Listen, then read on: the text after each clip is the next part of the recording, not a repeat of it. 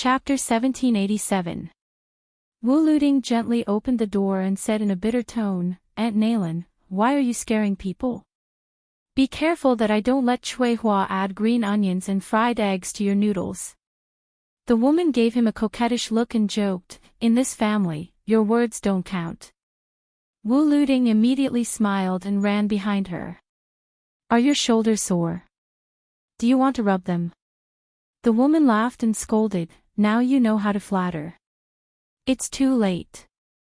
You men can take revenge for 10 years, but we women hold grudges for 100 years. While Nalan Yujin was sitting in a chair and patiently waiting for the pickled cabbage noodles, Wu Luding helped her rub her shoulders. "Holding grudges is one thing, but I still have to rub them. My filial piety can be seen by the sun and moon." The young Jian Guan was too familiar with this woman, so he spoke without restraint. He clicked his tongue in wonder and said, "Aunt Nalan, your scenery is so magnificent that it's out of control. I can't even see where your legs are. I'm curious. If later that guy surnamed Su suddenly wants to hug you, won't it be very difficult to hug you?" The woman was neither angry nor shy. Instead, she smiled and said, "This flattery is refreshing. And we'll accept it." Wu Luding said with a mischievous grin, "Aunt Nalan, your shamelessness can be said to have been cultivated for 1,000 years. When I get back, I'll definitely tell that Su fellow that if there comes a day when North Rejecting City is about to fall, I'll have him invite Aunt to the top of the city wall. Then, the Northern Mang barbarians can forget about crossing this city wall." The woman gently shook her shoulders and deftly flicked away Wu Luding's hands. "Brat, get out of my way." Wu Luding pulled a chair and sat beside her. He put away his cynical look and asked seriously, "Aunt, you don't really like that brat, do you? What's so good about him? He's just a little handsome, a little good at martial arts, and a little big title. He's absolutely not good enough for you." Nalan Yujin bent over and knocked on the young man's forehead with her finger. "You can't change your habit of eating shit. How many times have I told you not to joke so seriously? Women in the world are most worried about this kind of man. They are afraid that he is unreliable." Wu Luding maliciously glanced at the beautiful scene of the woman pressing down heavily on the table. Then, he deliberately held the table with a terrified expression. "Auntie, be careful. Don't collapse the table. You have to compensate the surnamed Su." Nalan Yujin turned her head and said with a smile, "Tsuehua, Wu Luding secretly asked me whether you like him or secretly like Su Fingyan." Wu Luding was really terrified now. He waved his hand and said with a sad face, "Auntie, I'll kneel down for you. Please don't make this kind of joke. Chuehua really won't talk to me for a whole month." Not long after, Tsuehua walked into the room with 2 bowls of pickled vegetable noodles. One bowl was placed in front of Nalan Yujin and the other bowl was placed in front of Wu Luding. However, she forgot to bring him a pair of chopsticks. Nalan Yujin made a face at Wu Luding who wanted to cry but didn't dare to take the chopsticks. Then, she comfortably ate the noodles and added oil to the fire. Eating noodles with chopsticks is so fragrant. Wu Luding sat on the chair and looked down, not moving at all. When Nalan Yujin almost finished the bowl of noodles, Tsuehua asked, "Are you unhappy because I don't like Su Fingyan?" Wu Luding said firmly, "You can beat me to death." "Oh," she said indifferently. "Go get the chopsticks." Wu Luding was so excited that he almost burst into tears. He ran to get a pair of chopsticks and sat down. He lowered his head and wolfed down the noodles. Nalan Yujin put down her chopsticks and leaned back comfortably against the back of the chair. She sighed and said, "When I was waiting for death in the sword tomb, I wanted to leave that damned place so badly that I almost went crazy. Now that I'm out, I don't know why, but I miss that place where there are only swords. However, although I miss it, I definitely don't want to go back." Wu Luding finished the pickled vegetable noodles and wiped his mouth. He looked like he hadn't had enough. Nalan Yujin said seriously, there's something that Su Fengnian asked me to tell you too. He changed his mind and doesn't intend to fulfill the oath that the 100 of us made with the Wu family sword tomb. Instead, he wants us to leave as we wish. If he's afraid that the Wu family will settle accounts later, it's fine. He will make a mess and let those who are willing to leave go to the relatively peaceful gourd mouth of Yuzhou to pick on those soft persimmons. Each of us will kill 100 Beimang barbarians. Then, we can go wherever we want. Before I came here, everyone discussed it. Now, it's up to you. Wu Luding frowned and said in a deep voice, Aunt Nalan, do you think he's playing hard to get? Or is he just trying to buy people's hearts? The woman shook her head and said, Su Fengnian really intends to do so. I'm sure of this. Of course, the reason why he's so magnanimous isn't entirely because he's doing good deeds. It's because Demon Zhu, sword maniac Helian, and a large group of people have long been determined to stay in Bailiang. After all, each of them has their own goals. They want fame, benefits, benevolence, and justice. Those who really want to leave are only 20 or so people. Maybe the older they get, the more afraid they are of death. Or maybe they miss their hometown too much. They don't want to die outside the pass. They want to die in the most familiar place. I guess Su Fengnian just wants peace of mind. Instead of letting some people reluctantly die in battle with the Bailiang cavalry, it's better to let everyone who stays in the end come to Jianghu willingly and die on the battlefield. Wu Luding sneered and said, I told you that this guy is the most shrewd businessman in the world. He never makes a losing deal. Nalan Huayu sighed and said, if he wasn't shrewd, the Beimang barbarians would have already destroyed the family property that Butcher left for him. Wu Luding whispered, Auntie, you don't really like that guy, do you? Nalan Huayu stretched out her fingers and lifted the hair on her temples. She shook her head and laughed, Brat, you're really stupid. How old am I? How old is Su Fengnian?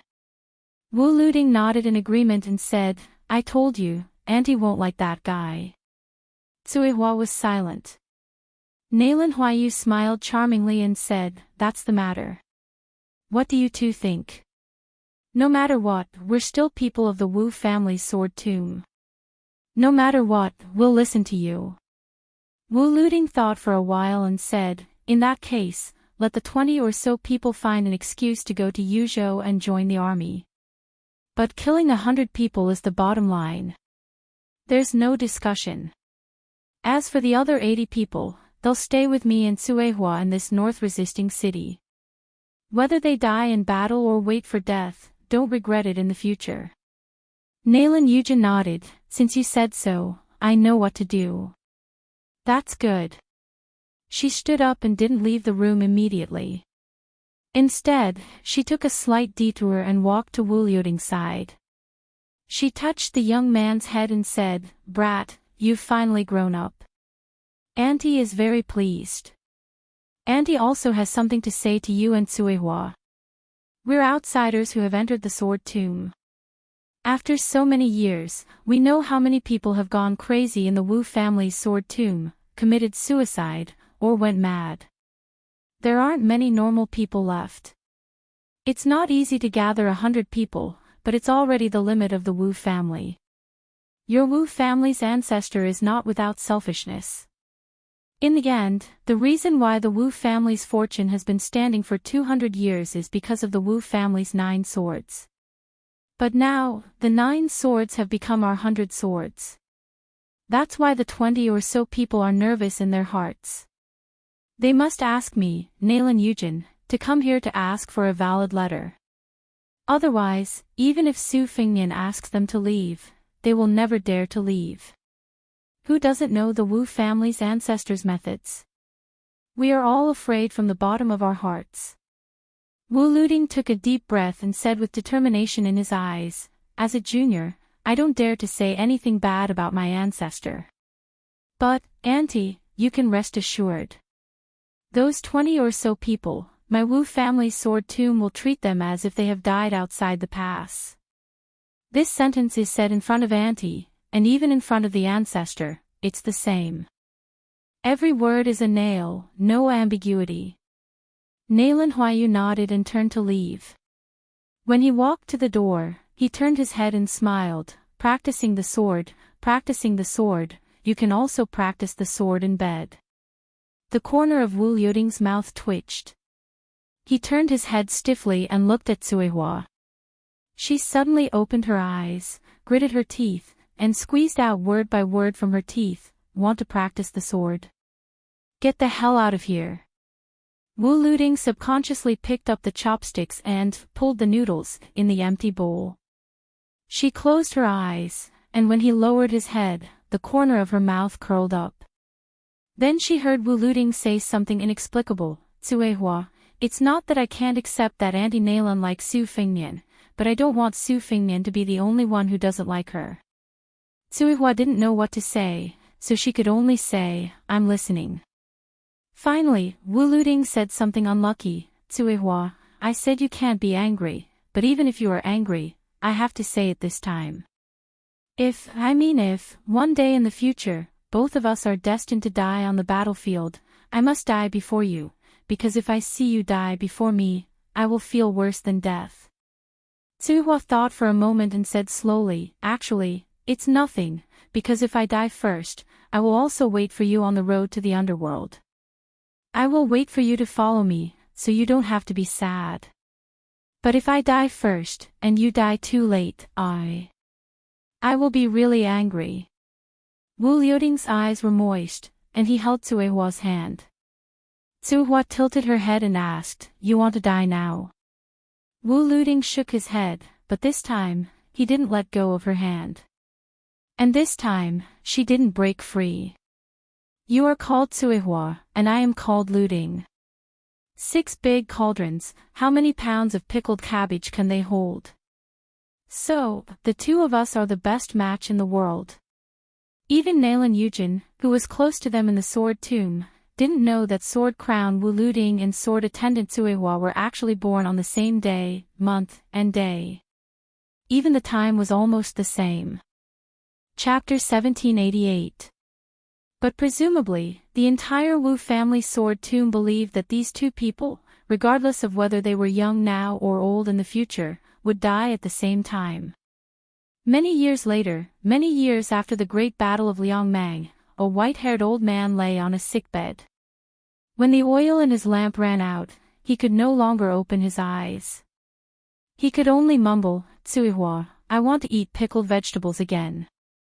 The old woman who sat at the head of the bed and gently held his hand, leaning over his ear with difficulty.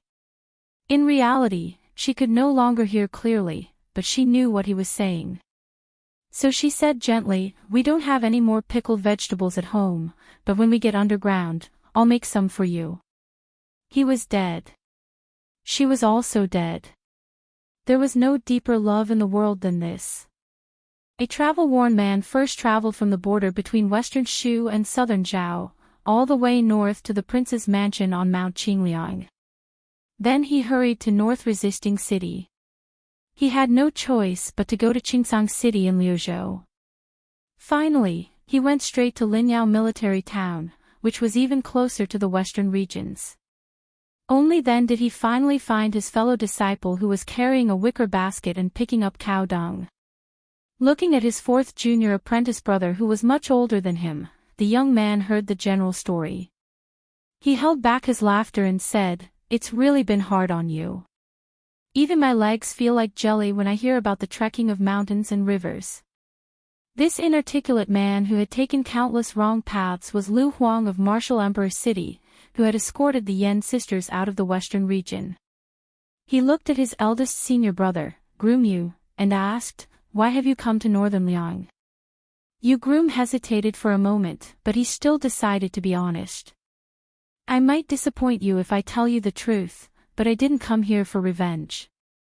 At that time, I went to Liaodong with Green-Robed Man, and for some reason, I wanted to come to the northwest to take a look. I probably didn't believe that the Northern Liang cavalry was the best in the world. Of course, I also had the intention to vent some of my anger on behalf of the Central Plains. The target of this anger is both the northern Mang and northern Liang. There's no need to say much about the northern Mang barbarians. As the saying goes, those who are not of our race are bound to have different intentions applies to both the grasslands and the central plains. 1,000 years ago, it was a dead knot that couldn't be untied. As for Bailiang, I also have some resentment. Why do you think only your Bailiang frontier army can guard the country's gate? We Jianghu people are not necessarily inferior. Unexpectedly, Lu Huang, who was originally the most stubborn of the same sect, did not get angry. He only nodded. Yu Groom smiled and asked, "You're not going to scold me?" Lu Huang said in a low muffled voice, "I used to scold people, but not now. I've met Su Fengnian." What he said made sense. Who is our master? Why does he need a bunch of good-for-nothing disciples like us to avenge him? We will be laughed at by our master in heaven. Besides, Su Fengnian also said that our master only wanted to lose. It's not that Su Fengnian really won. I still don't understand. It's similar to what master said about Li Chungang. I'm afraid this is where I'm not as good as you, senior apprentice brother. I can't let go of what I should let go of. I don't know how to pick up what I should pick up. I can't understand it in this lifetime. In the end, I even threw away my sword. I don't even have the courage to find it back. Yu Groom was silent. Lu Huang pulled the corner of his mouth and said bitterly, "I carried Master's body to Mount Kunlun and buried it at the top of a mountain. You can go and pay your respects when you have the chance. I'll lead the way." Yu Groom sighed, "Fourth junior apprentice brother, you've changed a lot." Lu Huang did not deny, "It's not a good thing. Maybe I won't even have the heart to practice martial arts in the future. If there really is such a day, senior apprentice brother, I hope you could treat it as if Martial Emperor City never had such a person as Lu Huang." Yu Groom smiled, "I don't like to hear that." Lu Huang said self-deprecatingly, "I'm not good at saying nice things." Yu Groom carried a wicker basket and brought Lu Huang. The two martial arts masters walked and stopped on the grassland outside Lanyao military town. Yu Groom did not speak and Lu Huang was a taciturn person. The two of them walked in silence. As the disciples of Martial Emperor City's Castellan Wang Xianji, they should have the deepest understanding of Jianghu. Before Su Fengnian appeared, the Central Plains had already recognized that the Jianghu they lived in was unprecedentedly grand. Compared to Gao Shulu and Lu Songtao's era, although their teacher Wang Xianji also won for 60 years, people like Chao Chongqing, Dong Tai, Gu Jiantang, the white-robed monk Li Dongxin and the sickly tiger Yang Taisui, these people from the three sects did not have all their glory stolen by Wang Xianji. Each of them had their own style and shone brightly. Therefore, it could be said that the Jianghu of Liang met with a fruitful year. But if one counted with their fingers those outstanding martial grandmasters, especially after Chao Chongqing died outside Taiyan City, all the Jianghu people would probably sigh. In just 5 or 6 years, so many grandmasters had died in Liang. Jian Zhouwang died outside Wuwu City, the world's 11th Wang Mingyin died outside Xiangfan City, the invincible Wang Xianji died in Bailiang, the cat man Han Xingxian died outside Shenwu City, the Donghua sword pool Song Nianqing died, Yang Taisui died outside Shiyu Pass, Li Chungang who returned to the land of immortals died after Wanlibaro sword, Lu Songtao who returned to the Jianghu after 100 years died on Guangling River, Wudang sword maniac Wang Xiaoping died on the way to the river, Xianyuan Jingqing and Xianyuan Dandan both died in their own great snow plains, the number 1 general of Nanjiang, Wang Tongshan, died on the battlefield, the dragon tree monk died outside Beimang's Gate of Heaven, Qi Jiaojia died in Fuxia town at the foot of Mount Wudang, the gatekeeper of Taiyan City, Lu Haoshi, died outside that city, Wudang's Hong Shixiang reincarnated, the father and son of Mount Longhu ascended together, while sighing softly, he also felt a little fortunate.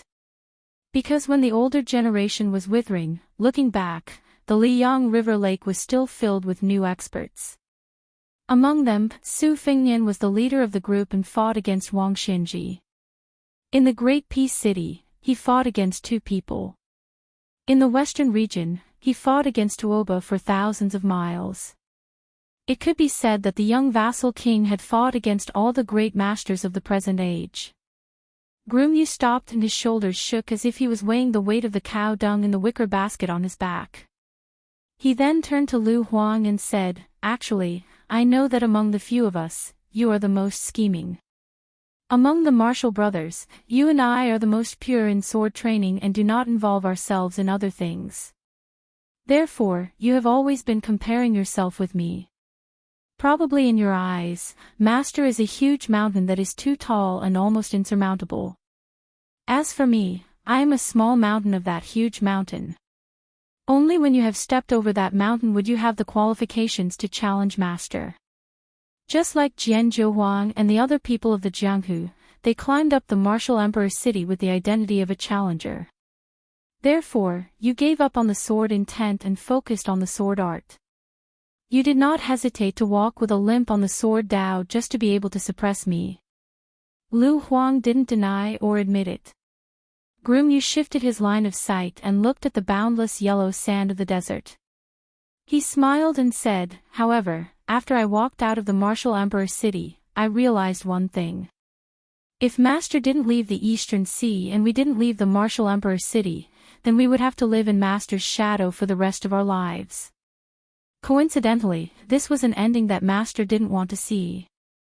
Master hoped that each of us would achieve something. He hoped that my sword intent wouldn't be weaker than Li Chuangong's. He hoped that Lu Huang's sword art would be comparable to Dong Tai's. He hoped that Gong Ke would be able to become a great master by gathering the strengths of various sections. Fourth junior brother, Master didn't ask for anything in return for the teachings that he taught us. Since we are swordsmen, then we have to respect the 3-foot sword in our hands. We shouldn't have a guilty conscience because our opponents are invincible, and we shouldn't have doubts because the sword Dao is difficult. Speaking until here, Groomyu smiled and asked, "Do you know which swordsman I admire the most in the past 100 years?" Lu Huang shook his head. Chapter 1789. Groomyu smiled happily, "Wang Xiaoping, Wudong's sword maniac Wang Xiaoping. In my heart, Wang Xiaoping used Shinshu to block our master's footsteps in the battle of blocking the river. Wang Xiaoping's sword after death was the voice of all the swordsmen in the world." Lu Huang frowned. He didn't understand why the proud senior brother Yu Groom would fall in love with a loser's swordsmanship. Groomyu looked fascinated and said softly, "People can die, but swords can break. People and swords can't retreat." Lu Huang clearly felt that when Groom said these words, his aura suddenly soared, just like the tide at the top of the martial emperor's city. It gradually rose and finally surged with the power of the world. Groom's aura disappeared in an instant. He regained his calmness and said seriously, "We shouldn't always think about being the best in the world. If the cultivators of Taoism only look at Ancestor Lu, the martial artists only think about defeating our master, and the swordsmen all try to surpass Li Chungang, then what is the meaning of life? Of course, we can have such thoughts, but we can't be the only one. If our obsession is too deep, we won't be able to see the beauty of the world." Lu Huang sighed, "My sword heart is pure, I won't lose to you. My sword heart is deep, I'm not as good as you." Groomyu smiled, "You're wrong." Lu Huang was curious. Groom stretched out a finger and shook it, "You're the one who's not as good as me." Lu Huang was stunned for a moment and then laughed. Groom suddenly looked to the north. North was Bimang's southern dynasty with millions of cavalry. The young man smiled gently, "Junior brother, you're already in your 40s, when are you going to find a wife?" Lu Huang followed his gaze and looked to the north. He rarely joked, "I'm also worried." Groom was silent for a moment and said, "It's strange. Master is willing to give the greatest kindness to the people of Liangjianghu. No matter who comes to the city to challenge him, he will be the whetstone to sharpen his martial arts. Master doesn't care about it and is happy to see it. Only Beimang Jianghu has never shown any kindness. Even Tuoba looked down on him. That year. Therefore, I thought that one day, I will fight with Bodhisattva Tuoba and let him know one thing. My master looks down on you, Bodhisattva Tuoba. You have no choice but to accept it. Lu Huang said somewhat helplessly, so you came to the northwest to pick up cow dung. Groom Yu narrowed his eyes and said, Fourth junior brother, you don't know, but this place is vast, with thousands of stars like candles. Even the artistic conception will be different if you poop in this place. Lu Huang sighed, after you left the city, you have changed a lot. Yu Groom dismissed it with a laugh. Lu Huang smiled, but I like it. The bridegroom Yu in the past was extremely talented. He was once called Li Chungang by his master, Wang Xianji. He was handsome and elegant. Which woman in the martial emperor's city did not admire him? But at that time, Lu Huang was never close to the groom. Lu Huang still liked the guy in front of him who carried a wicker basket and spoke vulgarly. Therefore, Lu Huang coldly snorted, although my sword Dao is not as good as yours, when it comes to killing people on the battlefield, you may not be able to beat me. Yu Groom said carelessly, then let's compete when the time comes. Lu Huang smiled, let's make it clear first. If you surrender, you lose half of the battle. The two of them looked at each other and smiled. They didn't need to say anything. Lu Huang suddenly said, after I escorted a pair of sisters to Western Shu, on the way back, I accidentally met 4 people. I only know the name of that Nanzhao number 1, Wei Miao. There was a middle-aged man with the surname Qi. He carried a sword case and his sword aura was quite heavy. There was also a young man and woman. The woman carried a guqin and should not be underestimated. However, the young man seemed ordinary. Yu Groom said softly, I also heard that Lin Hongyuan, Ji Lu Hen, and Qing Baishuang came from Nanjiang's Dragon Palace. There was also a master of knife skills, Mao Shulang. The Central Plains is full of storms in the northwest. Lu Huang smiled, it's really lively. On Mount Wudong, an old Taoist named Yu Xingrui went down the mountain with a sword on his back. The chief Li Yufu and the little Taoist boy Yufu sent him off to the memorial arch of Wudong Dangxing. In a dilapidated ancient city that had appeared in countless poems, there was a person in white sitting on the low wall where foxes and rabbits roamed. In the sunset, she was Luoyang. She was looking at the former capital of Deqin, Luoyang City.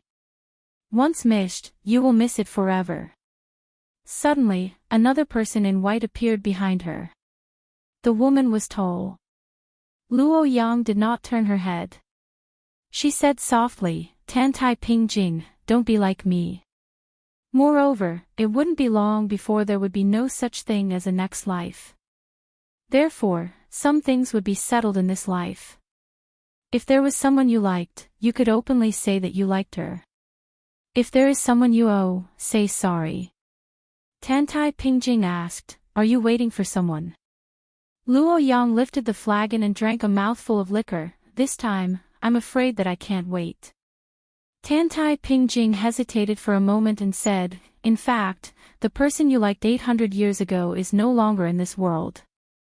Why are you waiting in the world? Luoyang narrowed her eyes and smiled intoxicatingly, because in this life, I suddenly found that the person I like is actually in the world. If I can, I will like him for the next 800 years. Tantai Pingjing wanted to say something but stopped. Luoyang stood up slowly and threw the wine flask to the Qi Refinement Warrior Grandmaster. He smiled and said, I can give you the wine, but I will not give my man to you. I will not give it to anyone. Tantai Pingjing originally wanted to fight. At the very least, she should say some harsh words to save her face. But somehow, in front of this domineering woman, Tantai Pingjing couldn't say anything. Luoyang looked around, as if she wanted to take a good look at this city for the last time. This ancient city was named after her by the great Qin dynasty's emperor. She smiled and said to herself, "What North Rejector city? Luoyang City sounds so nice. When I reach the border, you can change your name." Tantai Pingjing felt strange. "He's willing to listen to you?" Luoyang asked, "Does he dare not to listen?" Tantai Pingjing was speechless. That day, outside North Rejector City, Beimang staked everything on one throw. 400,000 cavalrymen pressed the border. Su Fengnian, who was wearing a king's robe, rushed down the city wall alone with a cold saber at his waist. Jiang and I, who was wearing a white dress, climbed up the city wall and placed the red sandalwood sword case under the war drum. After taking a deep breath, she picked up the drumsticks with both hands and started to beat the drum. When the first Beimang war drum sounded between heaven and earth. Outside the city, Su Fengnian stood alone in front of the northern Mang army. His sideburns fluttered in the wind, and his sleeves fluttered in the wind, making him look like a celestial being. A figure landed on the battlefield like a meteor. A middle-aged man, who was standing on the left side of Su Fengnian, had his hands behind his back and an ordinary iron sword at his waist. He said, "Dong Tai is here." Amidst the drumming, another figure plummeted down and stood to Su Fengnian's right. She only said her name loudly, "Luoyang." A man wielding a spear descended from the sky and landed heavily on the battlefield. He shouted, "Su Yanbing of Northern Liang." A woman in a purple dress jumped down and said coldly, "Mount Hui Snow Meadow, Shenyuan Qingfeng." A blood-red robe flew down. Suing. War drum after war drum. Meteor after meteor fell. They lined up on the left and right sides of the young king. Suishia Valley. Dongyue Sword Pool Chai Qingshan. Wudong Yuxingrui. Wu Family Sword Tomb Wu Luding. Sword Servant Suehua. Shui Song Official Shui Song. Dragon Tiger Mountain Qi Xianxia. Martial Emperor City Yu Groom. Lu Huang. Dragon Palace Qing Baishuang. Nanjiang Mao Shulang. Nanzhao Wei Miao. On the line between Beimang's cavalry and North Jibei City, 18 people, 18 martial arts masters, gathered outside North Jibei City. This had not happened in the past 1,000 years, and it would not happen in the next 1,000 years. What was invincible in the world? This was it. The sound of the Beimang cavalry's hooves and war drums sounded so heroic. Outside the Northwest Pass, in front of the army, those people announcing their names one after another, how could they not show off the style of the Central Plains? Jiang and I beat the drum like thunder and shouted, "Kill!" She was as elegant as the king of Beimang's concubine, Wu Su. Su Fengnian held his cold sword and said, "Kill!" Almost at the same time, all the masters on the line said the word, "Kill." They wanted to fight against 400,000 cavalry with 18 people. Chapter 1790. When the 8,000 Dongjue private cavalry moved according to the agreement, they were shocked to find that less than a tenth of their horse stables were left. Only Yelu Chukai and Lin Fu were left, and there were 20 to 30 cavalry at their sides. It could be said to be extremely tragic. From this point on, Beimang entered an awkward situation where all of their elite horse stables were dead, while the other side still had hundreds of Bailiang crossbowmen. This meant that in this Dragon Eye Scout battle, both sides had calculated everything. Unfortunately, Bailiang was still a level higher. When the commander of the 8,000 cavalry, Agudemu, saw this scene, he was angry out of humiliation, but also a bit nervous. His Majesty the Emperor had declared that he would wipe out all of the Bailiang crossbowmen, yet the outcome was so unexpected. Like this, if he dared to let go of a fish that escaped the net today, he might not be able to bear the consequences. This valiant cavalry general, whose name symbolized vastness on the grasslands, roared angrily. He had those black crows and black foxes slide past the edge of his cavalry formation, and then began to chase after those Bemang crossbowmen who turned their horses around at almost the same time.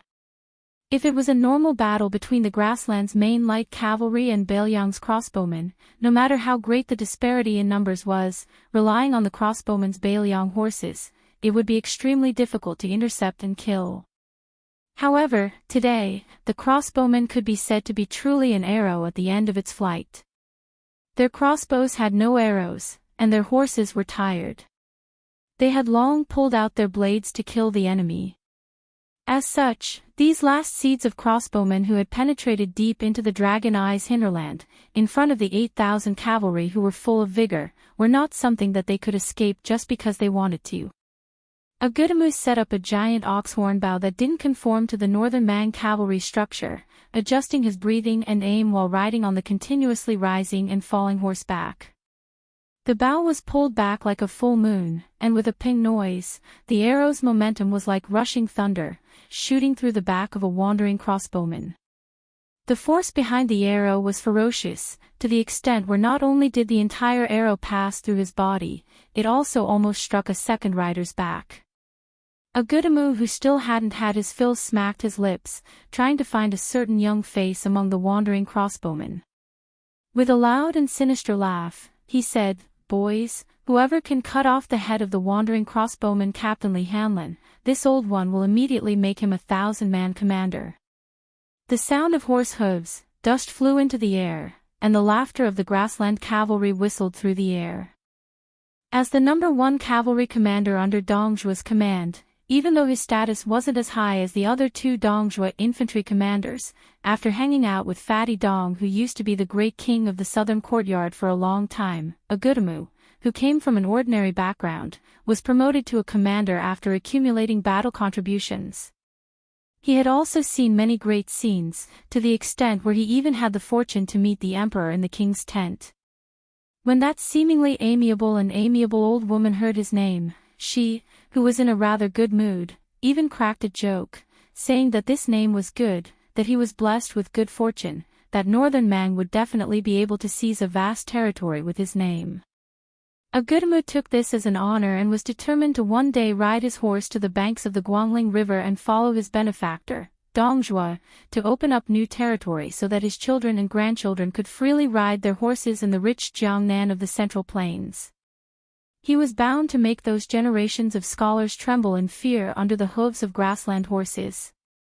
Although Agudemu's attitude was domineering and he had entered a great situation where he could pick up the heads of the enemies wherever he went, this rough man was far from being as relaxed as he appeared on the surface.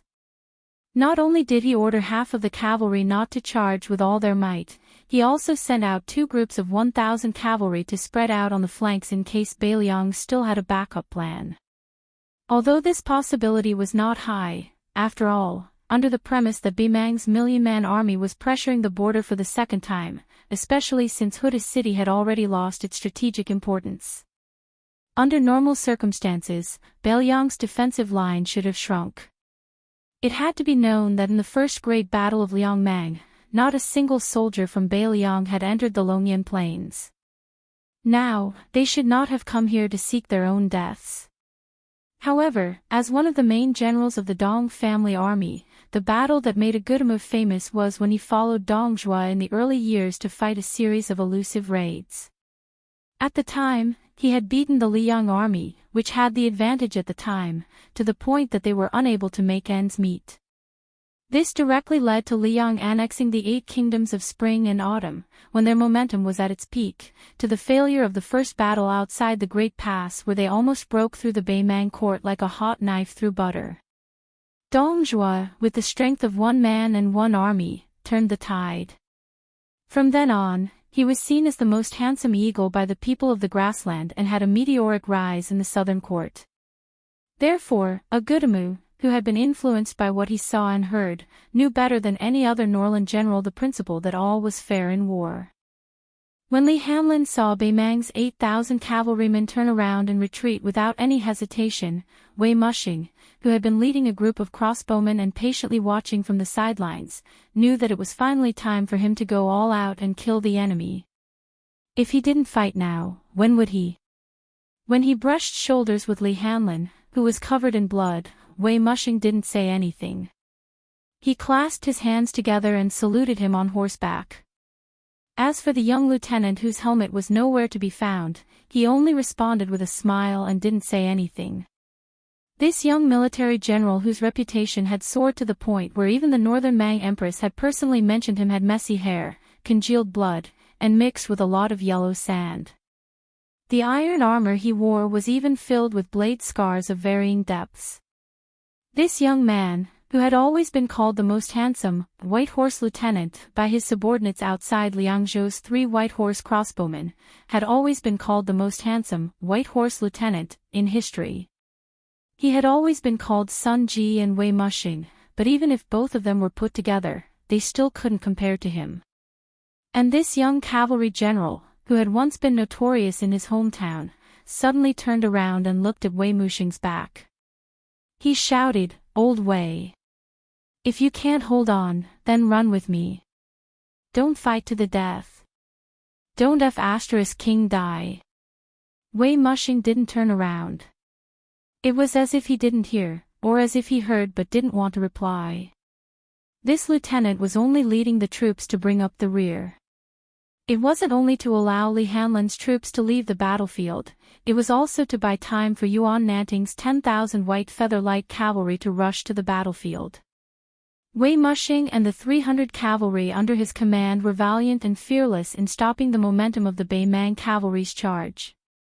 The cavalry of Beimang that had truly entered the battlefield was still around 3,000. And Dongzhuo's private army had always been the strongest in terms of military strength in Beimang's southern border army. Therefore, in this battle, no matter how brave and skilled Wei Mushing's troops were, it was still like trying to put out a burning cart with a cup of water. It was just that when Wei Mushing led his personal crossbowmen into the enemy cavalry formation, not hesitating to use 300 cavalry to disrupt the formation of 3,000 cavalry, even some of the slow-witted Beimang cavalry generals realized that something was wrong. The logical and logical action of bringing up the rear should be to fight as they retreated, using the slow deaths of a few cavalry to buy a chance for the army to survive. It shouldn't be such a crazy and suicidal attitude. After Agudemu chopped off the head of a crossbowman, he casually slanted his blade and sliced off the entire shoulder of another crossbowman. He couldn't hide his fear as he roared, "Pass down the order. Have the cavalry on the 2 wings send out scouts to scout the situation. 5 li, they have to run at least 5 li. These King Bailiang barbarians definitely have reinforcements. Central Army, slow down." After finishing off these 300 cavalry, quickly reorganize the formation. Just as Agudemu realized that something was amiss and came up with a countermeasure, he realized that he was still too late. Chapter 1791. It was not that the Dong family's 8,000 cavalry did not have a crow's nest, it was just that there were not many of them. Most of them had followed Yilu Chukai to participate in the hunt. Furthermore, Agudemu also believed that in the hinterland of the Longyan Plains, even if the Bailiang light cavalry of Lu Ye and Fuling came to set up an ambush, they would not be able to do it quietly, nor would they be able to let their own scouts slip past them. However, this accomplished generals would not be able to guess that the reinforcements from Bailiang were the White Feather Guards, who were famous for their speed in battle. In the first battle of Liangmang, Beimang's Chang cavalry was seen as the most similar existence to that light cavalry. Unfortunately, the Chang cavalry encountered the Dragon Elephant cavalry without warning and completely lost the ability to maneuver. Thus, they were lost in a battle of attrition. Even the Emperor of Beimang was heartbroken afterwards, thinking that not only did they lose 10,000 soldiers at the border, they also lost the most precious fighting force to counter the White Feather cavalry in the future. Lin Fu and Yilu Chukai stopped their horses behind the 8,000 cavalry and finally had a chance to catch their breath. The two looked up and saw that the dust in the distance was gradually rising. They were both experienced cavalry generals, and roughly estimated that there were at least 8,000 cavalry. Lin Fu hastily bandaged the wound on his cheek, his words were unclear, and his eyes were gloomy. These lunatics, they really dare to fight to the death. With the help of his retainer, Yilu Chukai had already pulled out the arrow nailed into his armor. His face was indifferent as he said, although I don't know which Bailiang cavalry it is, since they dared to come here, they must not be weak. General Lin, what do you say next? In any case, I will not leave. These 8,000 cavalry are all of my brother-in-law's cavalry. If they are lost here today, he will be heartbroken, and I will not have the face to see him. Lin Fu's expression was uncertain. He turned his head and looked at the few black fox bars that could be counted on one hand. In the end, he said, both sides have 10,000 men fighting each other. If I die, it will not change the course of the battle. General Lu's 20 years of hard work will all be wasted. Lin Fu, this person who made the arrangements at Liangmang's border affect everything, or perhaps it could be said that he was the main culprit behind the complete annihilation of Northern Mang's most elite Malanzi army, said in self-mockery, once I leave, General Yilu should know that this is even worse than dying in a grand battle on the Dragon Eye Plains. Yilu Chukai nodded and said, if you die like this, His Majesty can't find someone to behead you. He can only vent his anger on General Lu. Lin Fu suddenly ignored the stinging pain in his wound and his expression became ferocious. If that old turtle Murong Baoding is willing to boldly send out his troops, together with Hong Jingyan's Ruran cavalry, it will be a great military achievement. Yilu Chukai sighed with emotion. Our Beimang's territory is too vast, and we have too many soldiers. Unfortunately, in this way, there are many mountains, and the forces are intertwined. In the end, we are not as united as the Bailiang. Lin Fu sighed and left the battlefield. After the dozen or so cavalry had galloped for 30 li, Lin Fu suddenly saw a pleasant surprise. He urged his horse forward and soon saw an unexpected but reasonable person. The leader of the Ruran cavalry, the #1 martial arts master of the chess and sword music school, Hong Jingyan, who was born with a vision. Lin Fu rode his horse to Hong Jingyan's side and laughed heartily. General Hong, you are willing to send out your troops this time. The heavens are helping our grassland.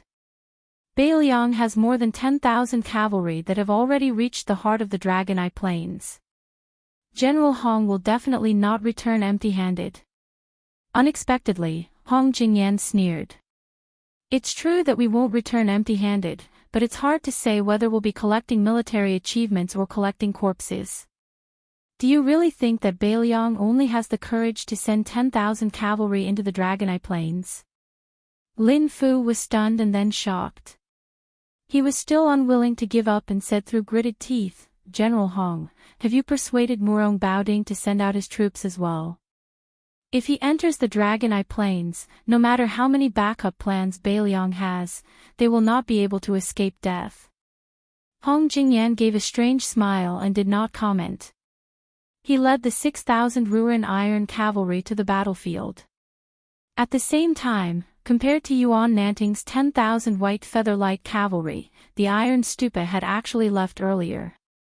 This elite cavalry of Liangzhou was between heavy cavalry and light cavalry. The general leading them was one of Su Zhao's adopted sons, Qi Danghua. Dressed in heavy armor, Qi Danghua took the lead. Since ancient times, when a general went to war, there would always be a banner behind him.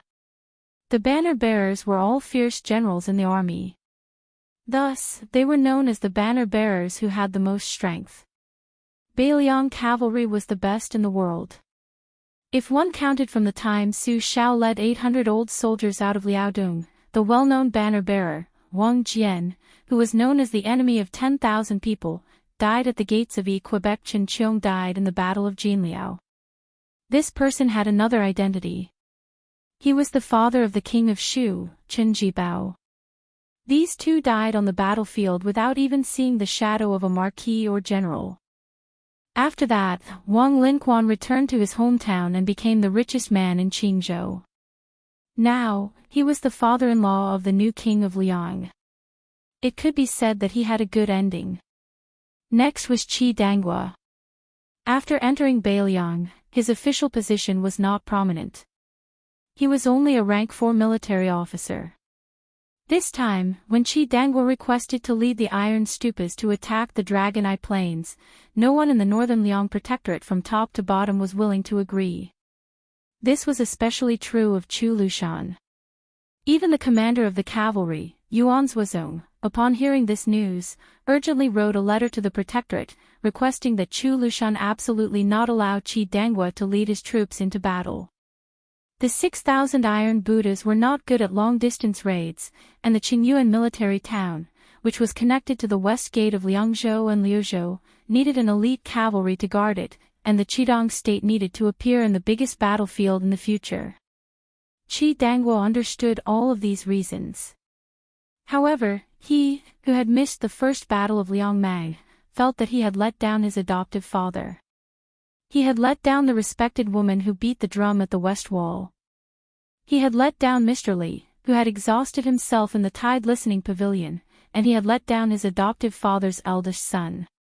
Among Su Xiao's 6 adoptive sons, the 2 who had been sentenced to death seemed to be the closest to Su Xiao Royal Highness. Chu Lushan was the most flattering and optimistic about his Royal Highness. Chen Jibao and Yuan Zhuozong had always looked on coldly. Chi Dangwa was the only one who didn't talk much with that young man and didn't interact much. However, he loved that child from the bottom of his heart. Even though that young man became more and more promising, and even became a martial arts grandmaster that Chi Dangwa could only look at from afar, in Chi Dangwa's heart, he always felt that that child needed his care. Over the years, Su Fengnian had become more and more mature and had attracted more and more attention. However, while Chi Dangwa was proud, he was also a little disappointed. When he drank alone, he felt more and more that he was old and useless. That year, when he heard that His Royal Highness had returned to Liangzhou after 3 years of traveling, it was he, Chi Dangwa, who led the cavalry out of the city to welcome him. Chi Dangwa resolutely led his army to the Longyan Plains. Behind him were 6,000 Tai Futu soldiers from the Manjia camp, one of the old barracks. 6 lieutenants and more than 20 Duwei in the army, all of the Tai Futu soldiers, from top to bottom, were willing to fight to the death. The Manjia camp was now fully equipped with armor and weapons. It did not lose to the 10,000 Great Snow Dragon cavalry. However, a long time ago, it was not fully equipped. At the very beginning, Su Xiao's army was often lacking in provisions and soldiers. It was a dream to equip a battalion with armor. It could be said that the Manjia camp was an old battalion that Su Xiao had placed too much hope in Indiana. Before Chi Dangwa left, he left a letter in the military tent. I can die after my adoptive father, but I will not die after His Royal Highness. For some reason, at the end of the letter, Chi Dangwa still referred to the new Prince of Liang, Su Fengnian, who had already won the respect of both sides of Liangmang, as His Royal Highness. When Chi Dangwa could already see the smoke rising from the distant battlefield, this fierce general of Beiliang suddenly turned his head and shouted, "Everyone, Iron Buddhas, originally had the Manjia camp. Now that I have the Manjia camp, what should we do?" The 6,000 cavalry roared in unison, "Fight to the death." Approaching the battlefield, Chi Dangwa shouted, "Raise your spears."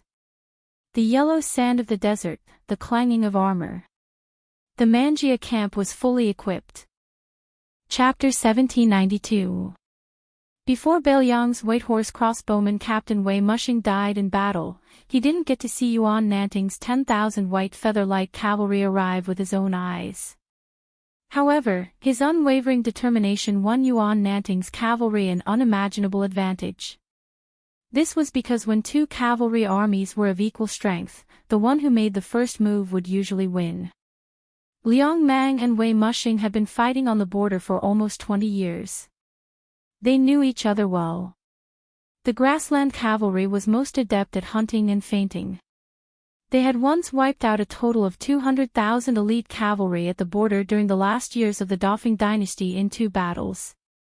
However, now that they were up against the Bailiang cavalry that could be said to be the best in Liang in terms of warhorses, weapons, and battle formations, the Baimang cavalry didn't dare to pay the price of loosening their formation in an attempt to tear apart the enemy's great formation. They then successfully divided the battlefield and formed an overwhelming advantage in many areas before wantonly nibbling away. It should be known that this wasn't a battle between nomads and farmers in the ordinary sense. It wasn't like the Central Plains army could only rely on tall cities or heavy armored infantry formations to resist the grassland cavalry that came and went like the wind. This was a true battle of cavalry against cavalry. This was why Baimang had viewed Bailiang as a major threat for the past 20 years, to the extent that the Taiping emperor insisted on taking down Bailiang first before swallowing up the Central Plains. One of the words of this imperial preceptor of Baimang was widely spread: as long as you grit your teeth and take down the 4 prefectures of Bailiang, the 30 prefectures of the Central Plains would be as easy as turning your hand. Yuan Nanting's 10,000 white feather light cavalry suddenly appeared from the flank of Dongzhuo's private cavalry, spreading out an extremely long front line. Bailiang cavalry had a habit of using heavy crossbows and light feathered arrows. However, this white feather guard could be said to be an exception. Every one of them carried a quiver with white feathers inserted into it, and they were long bows on horseback. Years ago, when the old emperor of Liang traveled to Bailiang's border, the cavalry that butcher Su Shao led had participated in the martial arts training with the White Feather Guard. It was said that when the old emperor raised his head and saw the sky full of white-feathered arrows shooting towards the north, he sighed from the bottom of his heart, "I never thought that I would be able to experience the scene of snow in the middle of summer. How magnificent!" The commander of the Dong family's private cavalry, a Gudamu, galloped on his horse, roaring repeatedly as he gave out orders, one after another. However, the number of Baimang cavalry that could truly achieve this could be counted on one's fingers.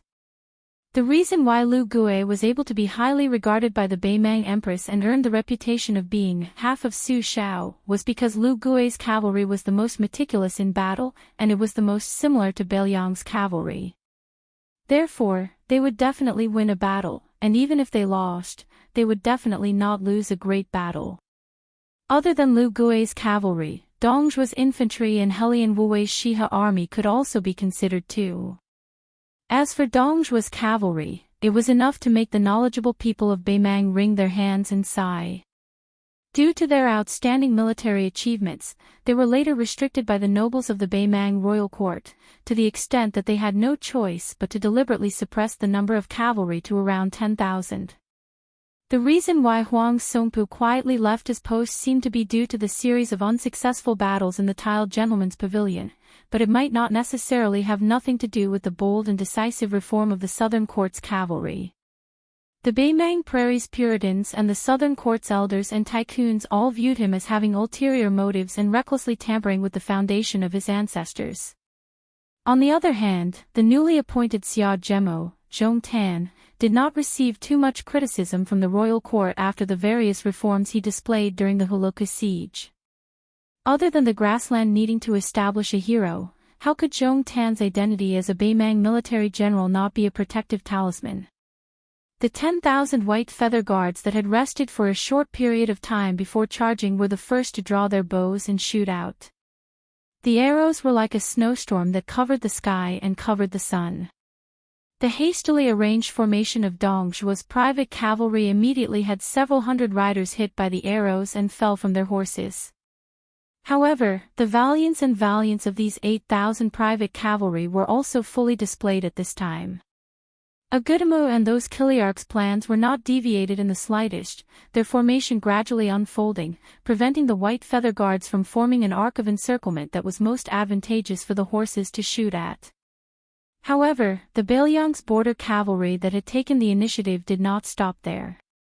Instead, they began to change their formation, displaying the outstanding mobility of the white feather light cavalry to the extreme.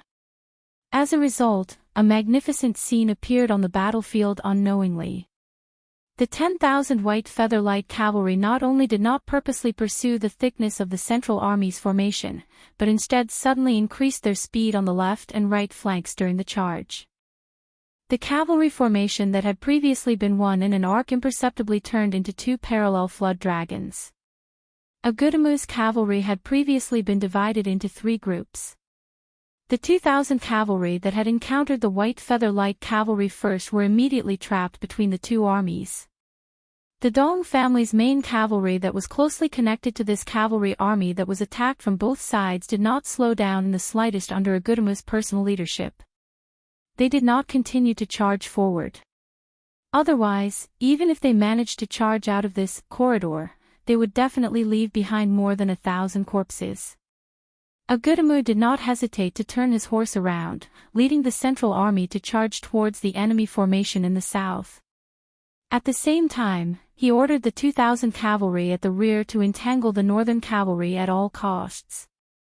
Agutamu, whose military strength was slightly inferior, clearly wanted to use the lives of his 2,000 cavalry to stall for time. He wanted to use the 6,000 Dong family's private cavalry to take down 5,000 White Feather Guards. Firstly, this was a helpless action after losing the initiative.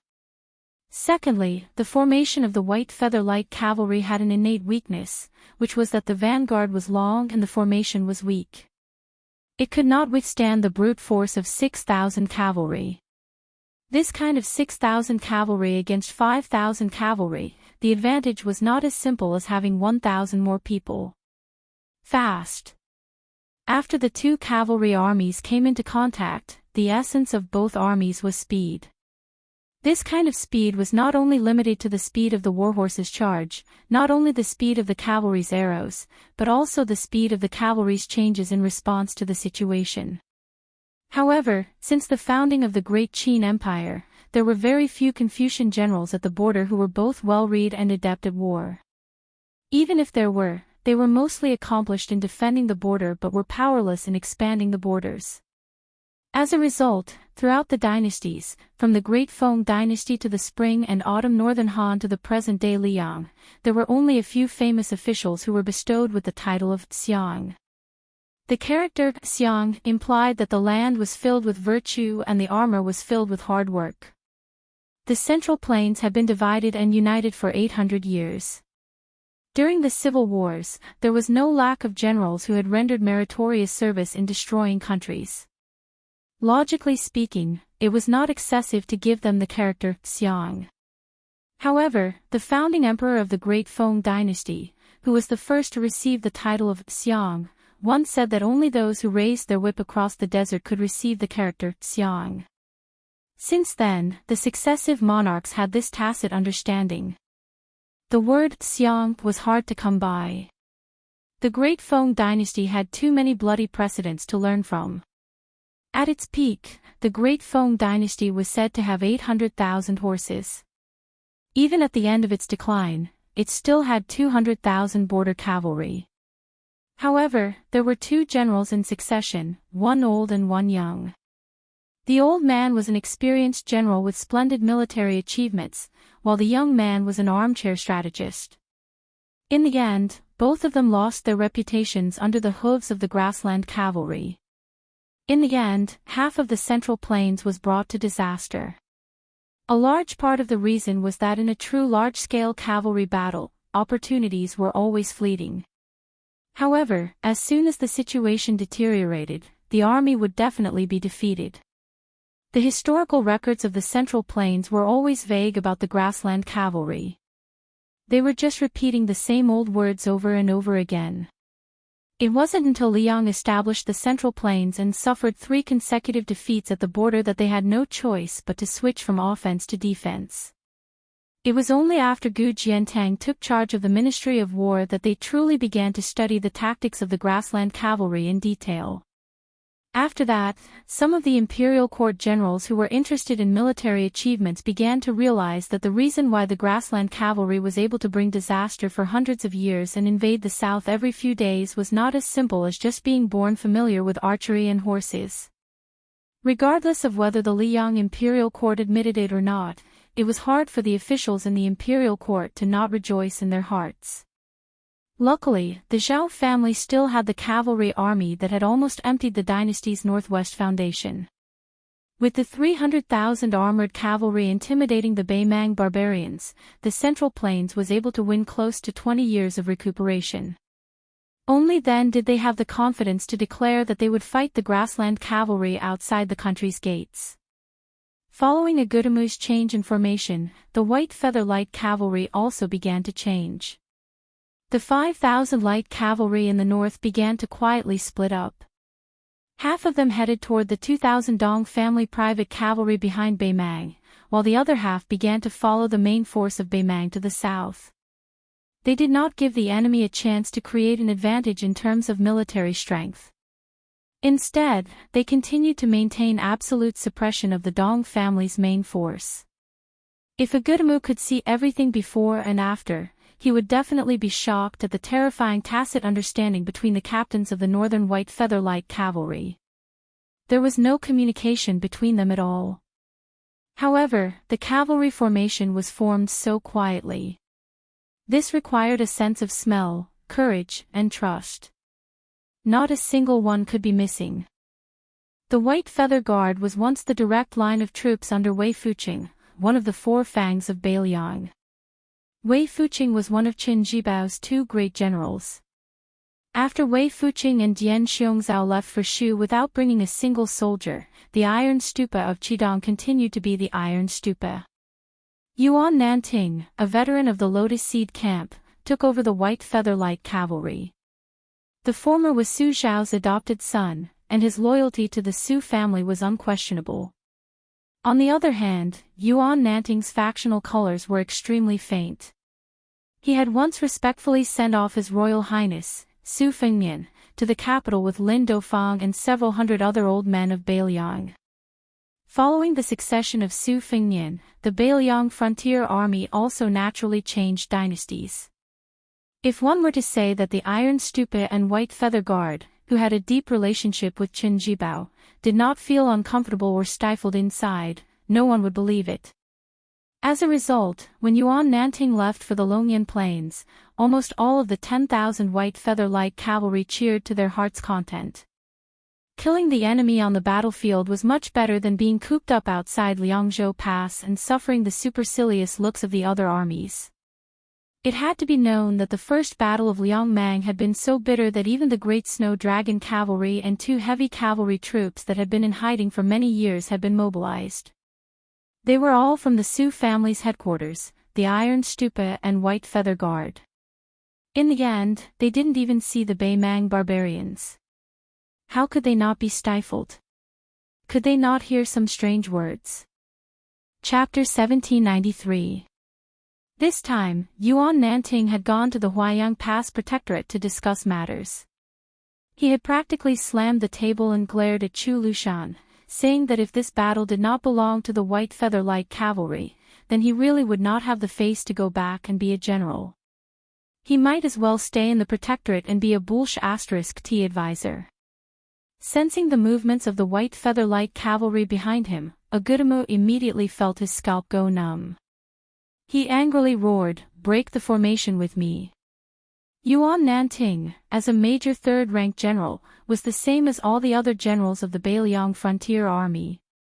On the battlefield, they all wore the same type of armor as the soldiers. Of course, Yuan Nanting's personal cavalry was not lacking. This senior cavalry general, who was younger than He Zhonghu and the other founding members, and older than Yu Wandao and the other new nobles, could be said to be a typical example of the corps generals of Beiliang. He had experienced the Spring and Autumn War, or it could be said that he had emerged at the end of the war, but he could not be considered to have stood out early. His official climb was only after the Su family had been conferred the title of king and vassal in Beiliang. He had relied on the little bit of military service to climb up the ranks step by step. Similar people like Wei Fuqing, Dian Xiongzhao, and Ningame were mostly like this. However, the attainments of these people in the art of war could not be underestimated. Su Zhao's words, any one of the Beiliang cavalry's captains can be thrown to the central plains to be a general of a province, were not completely joking. Under the protection of many iron armors, Yuan Nanting narrowed his eyes and looked over. The decisiveness of the Dong family's private cavalry general was somewhat unexpected. As for the response of the captains in the north under him, it was within reason. Yuan Nanting raised his arm and made a gesture. The Flood Dragon cavalry formation in the south began to bend and move towards the south collectively. However, the speed of the cavalry at the two ends was even faster. Although it seemed like they were facing the Dong family's main cavalry force and had adopted measures to avoid them, their true tactical intent was very direct and efficient. They wanted to let the 6,000 Beimang cavalry force miss their target in one spurt of energy while their own 5,000 cavalry, especially those in the middle, retreated as they fought. In the end, they formed an arc and cooperated with the 3,000 White Feather Light cavalry in the north to chase after the enemy in the north. It was like catching a turtle in a jar, slowly cutting flesh with a knife, slowly exhausting the spirit of these 6,000 cavalry. In this battle of 2,000 cavalry against 2,000 cavalry, no matter who won or lost, it would not change the outcome of Dongzhuo's main cavalry force being annihilated. The White Feather Light cavalry cunningly avoided battle. Agutamu, who wanted to end the battle quickly, gnashed his teeth in hatred but could do nothing. The feeling of not being able to hit the opponent despite using all his strength was simply maddening. It was not that the opponent was not strong enough and was afraid to fight, but that they were too fast. All of them were Beiliang B-class warhorses, all of them were dressed in light armor and had abandoned their spears and lances, only carrying sabers and bows. Even if a flaw appeared in their hastily changed formation, as the opponent, the Dong family cavalry, could not catch it even if they saw it. On the battlefield, only the grassland cavalry could make the Central Plains infantry feel as if they were stuck in mud. The only thing that could make the Beimang cavalry, especially the elite troops of the Dong family's private cavalry, feel as if they were in a swamp was probably this top-class light cavalry among the many Beiliang cavalry forces.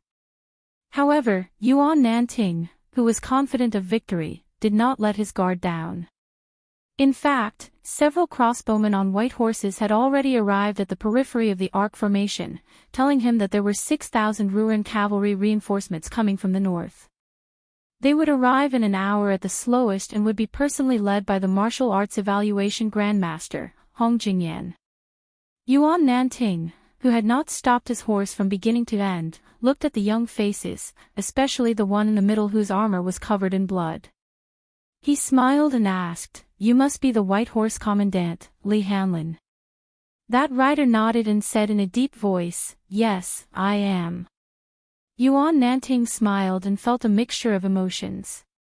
The eldest son of the Dao administrator of Beiliang, Li Gongda, had actually risen to the position of the most precious crossbowman commandant through actual combat at the borders. The young people these days were truly impressive. Their drive was not inferior to that of these old men when they were young, and might even surpass them. It must be known that these old men were barefooted and were not afraid of wearing shoes. Therefore, they were not afraid of anything. They would not lose out if they died, but profit if they lived.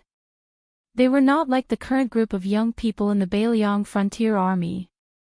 This Liangzhou's White Horse Commandant Li Hanlin, Liuzhou's General Ko Jianghuai, and Yoqi's General Yu Wandao, who came from a prestigious family in the Central Plains, could be said to be people who were born with a golden spoon in their mouths. If they were in the Central Plains, they would probably spend every night indulging in debauchery, so why would they be willing to roll around in a pile of corpses? Yuan Nanting inadvertently caught a glimpse of the heads near the saddles of these three riders. As an old general who was used to seeing his fellow soldiers die in battle, he took a deep breath and said, "Commandant Li, I have already received news that Qidong's 6,000 cavalry are approaching. They will not enter the battlefield any later than Hong Jingyan's Ruan cavalry. After this, you crossbowmen can withdraw from the battlefield. Don't try to be brave. You are already the last of our Beiliang scouts. I cannot bear to see you die." Therefore, you and Wei Mushing should quickly clean up the battlefield in half an hour. If I see you all alone here after the Iron Stupa and Ruin cavalry arrive, I will chase you all out of the crossbowmen, even if you are lucky enough not to die in battle." Li Hanlin, who had cupped his fist and accepted the order, finally said in a hoarse voice, "Wei Mushing has already died in battle." Yuan Nanting was stunned for a moment and remained silent. Yuan Nanting looked at the backs of the three young riders. At that moment, a thought surfaced in the old general's mind. There were 300,000 tombstones in the back of Mount Qingliang. How could he allow the names of young people to continue to increase? Yuan Nanting turned to look at the 6 or 7 riders in his retinue. Compared to the usual valiant cavalry, there was a slight difference in their demeanor.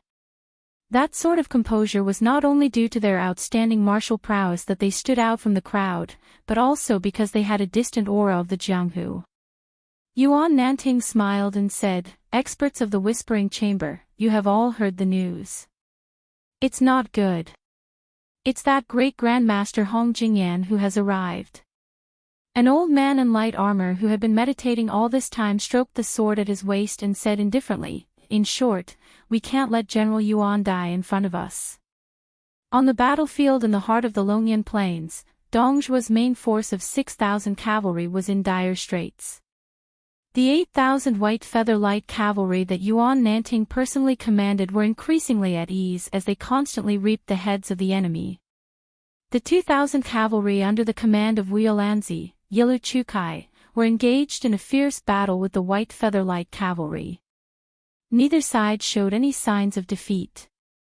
The 6,000 iron stupas of Qidang and the 6,000 Ruin cavalry that Hong Jingyan had left without permission met by chance and arrived on the battlefield at almost the same time.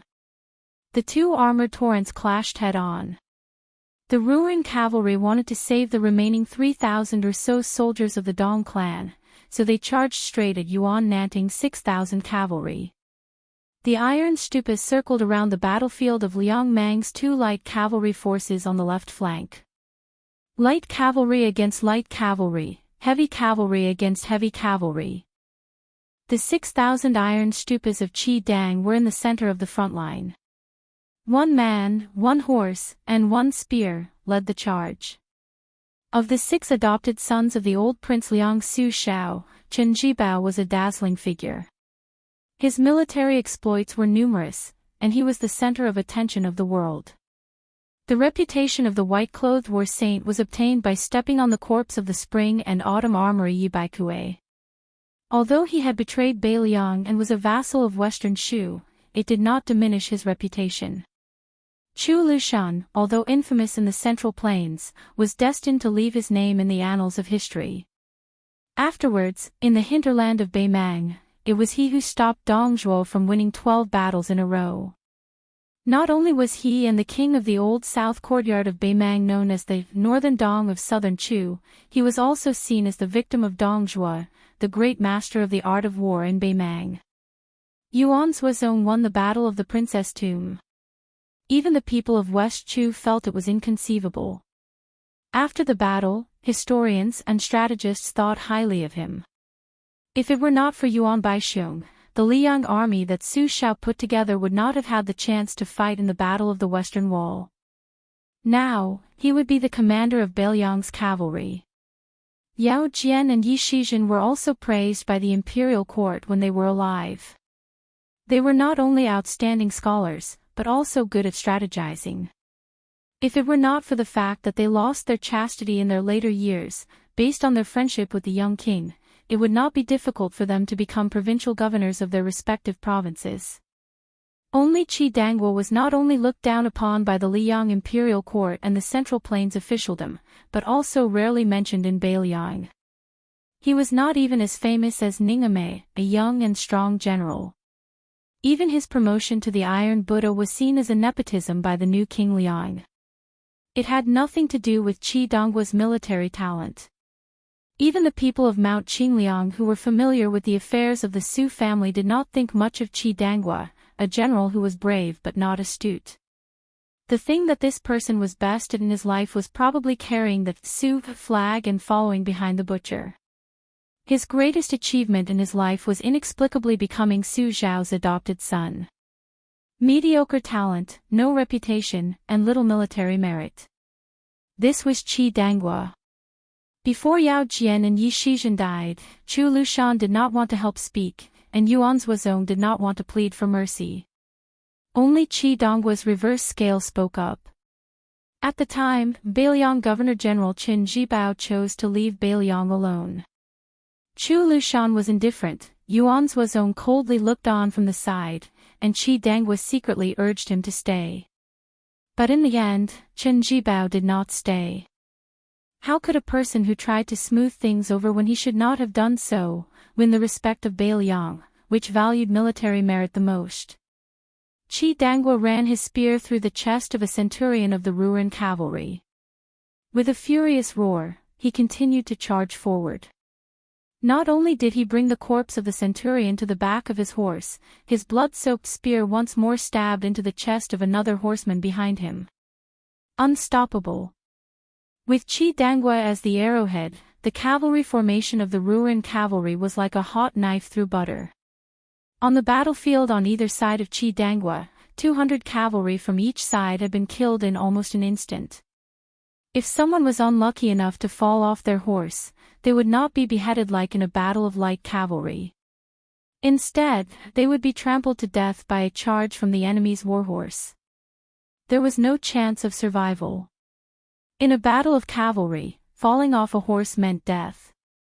4,000 Ruren cavalry entered the formation, leaving 2,000 cavalry to watch from afar.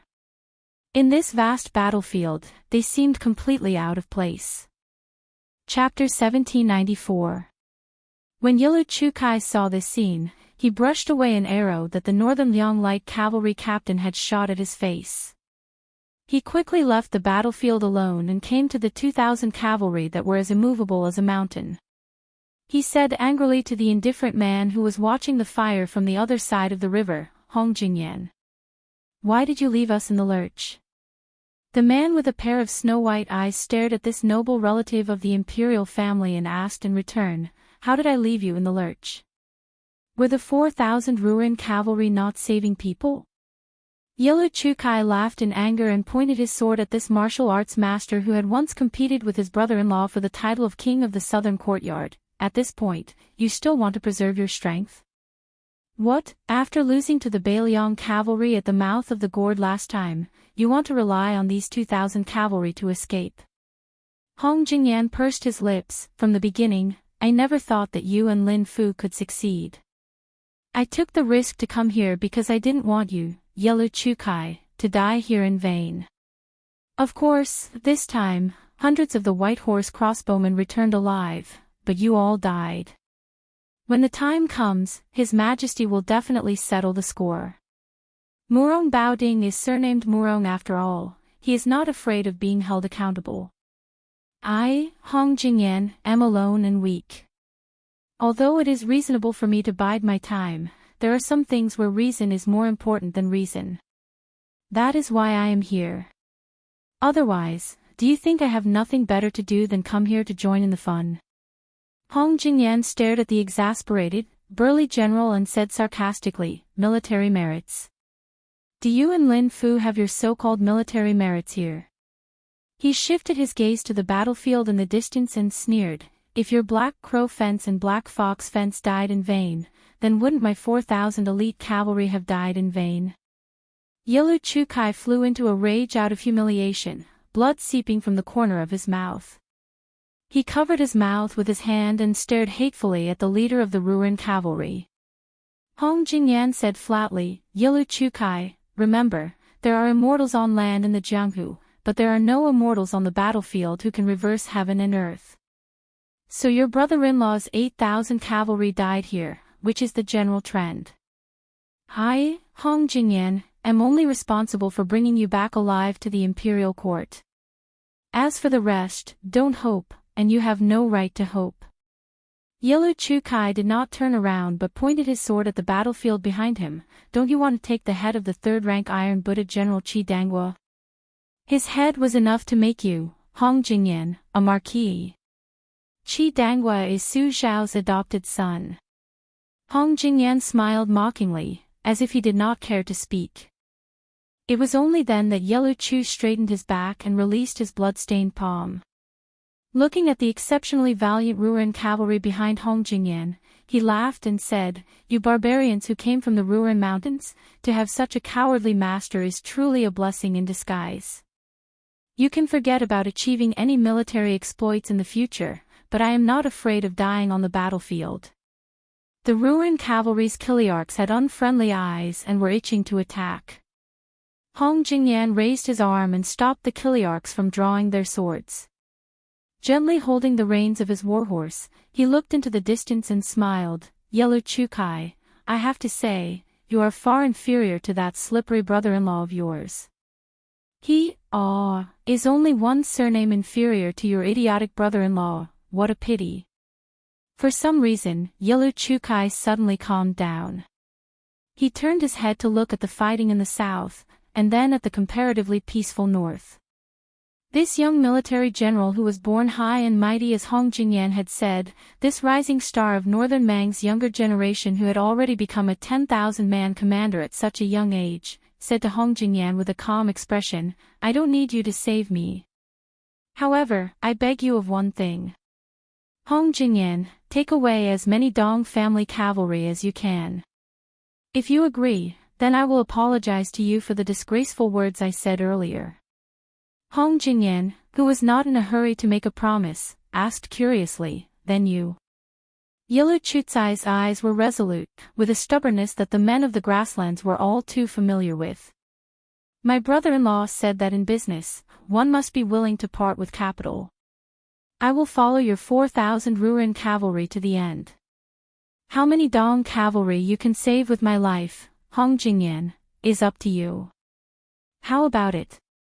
Hong Jingyan narrowed his eyes, and finally nodded slowly. Yellow Chukai turned his horse around with an indifferent expression, his back facing Hong Jingyan.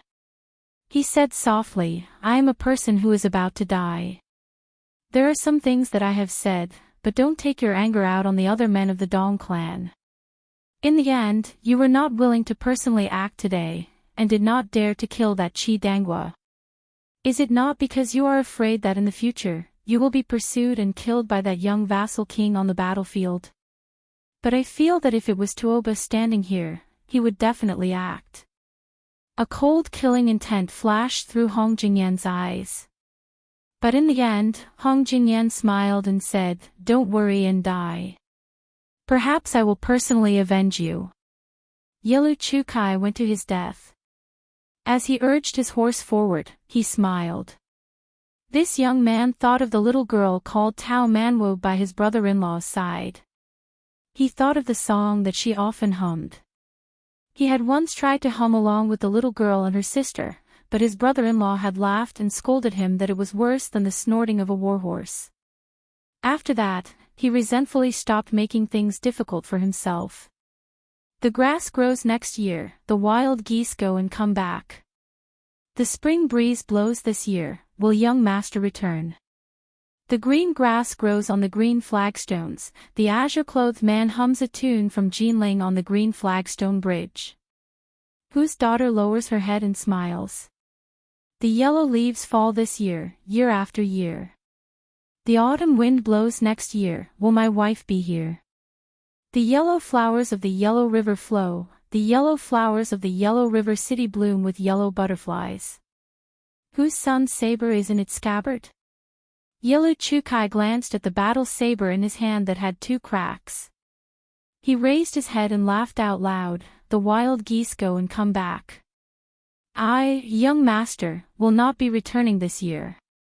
Behind him, Hong Jingyan's horse and the 2,000 Ruren cavalry remained motionless.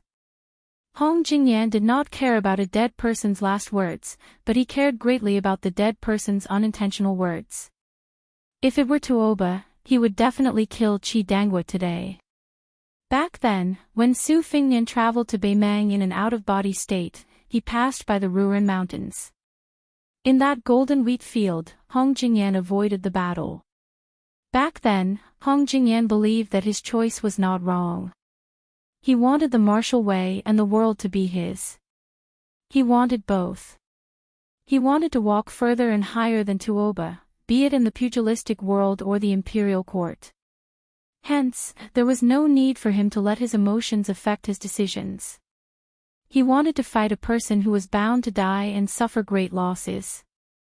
However, Hong Jingyan did not expect that the knot in his heart that should have been undone after Su Fengnian died at Wang Xianji's hands, would become more and more obstructive to his martial Wei realm after Wang Xianji, that old man from Martial Emperor City, failed to kill that Su guy.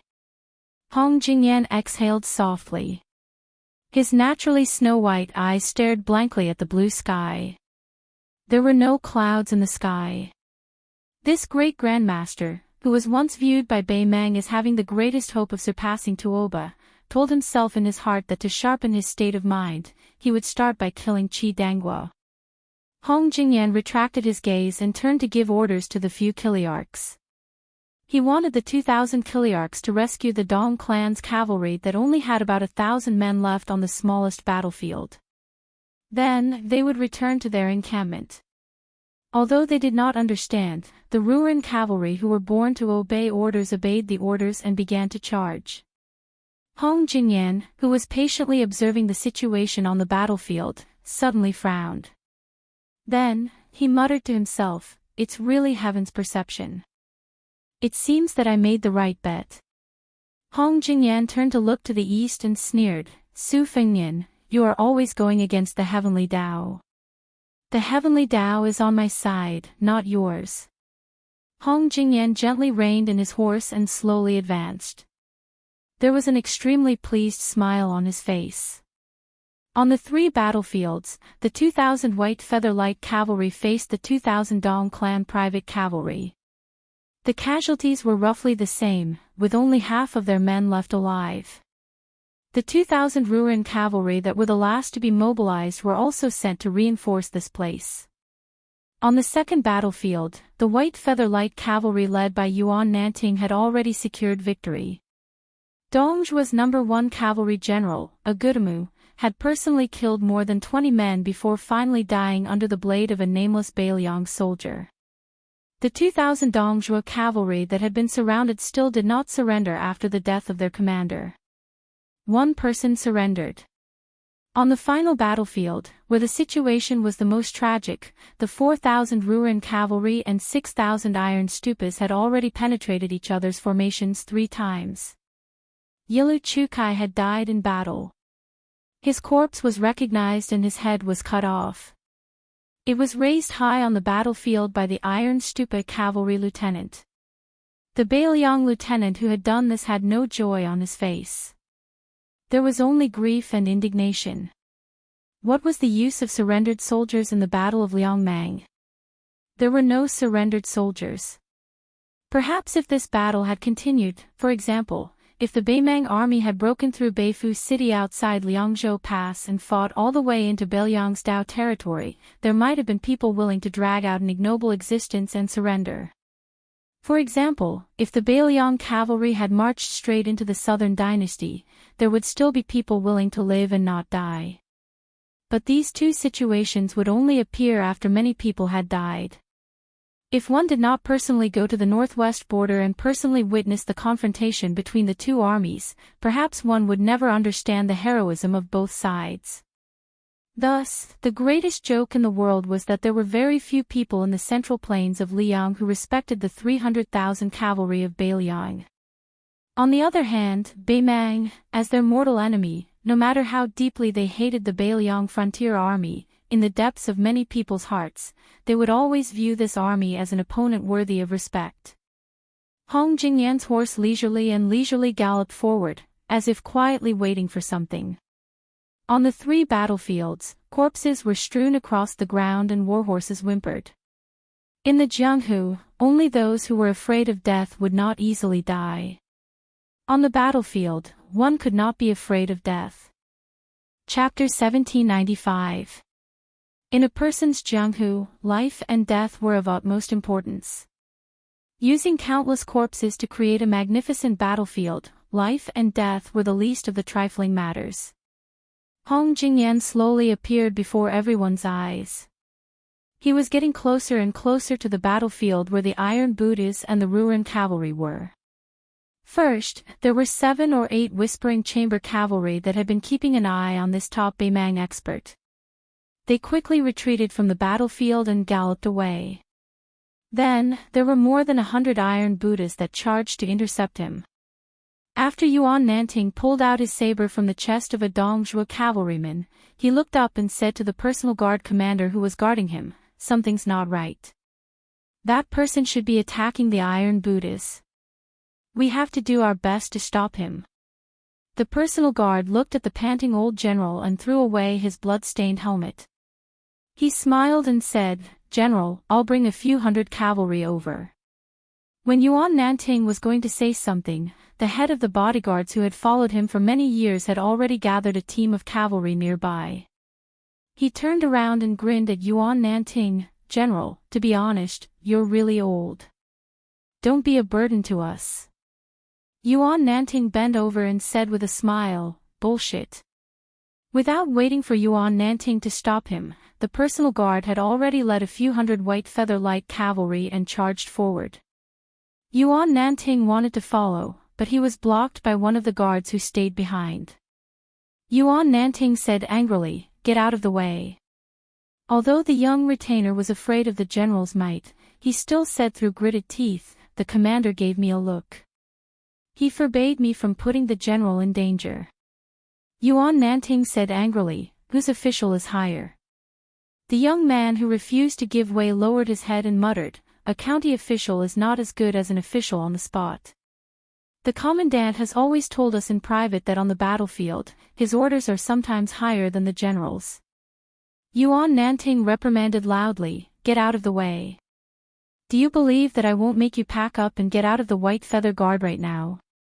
The young man's eyes were red as he said stubbornly, "I'm not even afraid of death. What's there to be afraid of?" Yuan Nanting was so angry that he almost unconsciously slashed down with his saber. Even he himself was shocked. He quickly put down the saber, sighed, and cursed weakly, "Bastard." Seeing that this audacious white feather light cavalry was about to turn around and rush to the 4th battlefield, Yuan Nanting roared, "Get back here." The young rider wanted to say something but hesitated. The commander of the white feather light cavalry gazed into the distance and sighed softly, "Even if it's because of my, Yuan Nanting's, selfishness, it's still good that one less person dies." Yuan Nanting clearly remembered that the Grand General had once said that he, Su Shao, was not afraid of anything in this life. The only thing he was most afraid of was when someone saw him and said his name. This was because the person who remembered his name would remember the debt he owed when he died. He would never forget it for the rest of his life. The exhausted Yuan Nanting gasped for breath as he surveyed his surroundings.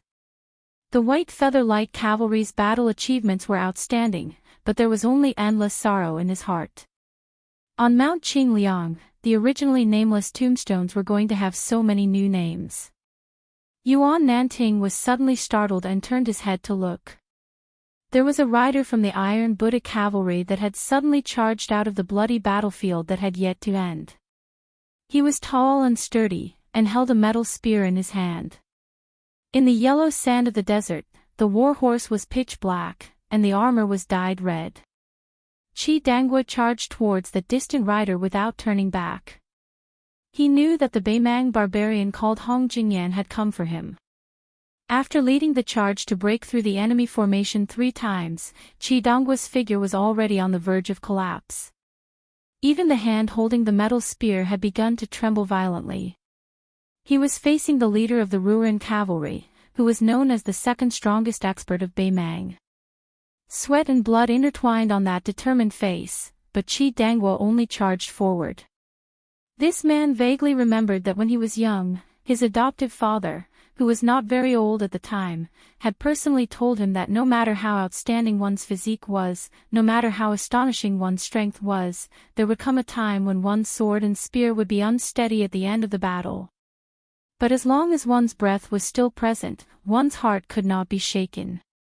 When one feared death, the king of hell would come. He would immediately come knocking. Outside the battlefield, there was a young man in the wooden courtyard of Mount Qingliang who had received an urgent report. After giving the Huaiyang Pass Protectorate Manor a military order that was almost strictly worded, he abandoned his horse and rushed alone to the Qingyuan military town outside the pass, where he saw the unfamiliar handwriting. And then, he continued to rush north. That was the first time the young man had seen Qi Dongguo's handwriting. His handwriting was not pretty. As a young man who had served in the army and the battlefield, he rarely wrote. In the past, when the young man who had seen the letter had seen the Spring Festival couplets being put up on Mount Qingliang every new year, among the 6 adoptive sons of the butcher, Chu Lushan would definitely be the one who fawned the most. Yao Jian and Yi Shizhen would also give a few pertinent comments, while Chen Jibao and Yuan Zuozong would habitually not say a word. But only this man called Qi Dangguo would laugh and ask the young man His Royal Highness for a few Spring Festival couplets to take back to his residence. And then, he would definitely not have the servants of his residence put them up. Instead, he would personally do it. Year after year, even the servants of his residence had become accustomed to it. The young man's father, that old man, had once casually mentioned his adoptive sons. He said that Chen Jibao had the most serious thoughts, Chu Lushan had the deepest thoughts, Yuan Zuozong had the most mellow thoughts, Yao Jian had the most complicated thoughts, and Yi Shizhen had the most chaotic thoughts. It was only when he mentioned Qi Dangguo that the old man laughed to himself, saying that this idiot had no thoughts at all. At that time, the young man laughed along with the old man. In the Huaiyang Pass Protectorate House, Chu Lushan looked at the latest spy report with a gloomy face. Yuan Zuozong's face was also extremely gloomy. He turned around and strode to the gate. Chu Lushan shook his head. You don't have to go, Prince. Xiaonian has already left.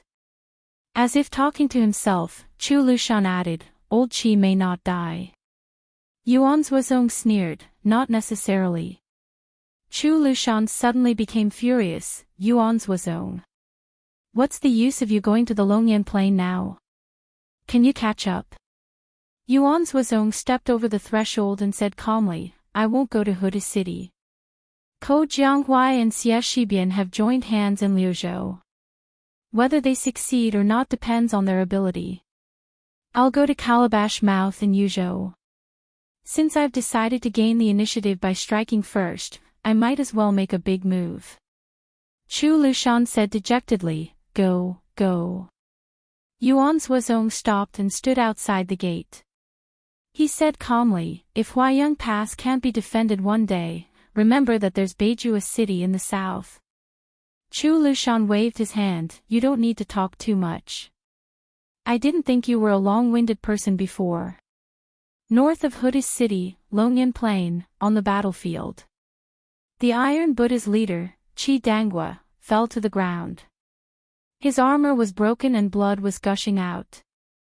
The 7 Whisk Water Room's Death Knights couldn't stop that Northern Man Grandmaster who got off his horse and walked on foot.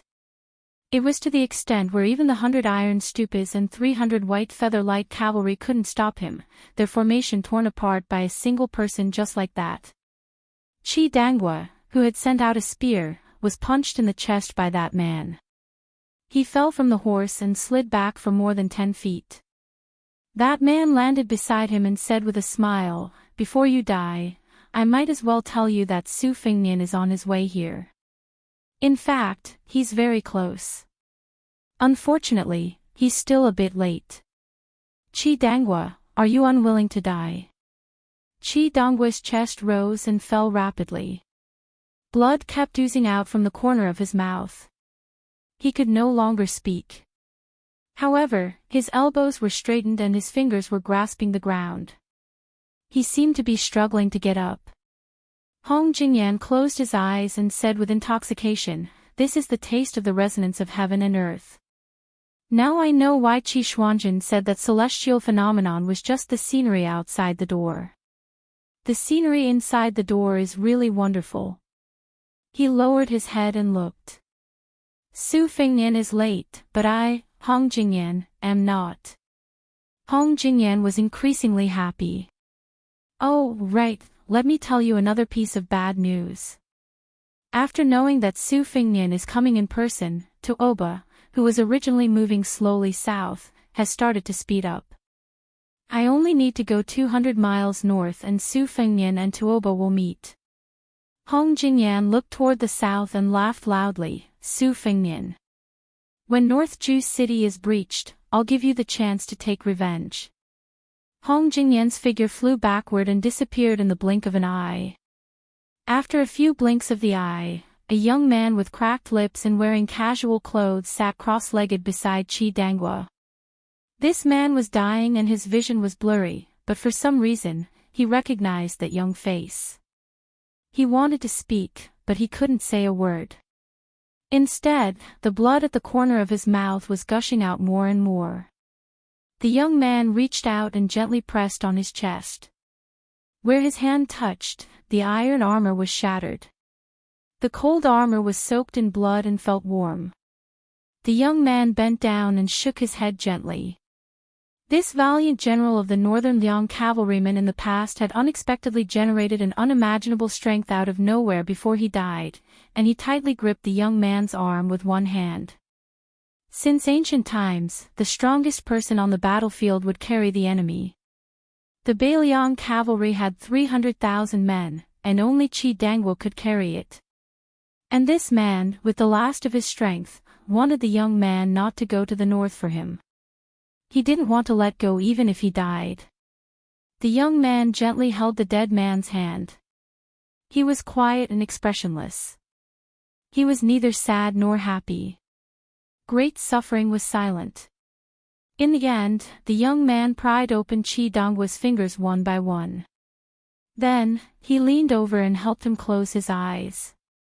When he left Beiliang Palace, he didn't have time to hang his cold blade.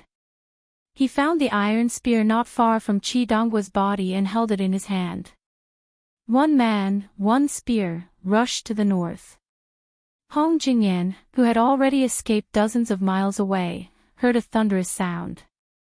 You want to die, so I'll let you die. Chapter 1796. On the Dragon Eye Plain, from north to south, there was a straight line of dust flying. When a short middle-aged man with long arms like an ape stopped, the flying sand behind him that looked like a yellow flood dragon gradually dissipated. The man raised his eyes and looked into the distance. His extraordinary aura was not like that of an ordinary person. It was because his two arms were shining with a golden light from under his plain clothes. Strands of light lingered around his arms, showing the appearance of thousands of tiny flood dragons coiling around his arms. At the critical moment when the second battle of Liangmang was about to start in the autumn wind, as the king of the northern courtyard, he quietly left and went to the northernmost part of Beimang's territory. He used an iceberg as a boat and continued to cross the sea to the north.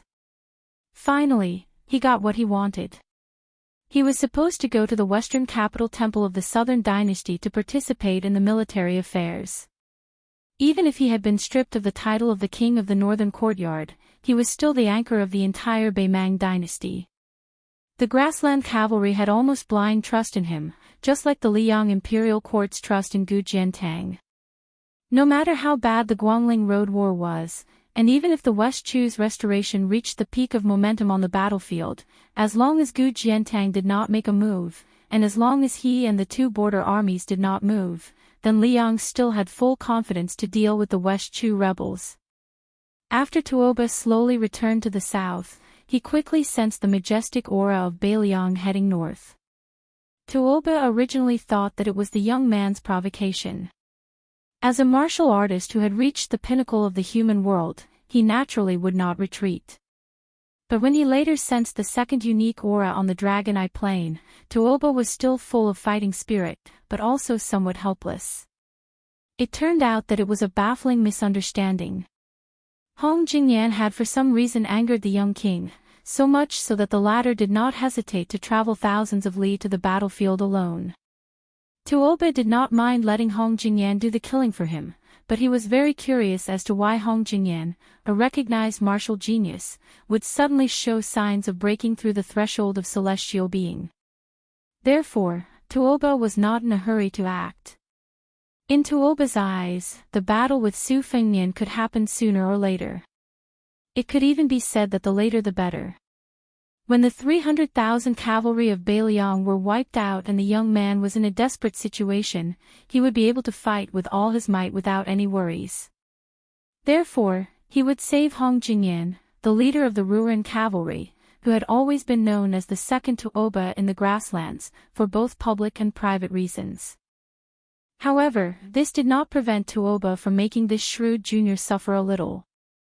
Too many of Beimang's top experts had died in the past 2 years. The fifth raccoon of Bingbing Mountain, the sword chi of the chess and sword music school, Wang Qing, and the bronze man grandmaster, Xiao Xiang of the princess's grave, etc.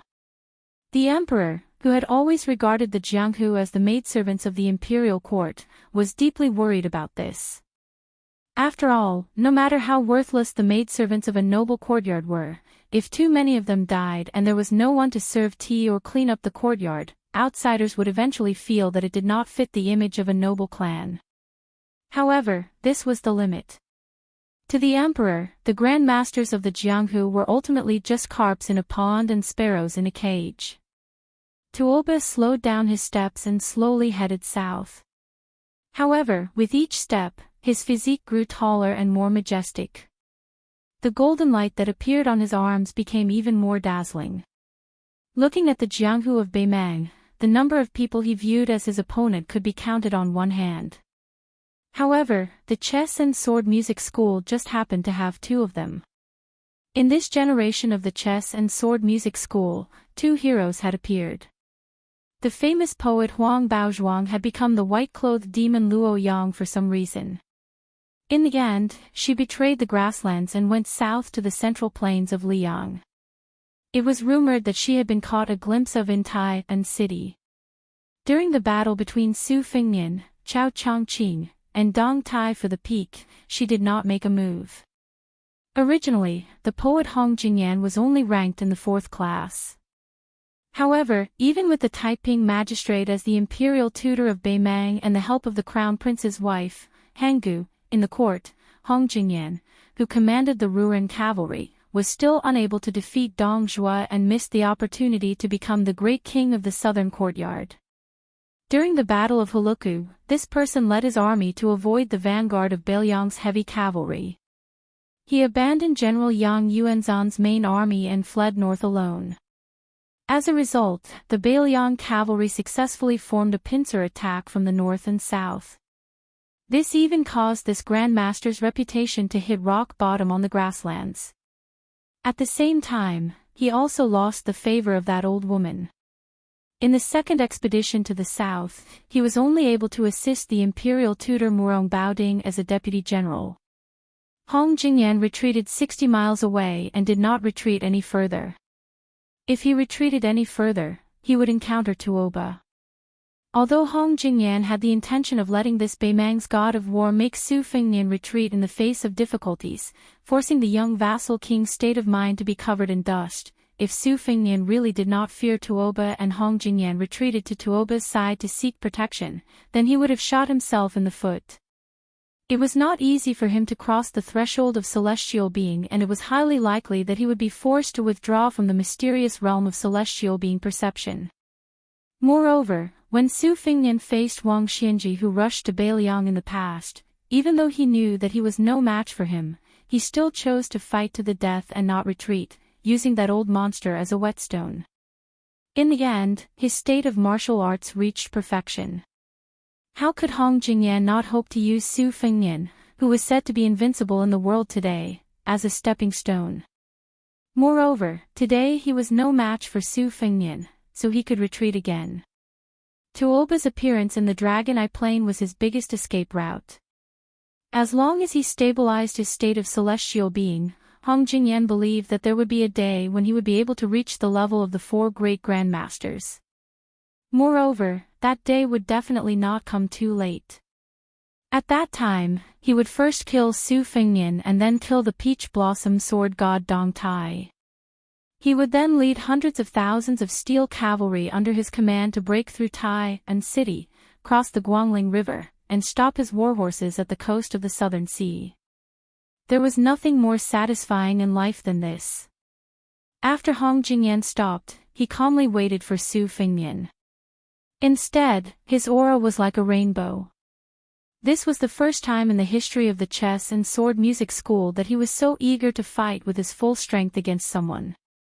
Just as Hong Jingyan's aura reached its peak, thunder once again exploded in his ears. This time, it was not Su Fengnian, but Tuoba, who seemed to have intended to watch for a moment. Hong Jingyan. Retreat another 30 miles. Hong Jingyan lost his composure in that instant. His intuition told him that Bodhisattva Tuoba's admonition was not a threat and that he should retreat quickly.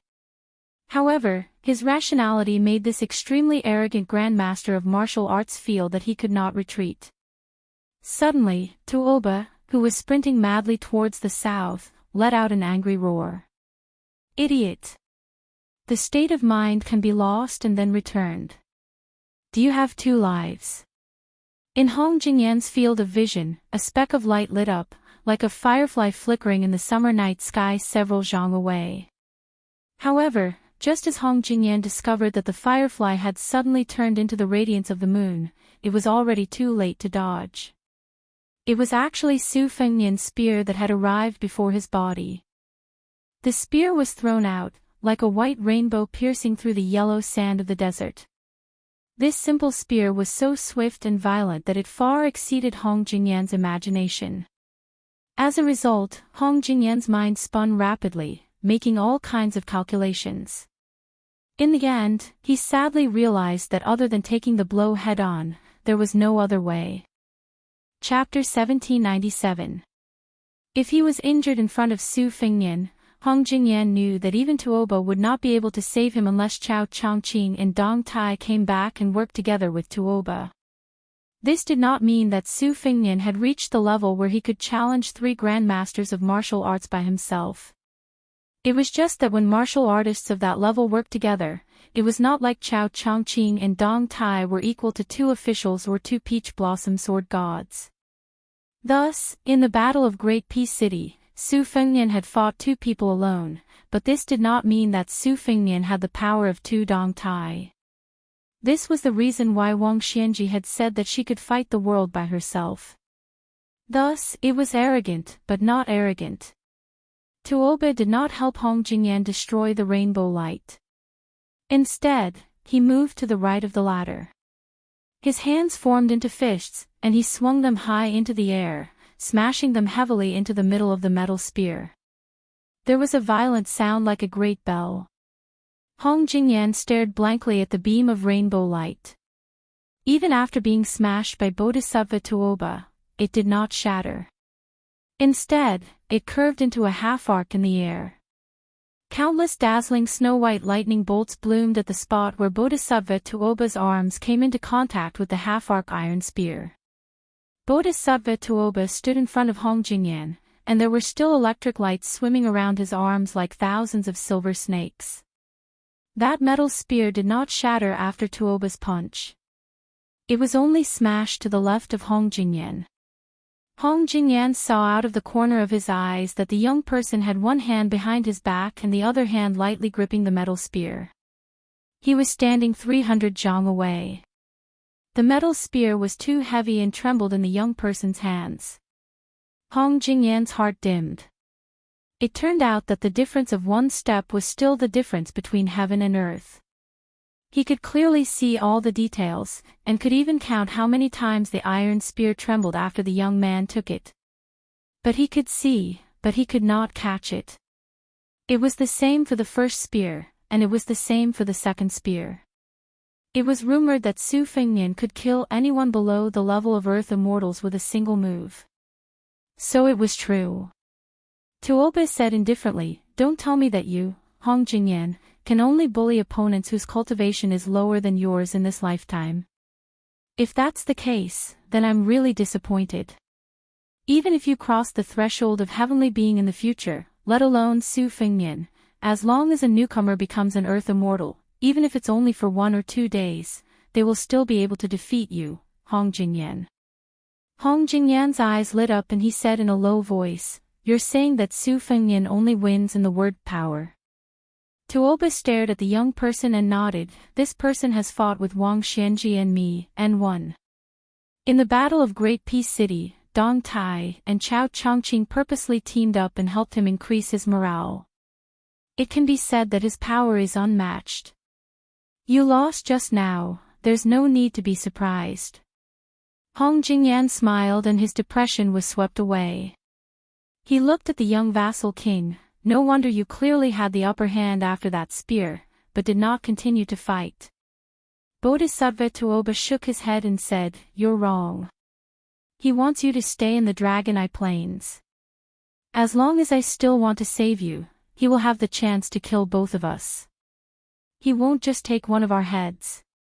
Hong Jingyan's face darkened. "Good. Then I'll give up the realm that's within my reach." In this way, the tables had turned. "Are you really willing to exchange a life for a life?"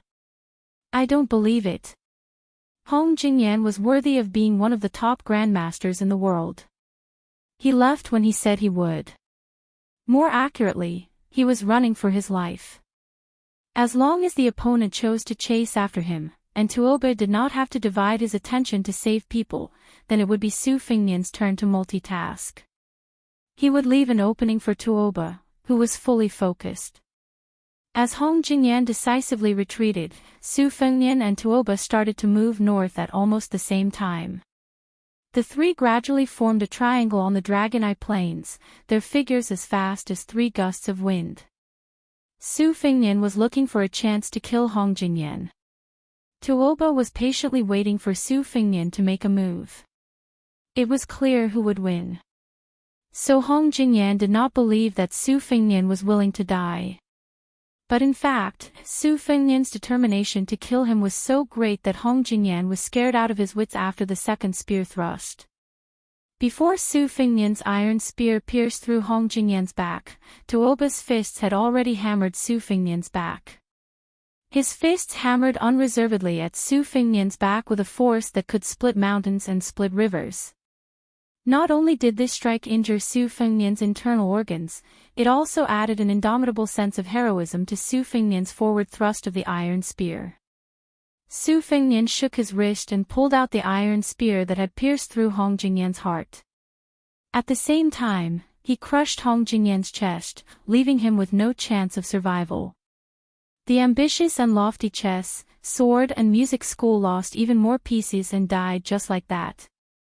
The man who wanted to change the title of Lord of the Ruin Cavalry to Lord of the World died with everlasting regret.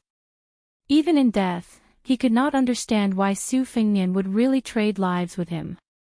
He still had too many plans that he had yet to execute. He was still thinking about his agreement with Yelu Dongbed, the ambitious man. He wanted to replace the peace decree with the chess and sword music school and Beimang's imperial court. If it was possible to regret, Hong Jingyan would definitely not kill that iron stupid general.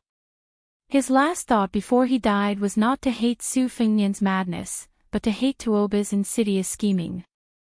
Tuoba looked at the lonely figure that had to lean on his spear to stand firm.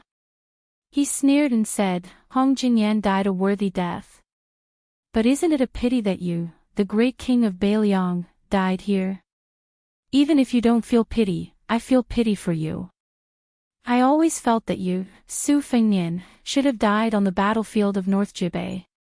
Either you would have died amidst the thousands of soldiers and horses, or you would have died at my hands then." The back of the young man's clothes was soaked in blood. He did not say a word. An immortal on land was not an immortal.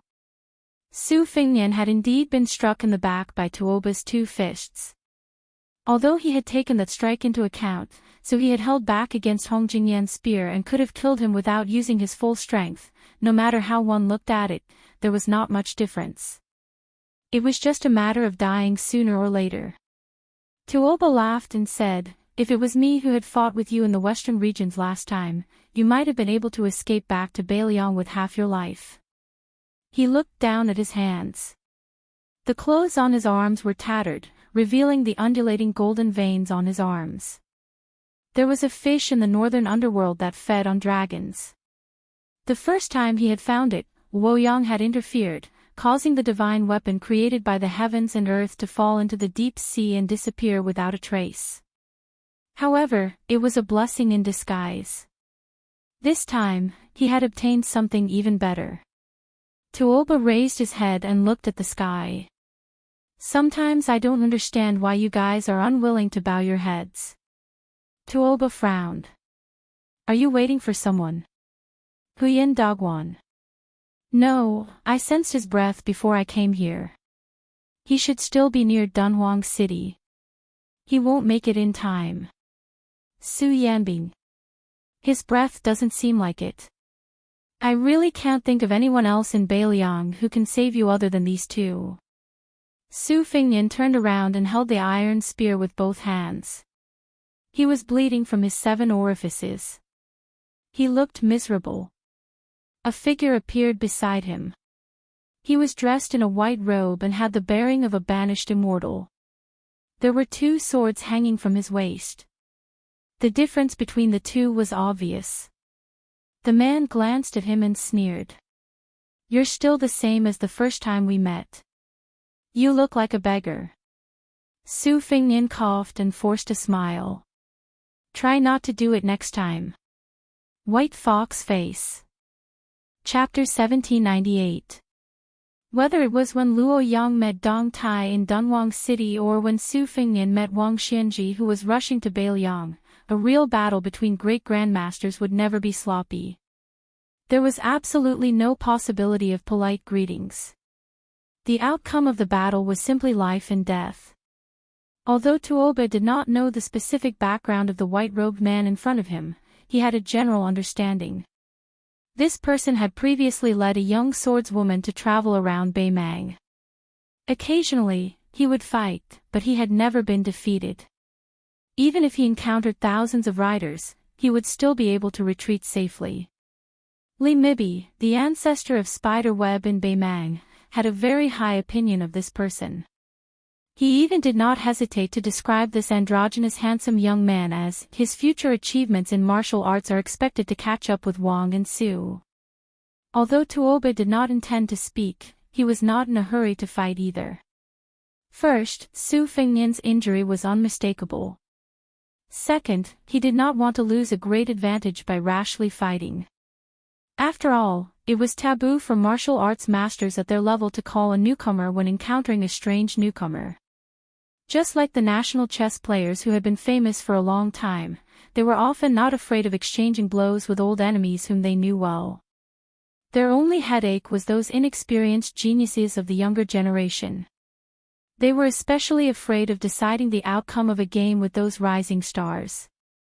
This was the principle of life and death battles between Jianghu masters. When Song Nianqing of Donghua's sword pool carried 14 new swords, he had caused great trouble for Luo Yang who was at the peak at that time. Moreover, Tuoba had a unique opinion. There were endless grandmasters of sword Dao in Jianghu.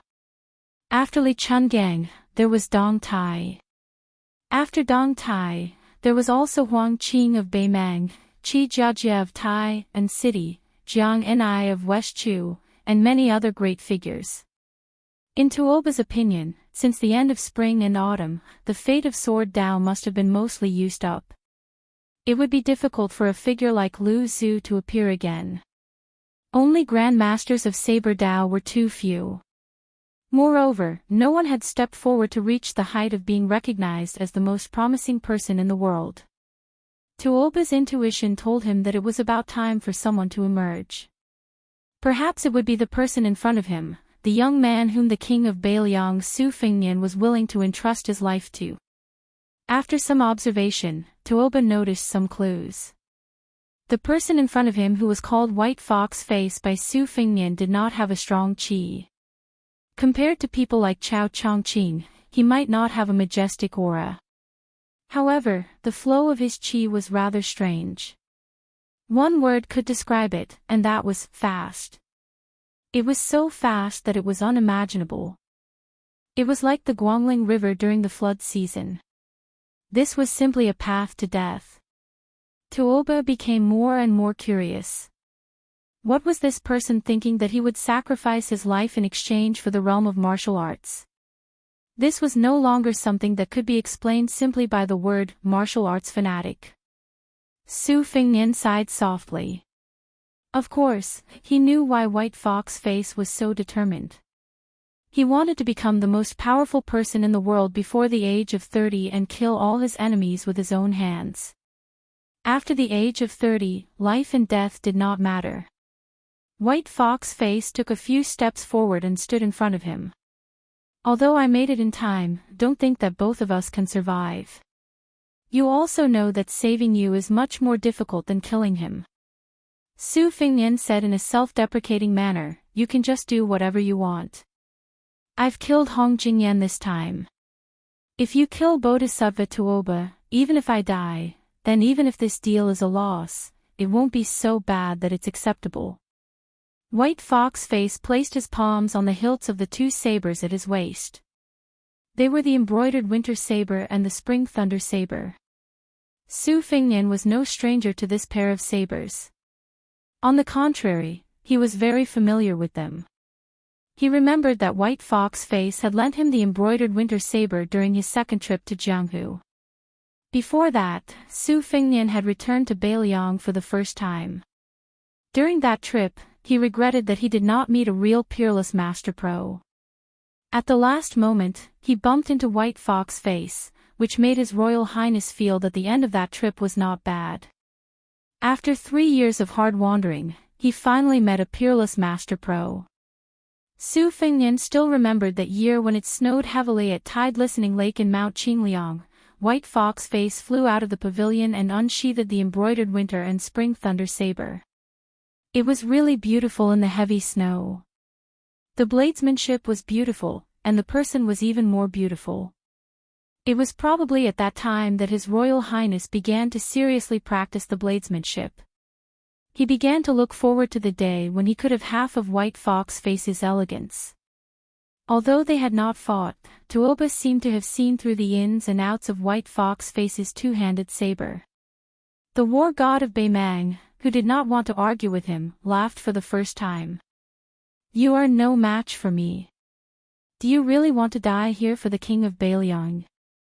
Tuoba saw that he did not say a word, but he was not annoyed. He stretched out his palms and put them on his chest. He looked down and said with a hint of loneliness, I may not have the chance to kill you grandmasters of the Central Plains in the future. Wang Xianji and Chao Chongqing are both dead. What a pity. Su Fingnian held back his laughter and glanced at Tuoba. He said in a mellow Southern Dynasty official's accent, the one in front of me doesn't understand the Beimang language at all. Don't flatter yourself. If you can fight, don't talk. Do you really want to wait until Huyan Dagwan gets here? Bodhisattva Tuoba dismissed it with a smile and raised his head. He won't come. Su Fingnian's eyes were gloomy. Tuoba said playfully, although I don't know what you're up to in Dunhuang, I learned on my way back south that His Majesty and Li Mibi went there personally.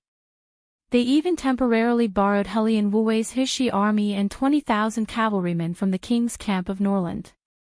Even Huyan Dagwan, who claims to be a one-man sect, will not be able to gain any advantage no matter what he's up to. Su Fingnian took a deep breath and suddenly straightened his body. He held the iron spear tightly in one hand. White Fox was not the only one who was surprised. Even Bodhisattva Tuoba was momentarily stunned. White Fox attacked first. The winter-embroidered saber exploded in front of Tuoba with a bright light, like the moon rising from the sea. Tuoba smashed the moonlight with one punch and broke the cold saber gang. Then, he punched directly between White Fox's eyebrows with his other fist. The other Spring Thunder dagger on White Fox's face finally came out of its scabbard at the critical moment and stabbed towards Bodhisattva Tuoba's armpit. It was obvious that she wanted to exchange injury for injury. Tuoba's punch did not stagnate at all and still hit White Fox's forehead. At the same time, he pulled back his elbow and tried to clamp the saber. White Fox's forehead was hit and his body leaned back. He kicked Tuoba's chest and took advantage of the momentum to pull out the Spring Thunder Saber from under Tuoba's armpit. The Spring Thunder Saber, which was full of chi, only slid through Tuoba's clothes. In the process of pulling it out, there was a loud sound of metal and stone, like a saber cutting through iron and stone. White Fox's face, who was holding 2 sabers in her hands, left the ground and flew backward. Coincidentally, she circled around Su Fengnian and his spear like a butterfly circling around a branch. Then, she pounced on Bodhisattva Tuoba at an even faster speed. Bodhisattva Tuoba raised both of his arms and crossed them above his head. The White Fox's face was embroidered with the winter spring thunder and the cold blade. It collided with Bodhisattva Tuoba's arms. The intense fluctuation of chi dynamic created 2 layers of ripples between the two of them. Tuoba's feet sank into the sand and he only took a few steps back. Strands of golden light on his arms were like thousands of dragons entrenched and did not weaken at all. By the time White Fox's feet touched the ground, he had already waved more than 20 sabers in one breath. The layers of strength were stacked and there was no sign of him being exhausted. On the contrary, his momentum was rising steadily. Bodhisattva Tuoba continued to slide backwards. Even though he had a calm expression on his face, he appeared as if he did not have the strength to fight back at all. If news of this were to spread, just this point alone would be enough to make this person with the nickname of White Fox Face rise to fame. Su Fengnian was known as an earth immortal who could kill the enemy with one move. Like Su Fengnian, as one of the 4 Grand Masters of Wushu evaluation, when encountering an ordinary master, even if the opponent was of first-grade celestial state, even if he could not kill the enemy with one move, he would not retreat without holding back too much strength. Moreover, Tuoba had improved a lot compared to the time when he fought with Su Fengnian in the western region. Both his physique and momentum were not the same as before. This meant that the White Fox's face was so fast that even Tuoba could not find a gap. Tuoba thought that even if he gave this person dozens of sabers, so what? So what if the chi flow could travel 800 miles or even 1,000 miles in an instant? No matter how long a breath was, there would always be a time when the old and the new would be replaced. However, when he unconsciously retreated nearly 1,000 feet away, he suddenly realized that this person's saber momentum was not only endless but also faster and faster. The latest 2 sabers were faster than the one Su Fengnian used to force him out of the city in the western region. Fast was not scary. What was scary was that this kind of speed seemed to have no end. Step by step, it was as if the heavenly gate did not stop. Tuoba was quite helpless. If he was confident to break the saber momentum at first, then he could only defend to the end now. It was like a large-scale heavy infantry army with slow movement meeting an elite light cavalry. It would not lose, but it could only be passively beaten. Bodhisattva Tuoba counted silently in his heart. He started counting from 3 to 9. Chapter 1799. Every increment was a strange pause in this person's attack. After the pause, he would attack more rapidly. Su Fengnian squinted his eyes and looked at the battlefield that was getting farther and farther away from him. Even he could no longer see the figure of White Fox's face clearly. He only saw a ball of white snow rolling in front of Tuoba. After 12 halts, the golden light on Tuoba's arms began to shake slightly. After 14 halts, White Fox's attack was wrapped in the power of wind and thunder formed by heaven and earth. This was no longer as simple as a celestial phenomenon master borrowing the general power of heaven and earth. It already had the implication of a Taoist immortal opening a cave in his sleeve, or the Buddha performing the pure land of lotus in the abbot's land. If it was Su Fengnian with his current cultivation, he could use a whole breath to create a move similar to the state of spirit. However, it was absolutely impossible for him to do it continuously and still be as one after many breaths. Between the 15th and 16th halts, Tuoba tried to stop the opponent's terrifying momentum at the risk of injury. He clenched the spring thunder embroidered winter double sabers with both hands. However, the two sabers seemed to have the help of God. In Tuoba's hands that could tear the body of any celestial phenomenon martial artist apart, the sabers were easily pulled out from the water flow. This was simply beyond Tuoba's imagination. However, the truth that really made Tuoba feel uneasy was that perhaps after 17 or at most 18 halts, this person would really be able to gain the upper hand. This person's attack did not have any gorgeous colors, but it was fast. It did not have the majestic momentum of Li Chuangong's green-sleeved snake, nor did it have the instantaneous power of Gu Jintang's thunder of mind, nor did it have the wanton ocean of Dong Tai's immortal sword. This man's strikes were like that of a diligent old farmer, day after day, year after year, relying on his old skills, quietly waiting for the predictable harvest. This was the most terrifying part. It was not that Tuoba did not have a backup plan, and his intuition told him that the line of victory was around 18 halts. However, today was not the battle between him and this person. There was a young vassal standing 150 feet away who definitely had a backup plan. 16 stops. Tuoba opened his eyes wide, allowing the long saber to strike his chest like rolling thunder, and the short saber to hang on his shoulder like a dragonfly skimming the surface of the water. The stumbling Bayman god of war's feet left the ground for the first time, and for the first time, he had to use the momentum to speed up, just to increase the distance between him and the two sabers. 17 stops. Just as Tuoba gritted his teeth and prepared to use his trump card, Su Fengnian gently pulled out the iron spear from the yellow sand. Xiao Dong slashed down with her saber, and Tuoba was actually struck to the point that his knees touched the ground, and he slid back over 300 feet in a single breath. In the next instant, Tuoba, who shouldn't have retreated so far, had already vanished. White Fox stood at the spot where Tuoba's figure had disappeared. She held Spring Thunder in one hand and Embroidered Winter in the other. Her back was facing Su Fengnian. She seemed to be motionless and had no desire to pursue Tuoba. Suddenly, she took a step forward and pointed the tip of Embroidered Winter in front of her. 18 stops. Tuoba, who had left and returned, suddenly appeared 1,000 feet away. His eyes wandered, and in the end, he still chose to go north. Su Fengnian carried the iron spear and walked to White Fox's side. He apologized, "Forgive me, I didn't expect that your saber move would be so." Su Fengnian hesitated for a long time, but still couldn't think of how to describe White Fox's saber move. In the end, he could only use a catchphrase resentfully, such a technical skill. Su Fengnian looked at the wisp of qi that was gradually disappearing in the north and lamented, "If I had known earlier, I would have helped you stop Bodhisattva Tuoba even at the risk of incurring irreversible side effects. Perhaps I could have really killed him. In my current bleak situation, I can still give him 2 or 3 moves even if I have to sacrifice half of my life." White Fox's face slowly put her saber back into the sheath and said coldly, 6 stops to kill level 2. 9 stops to kill Mysterious Finger. 12 stops to kill Celestial Phenomenon.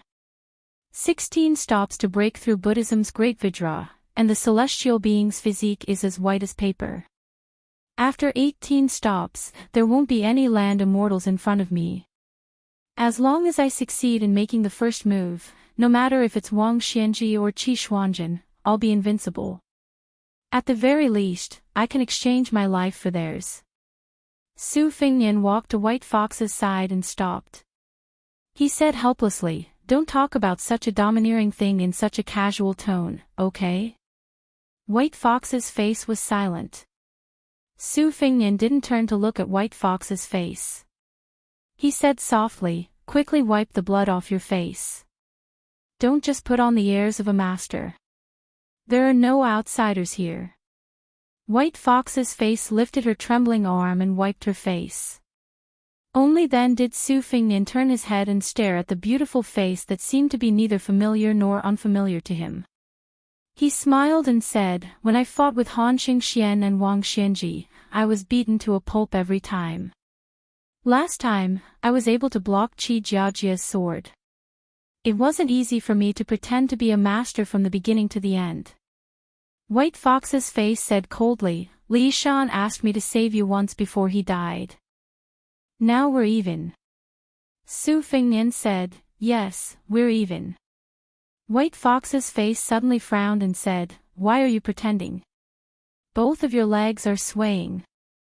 Su Fingnian, who was punched in the back by Tuoba's fists with full force, grinned and said, if I'm not wrong, you can only use 17 stops now. You're still a little short of your so-called invincible first move. Your posture with your hands behind your back is handsome, but it's not easy. It's a little hard. Both of them fell into silence. In the end, Su Fingnian was defeated. Who's going to carry who? Of course, I want to carry you, but I'm afraid you won't like it. So you have the final say.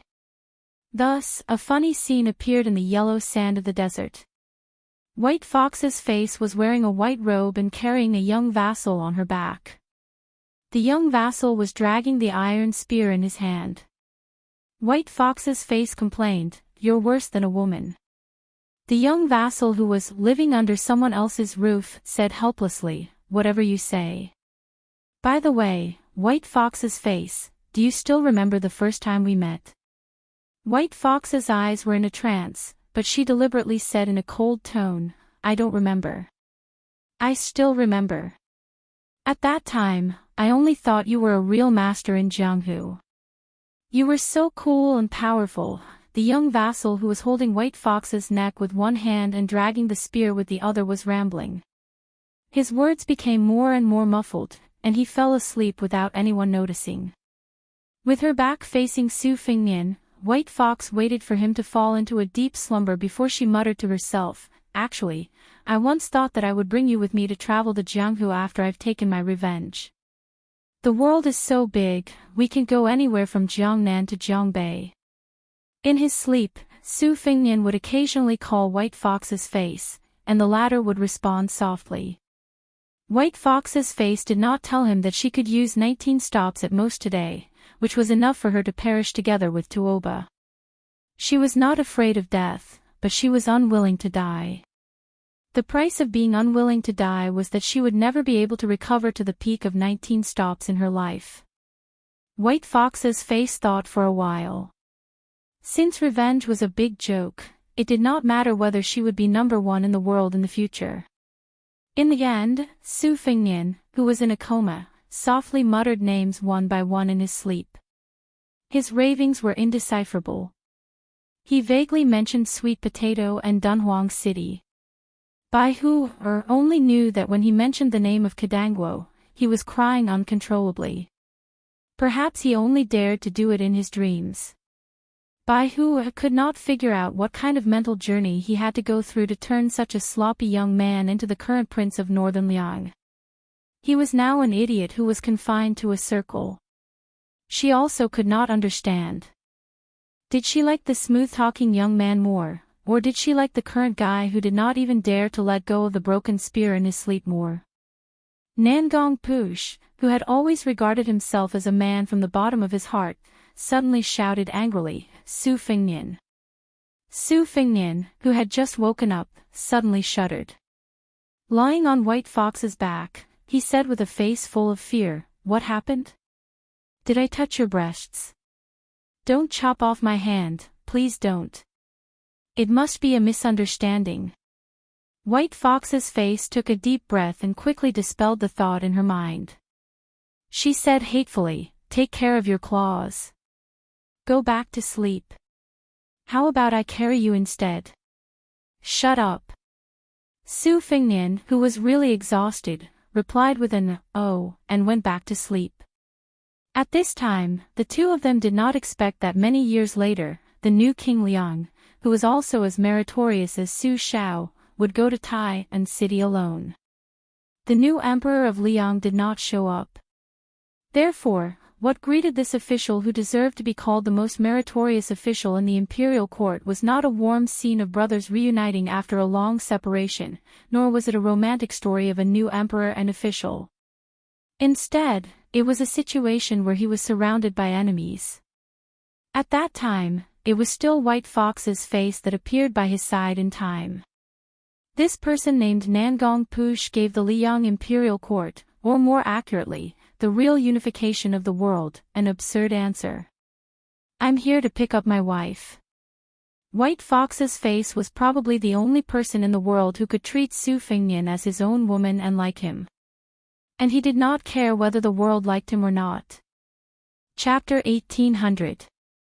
Happy New Year. In the evening, there was a chapter titled, A Stick of Plum Wine, White Clothes Returned to Bailiang. When Su Fengnian woke up, he opened his eyes and turned his head to look. He discovered that the sun was shining brightly outside the window. Under the illumination of the light, the dust near the window could be seen clearly, but the room was somewhat dim. Su Fengnian retracted his gaze from a distance and saw a fat man sitting on the edge of the bed like a small mountain, Bailiang's protector general Chu Lushan. So it was this fellow's existence that blocked out the sunlight. Chu Lushan, whose back was facing the sunlight, said in a somewhat hoarse voice, After Sir Nangong brought your highness to Huayang Pass, he left without saying goodbye. I couldn't stop him. Su Fengnian, whose lips were dry, slowly sat up. His breathing was not smooth.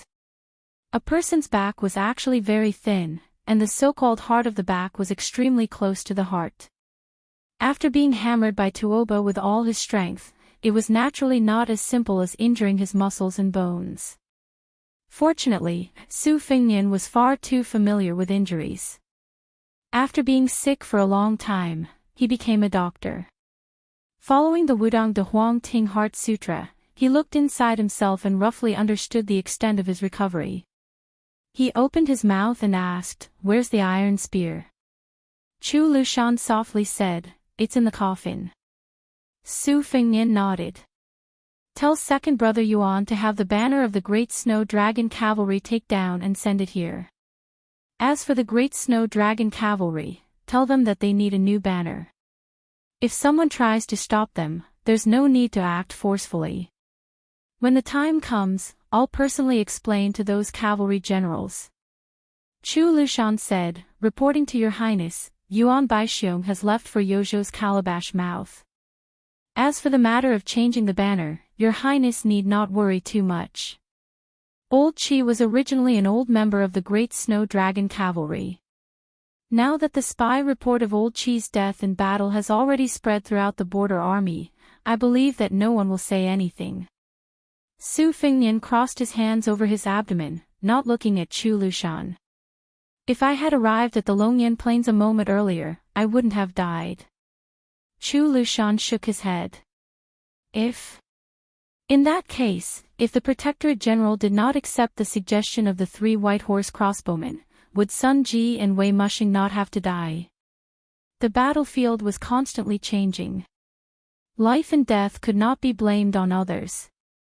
There were not so many ifs. So what if he's dead? So what if he died? It was a very understatement. Su Fengnian turned his head to look at this notorious man. The Su family had dominated the Northwest for 20 years. What else could it be if it wasn't a military town? Chu Lushan had a notorious record and held a high position in Bailiang.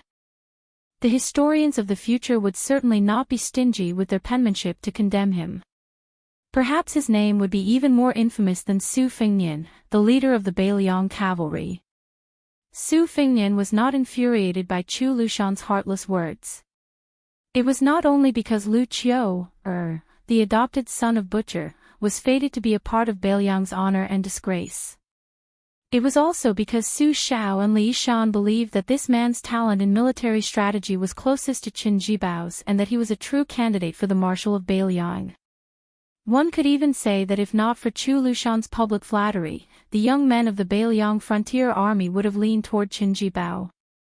The succession of Su Fengnian would not have been easy, and even more blood would have been spilled. One Huaihua great general Zhong Hongwu would have been far from enough. But the true reason Su Fengnian had chosen to remain silent was because this man before him was as imposing as a mountain. He had once led his cavalry to conquer Shu, had once turned the tide in the first battle of Beimang, and had even personally led his 8,000 Yelluo cavalry to stifle Dong Zhuo's plans. Thus, this man surnamed Chu, who had spent nearly 30 years on the battlefield, had far more right to speak on the battlefield than Su Fengnian, even if Su Fengnian was a grandmaster of martial arts evaluation, even if Su Fengnian was the king of Beiliang. Chu Lushan clenched his fists and rested them on his knees.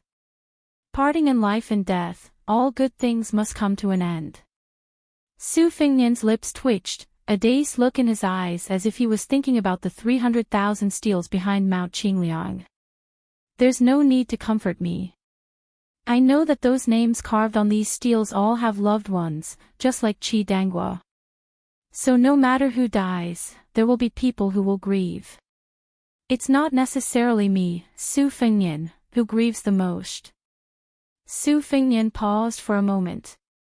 But when I think about how I'll write so many couplets and so many spring characters, just like in previous years, but the person who asked me for them every year is no longer here.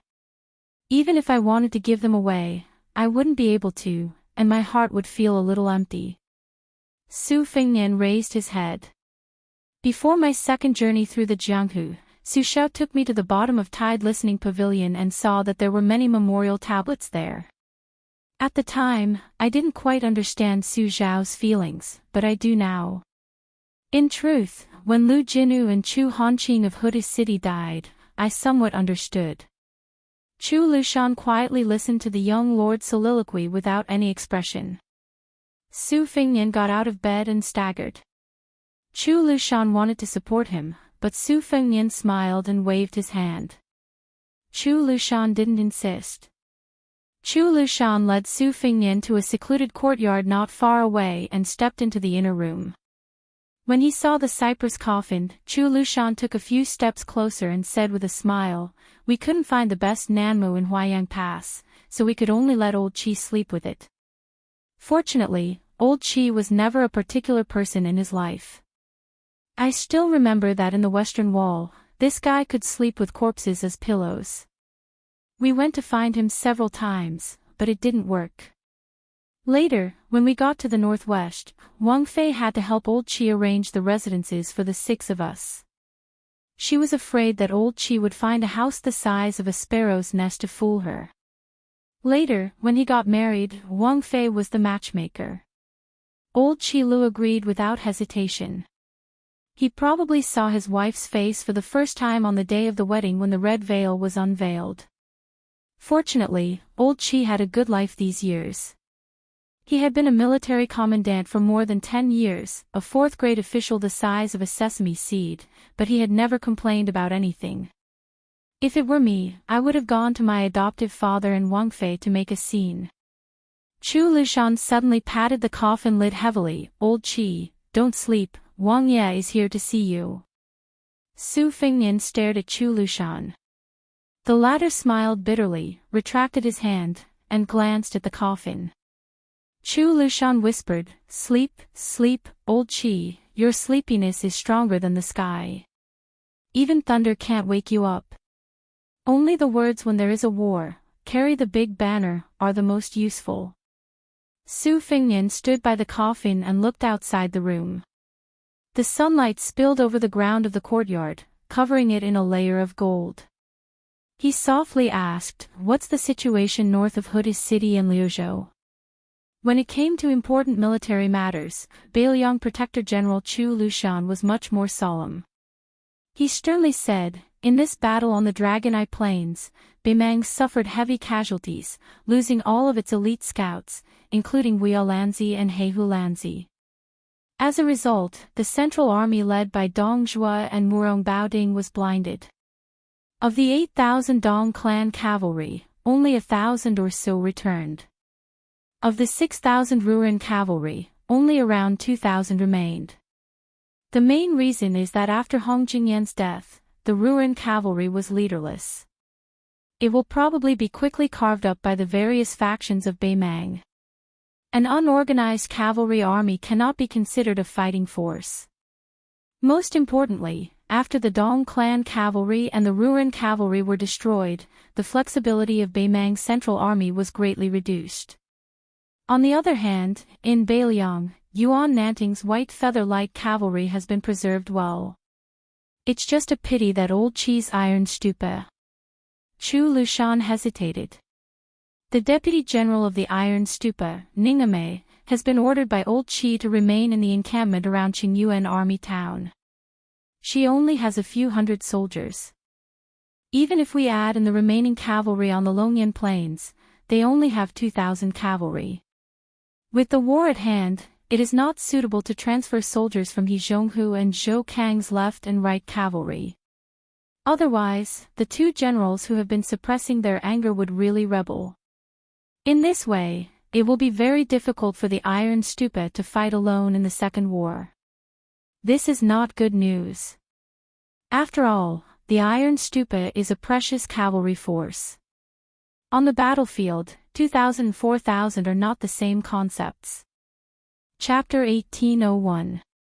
Seeing Su Fengnian's contemplative expression, Chu Lushan continued, according to current intelligence reports, Dong Zhuo and Murong Baoding have both chosen to bide their time. This is within reason. The anger of the old woman of Beimang is enough to make them suffer. As for Liuzhou, everything is going according to plan. The only variable is that the Deputy General of the Western Front, Zhong Tan, has gone missing. Huang Songpu's 170,000 or 180,000 elites of the Southern Court have chosen the same route as when Liu Gui attacked Qingzhang City. Now, it all depends on whether or not Ko Jianghuai's attack has the ability to make Huang Songpu lose his sense of propriety. Otherwise, if Huang Songpu smoothly advances all the way to Qingzhang City, our chances of victory are not high. The Battle of Liuzhou can only be fought outside of Qingzhang City. Su Fengnian suddenly said, I will have 800 white horse soldiers enter the Iron Stupa. Starting from me, I will have all fourth-rank generals and above send out a portion of their personal guards. I want the Iron Stupa to recover to 4,000 men within a month. Then, they will follow Yuandao's Yuzhou cavalry into the battlefield of Liuzhou. Chu Lushan paused. He crossed his fingers and placed them on his abdomen. Narrowing his eyes, he carefully considered the pros and cons. Su Fengnian walked to the door. Before Xie Shibian left Liangzhou, he made a suggestion to me. However, the risk is too great. Moreover, for all of Liangzhou's border army cavalry, it means a great number of casualties. Most importantly, this kind of loss may not be something that Beimang can bear. Chu Lushan asked curiously, Oh. Su Fengnian laughed self-deprecatingly. Fortunately, Xie Shibian also said that he would personally go to the border of Liuzhou and asked me to wait for a month. He also said that perhaps by then, he would overturn that suggestion himself. Chu Lushan laughed. Actually, when Your Highness made the decision to secretly send 10,000 Yuzhou cavalry into Liuzhou, you already approved of Xie Shibian's strategy of Liuzhou, right? Su Fengnian nodded. I think it's better to take a big gamble than to wait helplessly for Beimang to push forward. Chu Lushan leaned against the door and sighed inexplicably. To choose double walls, Ko Jianghuai, Xie Shibian, and Yu Wandao, 3 young foreigners. Su Fengnian's face darkened. Isn't that too rash? Chu Lushan gave a vague answer, it's hard to say. Su Fengnian did not leave the courtyard. Instead, he sat on the doorstep. Chu Lushan looked a little embarrassed. He didn't know whether to sit or stand. After all, the threshold was only a small space. With his body size, he estimated that if he sat down, the young king would be squeezed out. So, he had to think of a compromise. After crossing the threshold, he sat on the doorstep. Su Fengnian asked, Lu Qiuer, if Xie Shibian really did what he said, would your group of Bailiang elders be angry? Chu Lushan, who had his back to the young vassal king, didn't answer the question. I remember that under Li Yishan's plan, the local forces in Bailiang were turned upside down and moved to what is now Liuzhou as a sinner. The Su family army finally took root in this strange land and gained a firm foothold. At that time, there was a celebratory feast on Mount Qingliang. At that time, His Highness looked at all the generals in the hall and drank until he was dead drunk. For some reason, he said something that didn't fit the occasion. The general idea was that if the Su family wanted to rule Beiliang for a long time, it wasn't enough to rely on war swords alone. Internally, they also needed to provide a stable life for the people under their jurisdiction. The Su family army couldn't be on horseback for the rest of their lives. After getting off the horse, in addition to enjoying life, they also needed to work hard to govern Beiliang. Chu Lushan raised his head to look at the blue sky. It was also from that time that many martial artists left the army, like Lin Dofang and Hu Kuei. There were also many literati who flourished in the officialdom, like Li Gongda and Yan Jieshi. However, adoptive father was still worried in private. He felt that it was because his reputation was too bad that Beiliang had abducted scholars who couldn't come to study abroad. He felt that it would be very difficult for Wang Yi to inherit the position. At that time, he had probably just chatted with Teacher Li. For the first time, Wang Yi spoke of the scholarly principle that flowing water does not rot and the pivot does not decay. After he finished speaking, he deliberately looked at us foster sons with a straight face. Yao Jian and Yi Shizhen, these two old pedants, couldn't hold back their laughter. As for me, I naturally hurried to flatter Wang Yi. Old Qi was the most simple-minded. He asked adoptive father what he meant and made adoptive father very happy. He then repeated what Teacher Li had explained to him, making adoptive father very happy. So, the one-track-minded old Qi is the one who is truly foolish and blessed. Chu Lushan's tone was calm as he said, Wang Fei has a bodhisattva's heart. She is good to us 6 foster sons and has no prejudice against anyone. However, her good methods are not the same. She always urged me to study more, that fellow surnamed Qin to laugh more, and that Yao Jian and Yi Shizhen to exercise more. But among the 6 of us, I, Lu Qiu, and the other 4 didn't necessarily listen to her every time.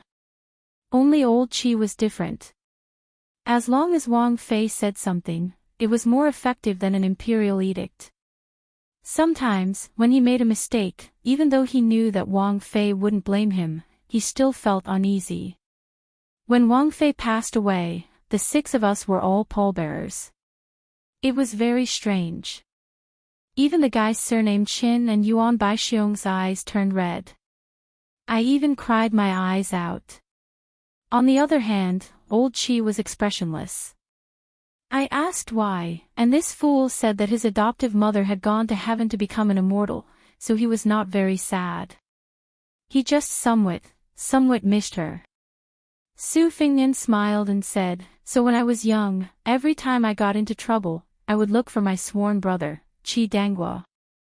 As long as I got someone to pass a message to him, he would immediately bring his troops over. At that time, I didn't think too much about it.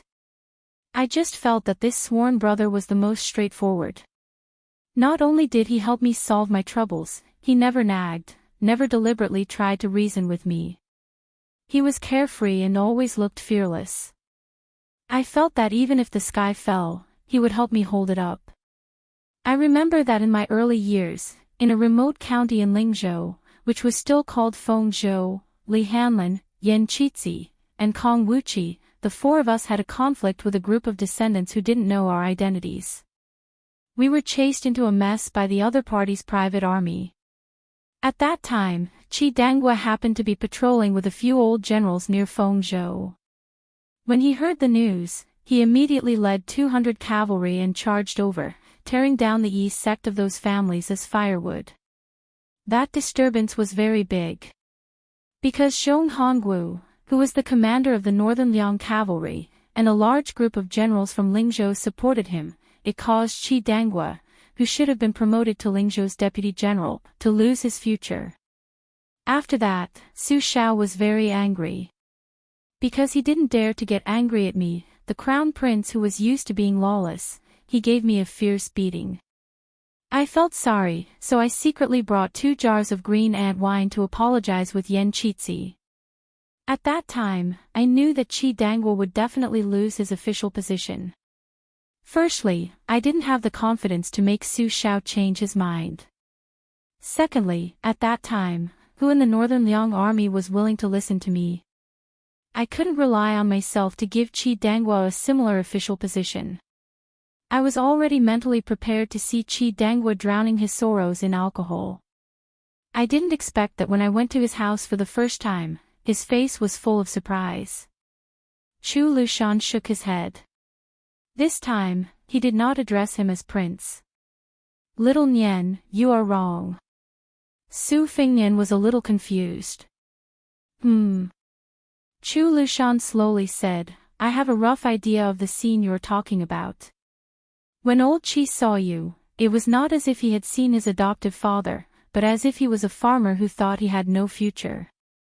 He suddenly saw his younger brother, who had been away from home for many years, return home. Moreover, he did not look down on his older brother, so he was very happy and proud. Su Fingnian was silent for a moment. He smiled bitterly and said, At that time, I only knew how to indulge in wine and women. What future could I have?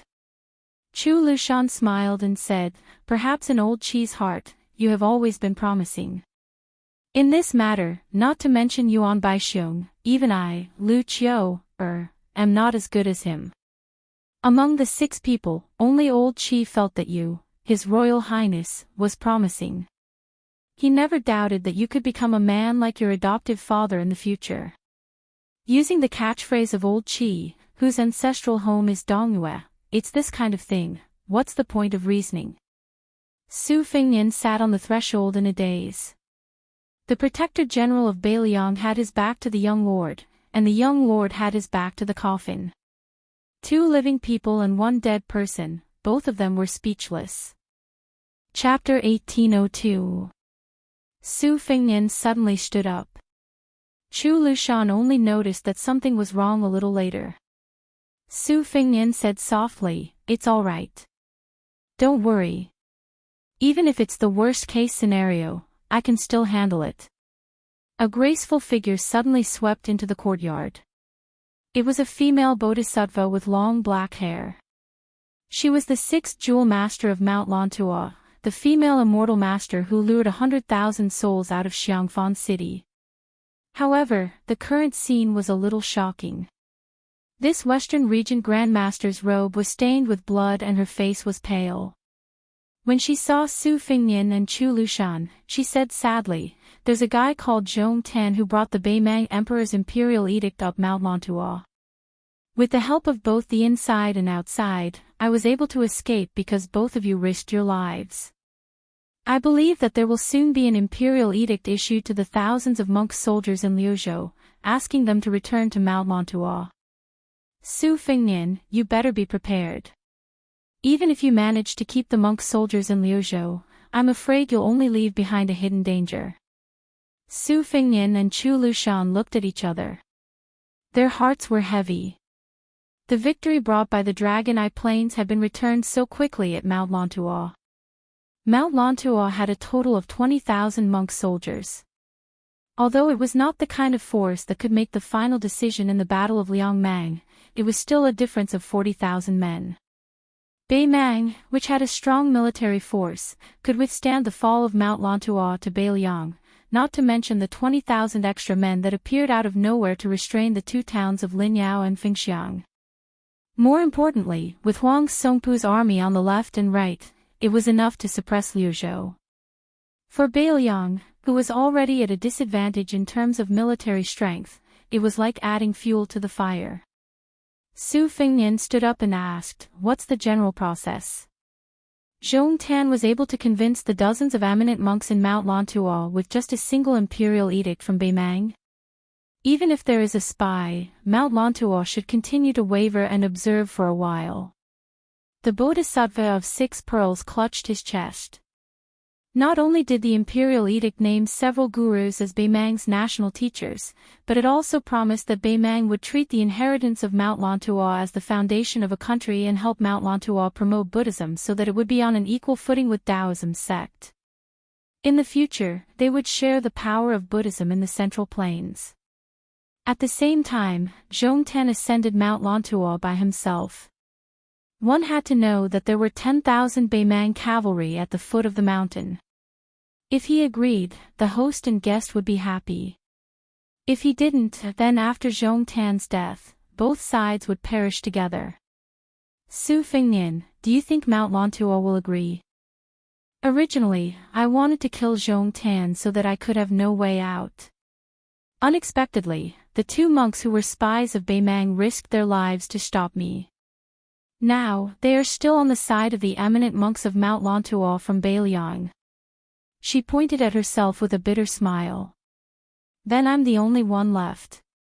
Su Fengnian thought for a moment and let the Bodhisattva of 6 pearls, who had fled thousands of miles away, rest in peace.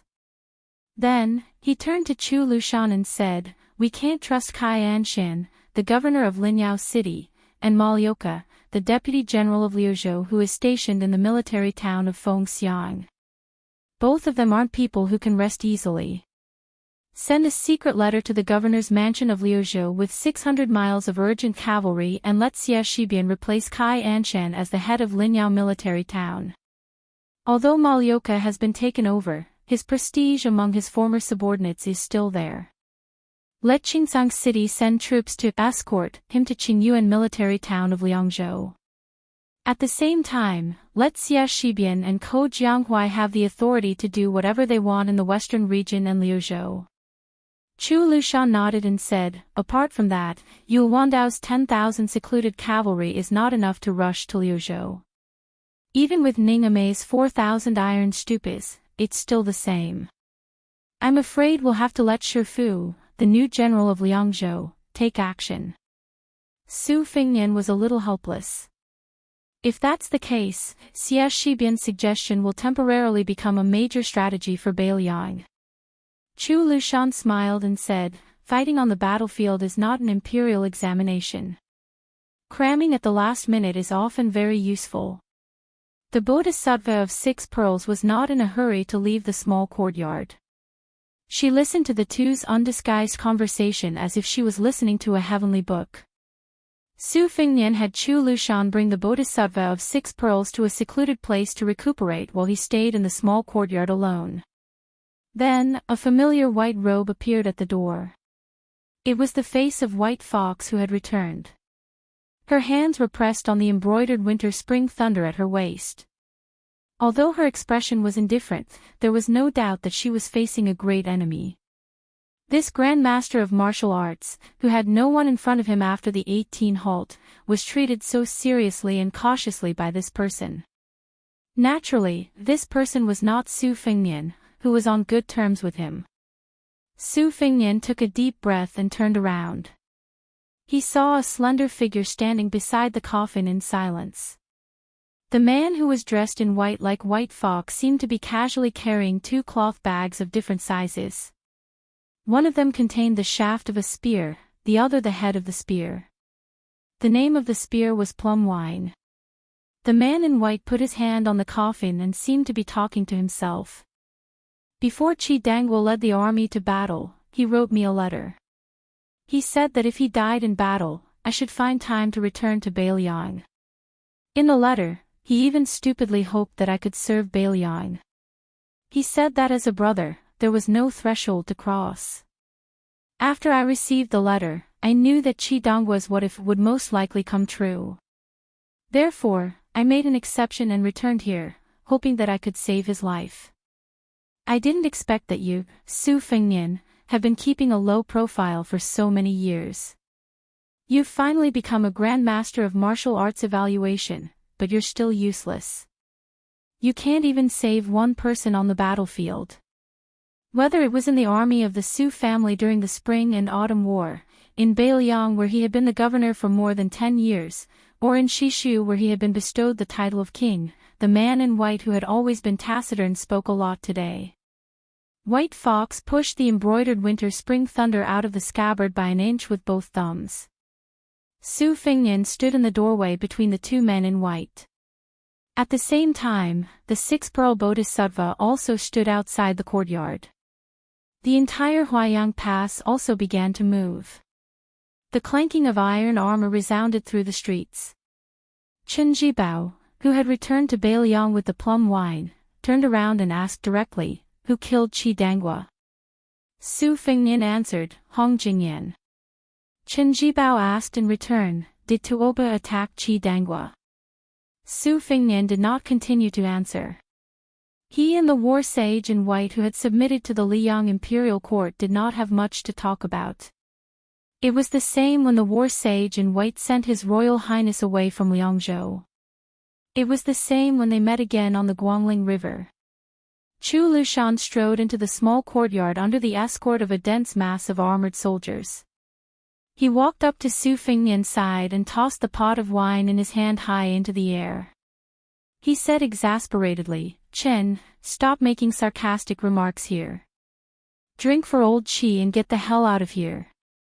Chen Jibao raised his hand and caught the pot of green ant wine. He squatted in front of the coffin, opened the pot and slowly poured the wine on the ground.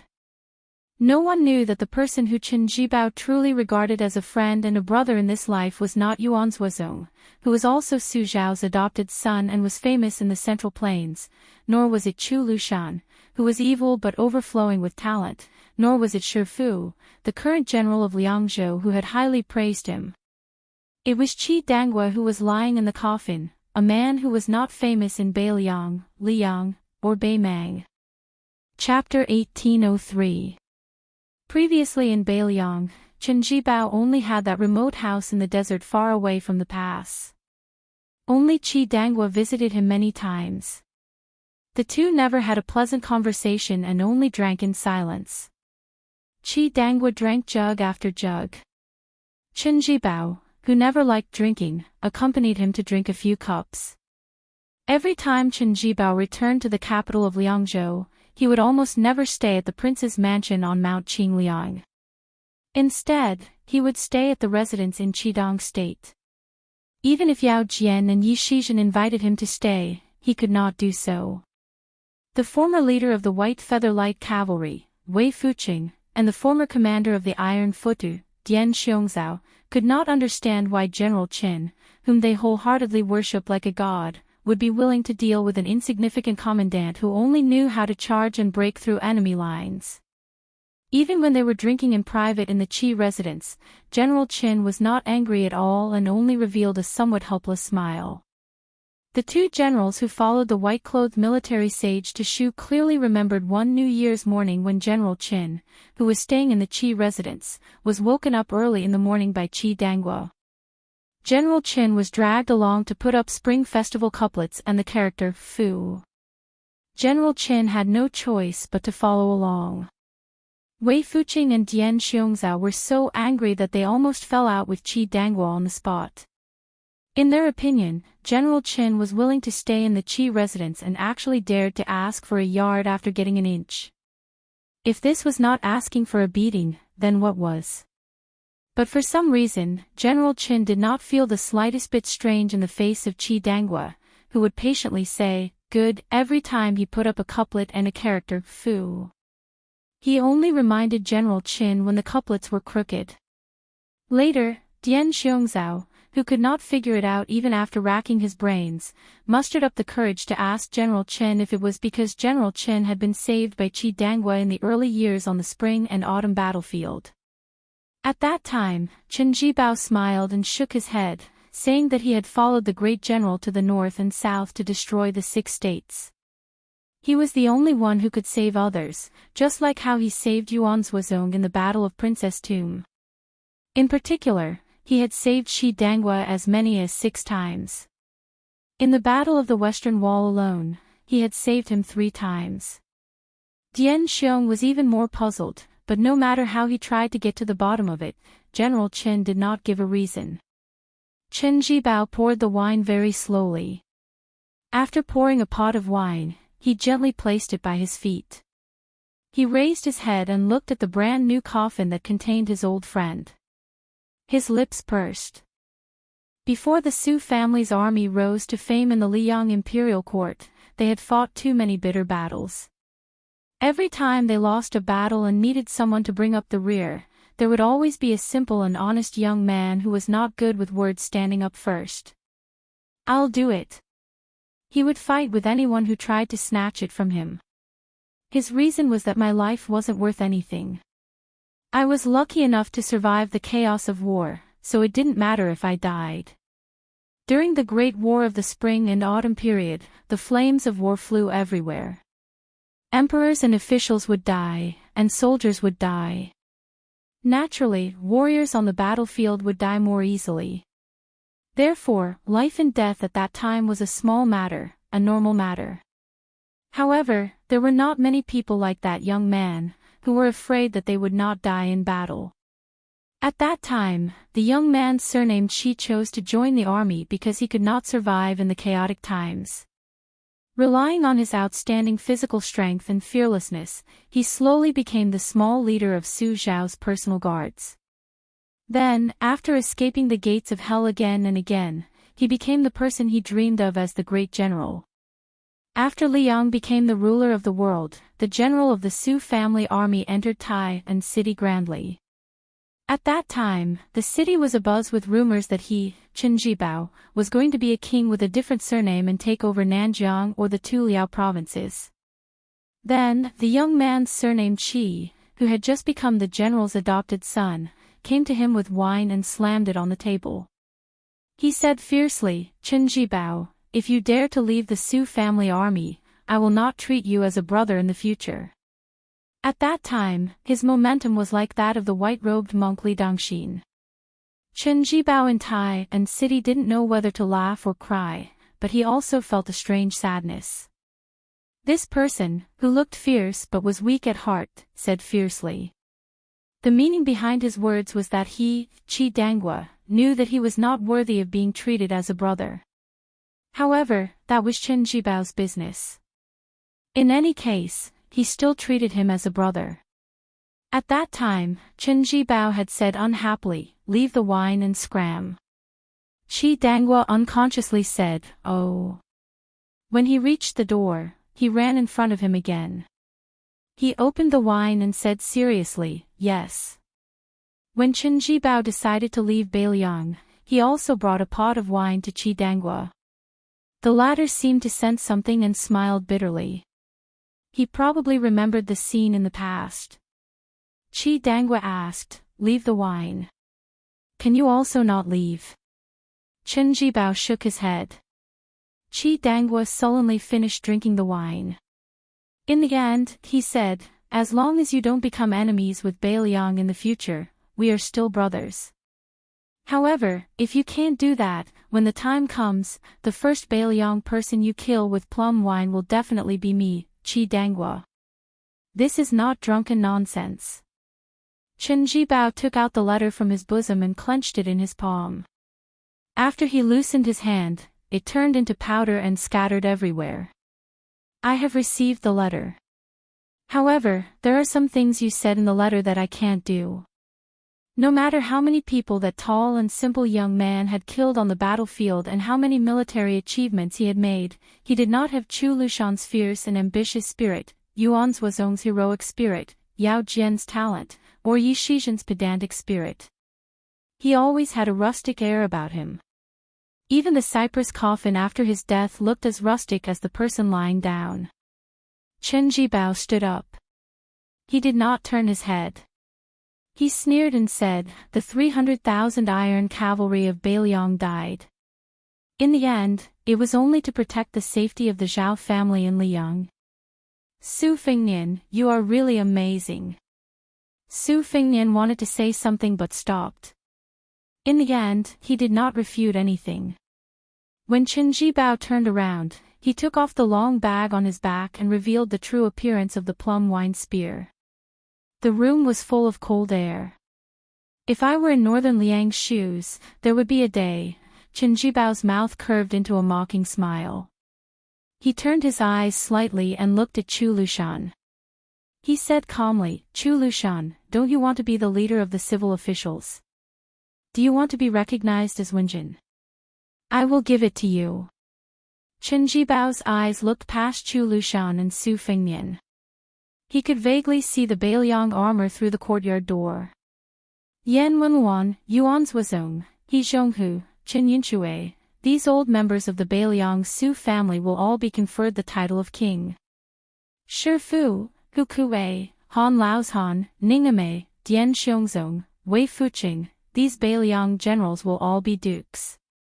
Even if they died on the battlefield before the world was at peace, they will all be recognized after death. Chen Jibao withdrew his eyes and finally looked at Su Fengnian. What about you? How many things did you bring to the Bailiang cavalry? Only 300,000 stone steels. Chen Jibao wiped away the cloth bag and held the plum wine spear in his hand. Chen Jibao took out the small cloth bag and put the spearhead in it. Although you killed Hong Jingyan, you and I both know that Qi Dangwa died because of you. I don't care how many of Bailiang's 300,000 cavalry died, but Qi Dangwa died. I have to settle accounts with you, the rightful king of Bailiang. Su Fengnian looked at the white-clothed war sage who came to denounce him. Chu Lushan, take everyone and leave Huayang Pass. Take the six-pearl bodhisattva with you. The six-pearl bodhisattva hesitated for a moment and did not insist on staying. White Fox, who was standing at the gate of the courtyard, frowned. I'll stay, but I won't get involved. Su Fengnian shook his head. You go too. There's no room for discussion. The king of Shu, who held the plum wine in his hand, was indifferent. He allowed Chu Lushan to leave the courtyard with an ashen face. Then, the bodhisattva of 6 pearls took a deep look at Qin Jibao's white fox face. Qin Jibao, who didn't immediately take action, seemed to be waiting for Chu Lushan to leave Huayang Pass with the troops. He asked with a smile, about half an hour later, you will die. Do you have any last words? Su Fengnian began to close his eyes to rest, waiting for the last Bailiang frontier army to leave Huayang Pass. Chen Jibao didn't speak anymore, letting the king in front of him adjust his qi. He narrowed his eyes and thought far away. The young King Liang was still wearing the boots with the badly worn soles. King of Shu, who had come all the way from Guangling Road to Liangzhou Pass, was not much better. There was a prophecy that was passed down in the imperial court. Bailiang in western Shu was like a rat eating grain, and the flood dragon in white was killed. Chapter 1804. Half an hour later, the thousands of soldiers in the Huayang Pass had all retreated from the Huayang Pass. It was enough to show the order of the Bailiang frontier army and Qin Jibao's insight into military affairs. White Fox was the last to leave the city with Chu Lushan. Suddenly, she turned her horse around and pulled out the embroidered winter and spring thunder sabers hanging from her waist. She threw them high into the air and into the city. In the small courtyard, Su Fengnian walked down the steps. Chen Jibao slowly walked out of the house where the coffin was placed. Standing on the steps, the tip of the plum wine spear in his hand turned from green to purple in an instant. In the face of Su Fengnian, a martial arts grandmaster who was almost at the top of the martial arts world, even if he was seriously injured, no matter how arrogant Chen Jibao, who now had the luck of Shishu, was, he still would not underestimate him. Chen Jibao casually thrust his spear forward. For some reason, it did not have the majestic aura that could swallow mountains and rivers that ordinary people imagined. The plum wine overflowing with purple qi pierced through Su Fengnian's chest. Chen Jibao's wrist trembled slightly, and the originally taut spear body suddenly bent like a bow, shooting towards Su Fengnian's chest. This was the arc character of the Spear Immortal King embroidery forward formula. Su Fengnian's hand lightly pushed against the arc of the spear body, and the plum wine was not pushed out. Instead, in an instant, it exploded with a shattering force that was like a bolt of heavenly lightning striking down on the mortal world. Su Fengnian's open palm turned into a bent finger, and his figure slowly retreated. He leisurely strolled in the courtyard, and pointed his finger, enlightening the hidden force of the Spear Immortal King embroidery, one by one. Suddenly, Su Fengnian's body seemed to be hit by a heavy hammer. His feet did not leave the ground and slid backward. He finally stopped at the moment when he was about to lean against the high wall of the small courtyard. Perhaps the back of his clothes was only a thin line away from the wall. Su Fengnian swallowed a mouthful of blood and gently waved his sleeves, forcibly suppressing the turbulent qi inside his body. After suffering a moderate loss, Su Fengnian gently exhaled a mouthful of turbid qi. He looked at the king of Shu in white, who did not take advantage of the victory to pursue after the spear strike. It was very strange. This person's qi flow was not outstanding, only 500 or 600 li.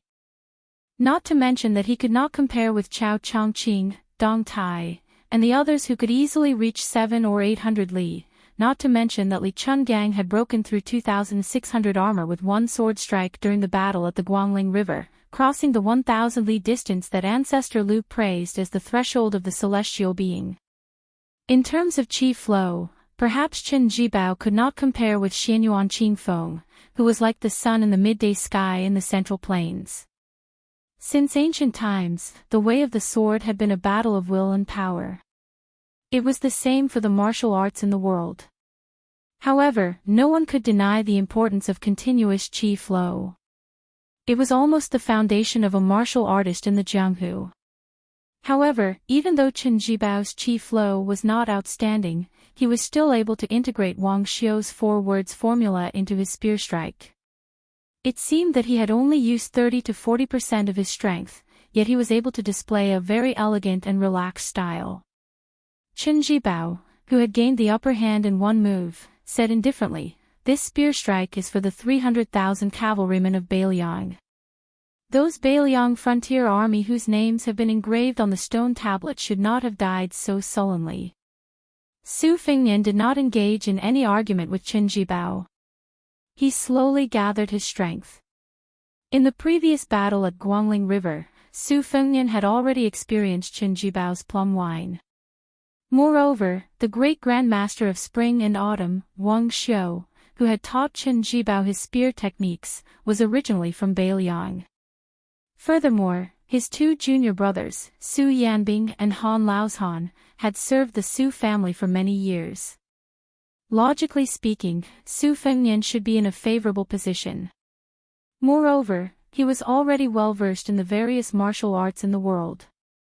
Even if Wang Xiu's spear technique could not be said to have reached the pinnacle, he should still have a deep understanding of its essence. However, once he faced Chen Jibao's elusive plum wine, he always had an inexplicable feeling that he was powerless.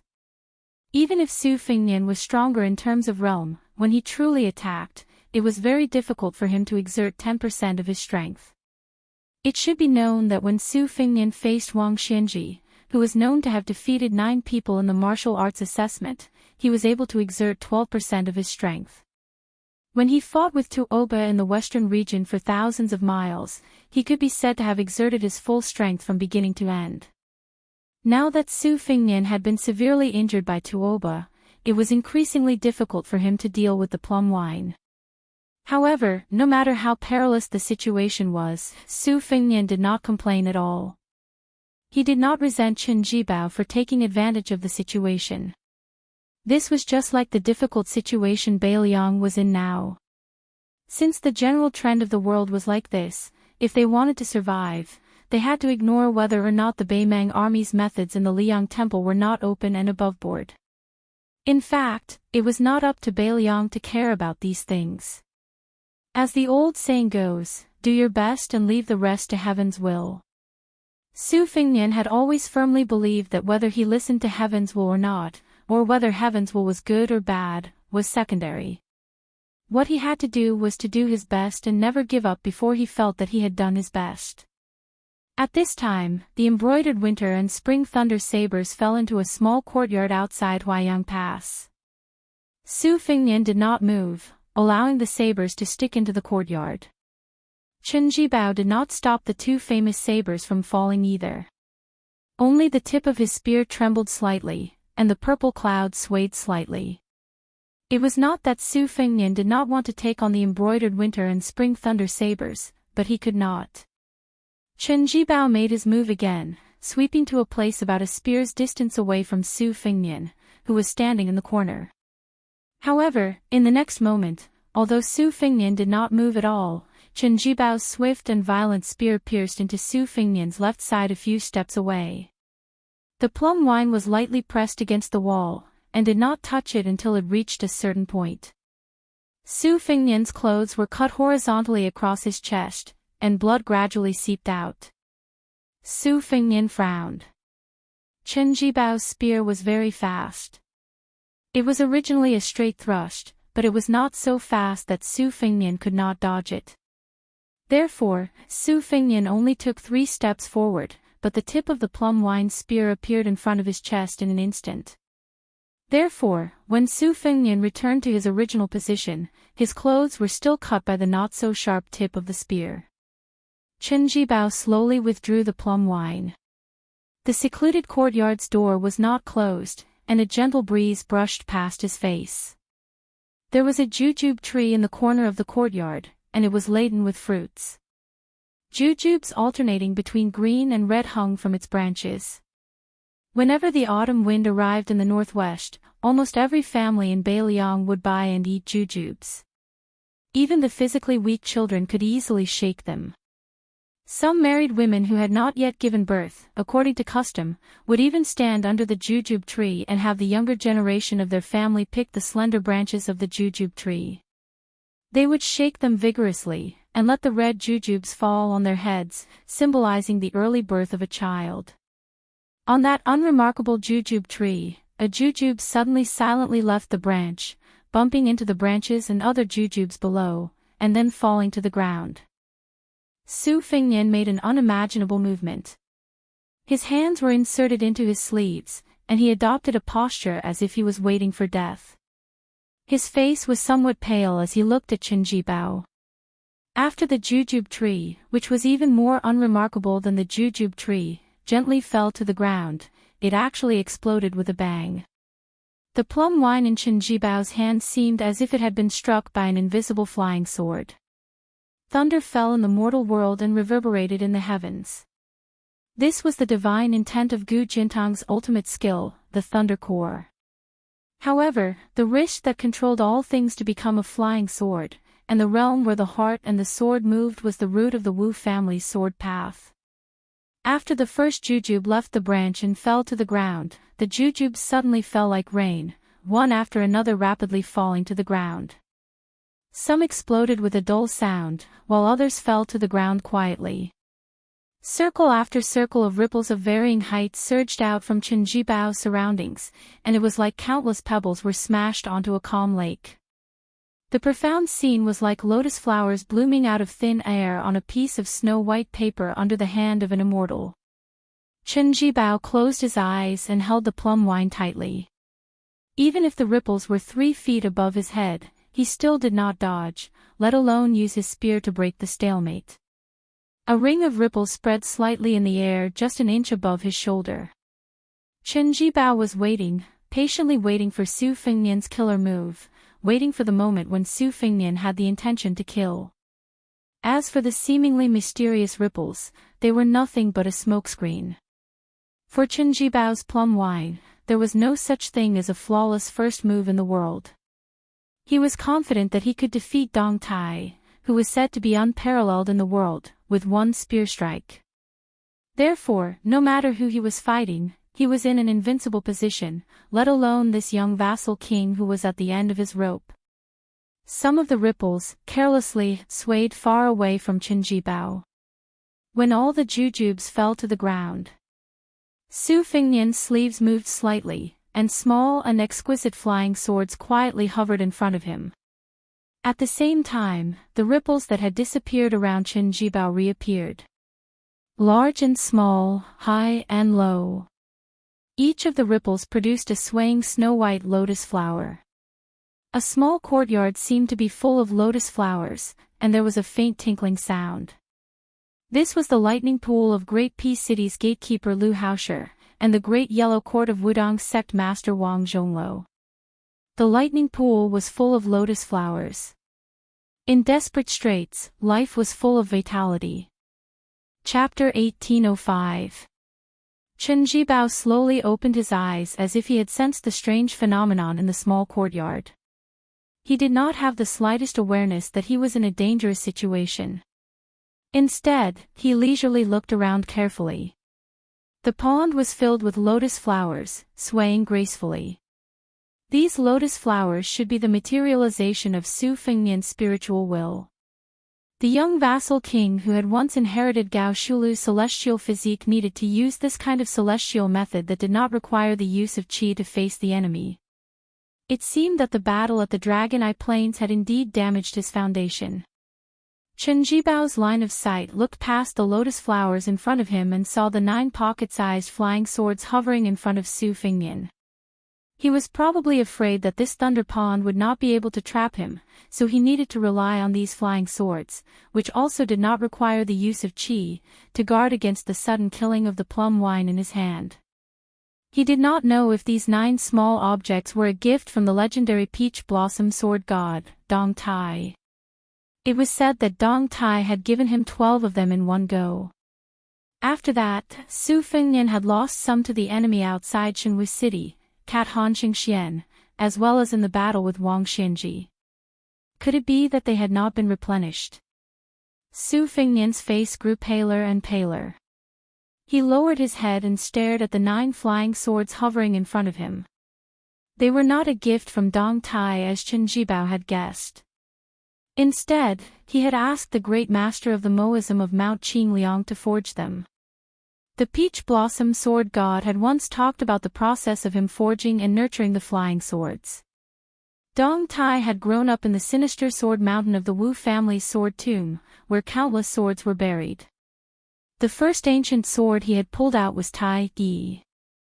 However, Tai Yi had long decayed and broke as soon as it was pulled out. Dong Tai still used the sword's name as his name.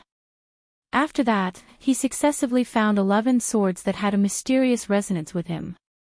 Because he hated the Wu family that had abandoned him and left him to fend for himself on the Sword Mountain, Dong Tai did not bring any of the ancient swords out of the tomb. After he left the sword tomb empty-handed, he only took 12 sword wills and finally forged 12 flying swords that were stored in a small box. They were respectively Xian Jia, Childhood Sweetheart, Morning Dew, Spring Water, Peach Blossom, Moth May, Vermilion Bird, Huang Tong, and Golden Thread Tai Yi. Su Fengnian had returned to Beiliang after the battle with the Imperial Astronomer and forged 9 swords according to this method. Fengdu, Old Flood Dragon. These 2 swords were a pair. One was reminiscent of Fengdu's green power, and the other was the old man wearing a sheepskin fur coat who had once said on the river, "The only sword in my life, where there are flood dragons, slay flood dragons." Moose Fish. The first time he heard of this name, it was the state scholar teacher from Tide Listening Pavilion who said that Su Fengnian was a kind of bookworm. According to legend, it liked to live among piles of old books. Water Spirit. It was because before Su Fengnian forged the swords, he thought of the huge turtle at the Spring God Lake who had lived for an unknown number of years. Beautiful Beard. Liang Imperial Court once had a tailor. He had a purple beard and blue eyes. In his later years, his integrity was not guaranteed. Although he was Beiliang's great enemy, from Su Xiaotali Yishan to Su Fengnian, they all respected him from the bottom of their hearts. Childish interest. He still remembered the first time he went to Beimang and passed by the Tuma Pass at the border of Yuzhou. There was a child who longed for the Jianghu who plucked up his courage and reached out to him, saying that he wanted to touch Su Fengnian's saber. Wild Fox. Once, he chatted with Zhu Zi Su Beiji. This strategist had once teased him that the new prince of Liang cultivated the wild fox Diana, which was not orthodox and would inevitably be plagued with misfortune. Mutton Fat. It was because Su Fengnian thought of the servant girl in Wutongan who liked to put on scarlet rouge. He didn't know if she was doing well in Dunhuang. He also didn't know if Huyan Dagwan would be able to persuade her to return to Beimang and bring her home this time after entering Beiliang's hinterland. Yi Xin. A dead tree is fragrant. What about a dead person? Su Fengnian had been to many places, met many people, and seen many sceneries. But in the end, he still liked the barren and cold Bailiang the most. He liked this place where every family once wore white clothes. Fengdu, Shin, moose fish, water spirit, old Jiao, beautiful beard, childish interest, wild fox, and mutton fat.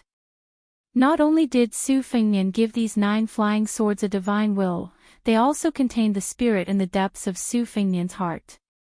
Chen Jibao narrowed his eyes as he looked at the 9 pocket-sized flying swords with different divine wills.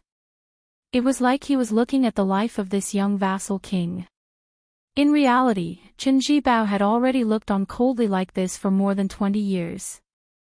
When he first saw Su Fengnian, Chen Jibao was just a youth who had just entered the Manjia battalion. He wasn't even 14 years old. At that time, his dream was to one day be able to wear armor and ride horses under the heavens with a long spear in hand. When he carefully took the child lying in swaddling clothes from Wang Fei's hands and looked at that young and tender face, Chen Jibao smiled very happily. His son, Su Shao, had helped the Zhao family of Liyang establish the Central Plains.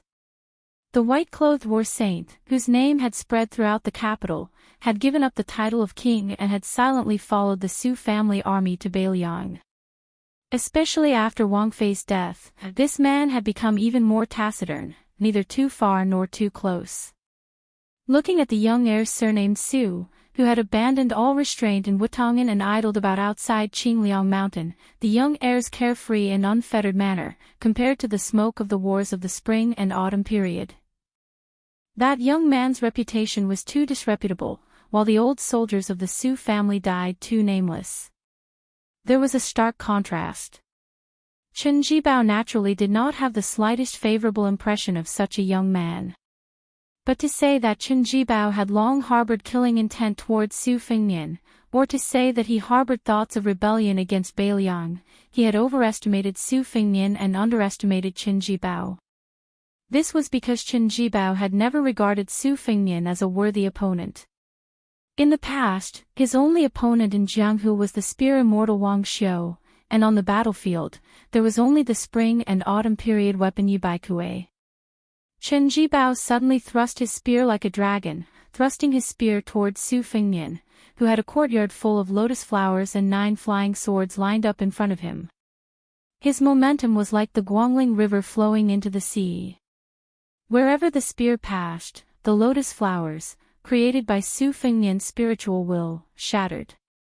Su Fengnian's body did not move at all. He only raised one hand, his index finger gently spinning. 9 flying swords flashed and disappeared, drawing 9 slender trajectories in the air. The 9 collisions between the flying swords and the spear were crisp and pleasing to the ear, like the sound of wind chimes under the eaves of a pond of lotus flowers in a house. Although the flying swords were small, their strength was enormous, their momentum heavy, so much so that Chen Jibao's plum wine deviated from its straight trajectory several times before it approached Su Fengnian's throat. At the critical moment when the spear was about to pierce Su Fengnian's throat, he tilted his head and bent his knees slightly. The tip of the plum wine spear scraped a bloody groove on the left side of his neck. Leaning forward slightly, Su Fengnian seemed to have picked up the plum wine on his shoulder, and then suddenly charged forward. Chen Jibao's wrist trembled, and the plum wine pressed down. Su Fengnian's shoulder made a loud bang, but his forward momentum did not stagnate in the slightest.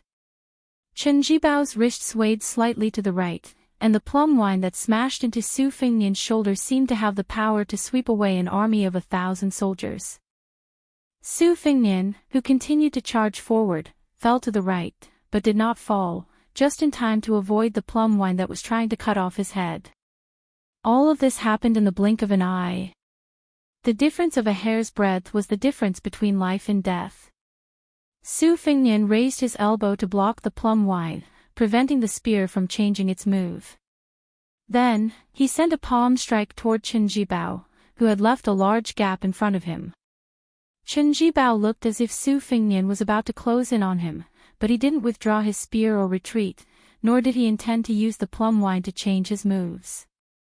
He directly exchanged a punch and a palm with Su Fengnian. Chapter 1806. Su Fengnian's palm struck Qin Jibao's forehead, while Qin Jibao's fist smashed into Su Fengnian's forehead between his eyebrows. Both of their bodies swayed, trying their best to stabilize their bodies. Neither of them was willing to take even half a step back. Then, each of them viciously kicked out with their feet, still seeking only offense and abandoning defense. This time, both of them finally took a few steps back. Then, almost at the same time, they took a few steps forward. Just like before, they raised their arms and struck out with their elbows. The two of them, who had been hit in the head, staggered to the left and right. When Su Fengnian and Bodhisattva Tuoba fought in a narrow alley in a small city in the western region, both of them only moved within a small area. They gave up on the pursuit of a powerful aura and instead used their Tao field in a snail's shell, showing the graceful bearing of a grandmaster who had returned to his original simplicity. Today's battle in Qin Jibao's courtyard could be said to be a different approach to achieve the same result. After the two of them separated by a small distance, Qin Jibao, who originally held the plum wine in his hand, did not necessarily have the advantage of making the first move. After all, the plum wine was too long. It was just that Qin Jibao, whose spear technique had reached perfection, suddenly grasped the air in his palm, causing the spear to slide backwards. After grasping the plum wine tightly in his hand, it became like a 3-foot-long sword that was at the perfect distance to meet the enemy.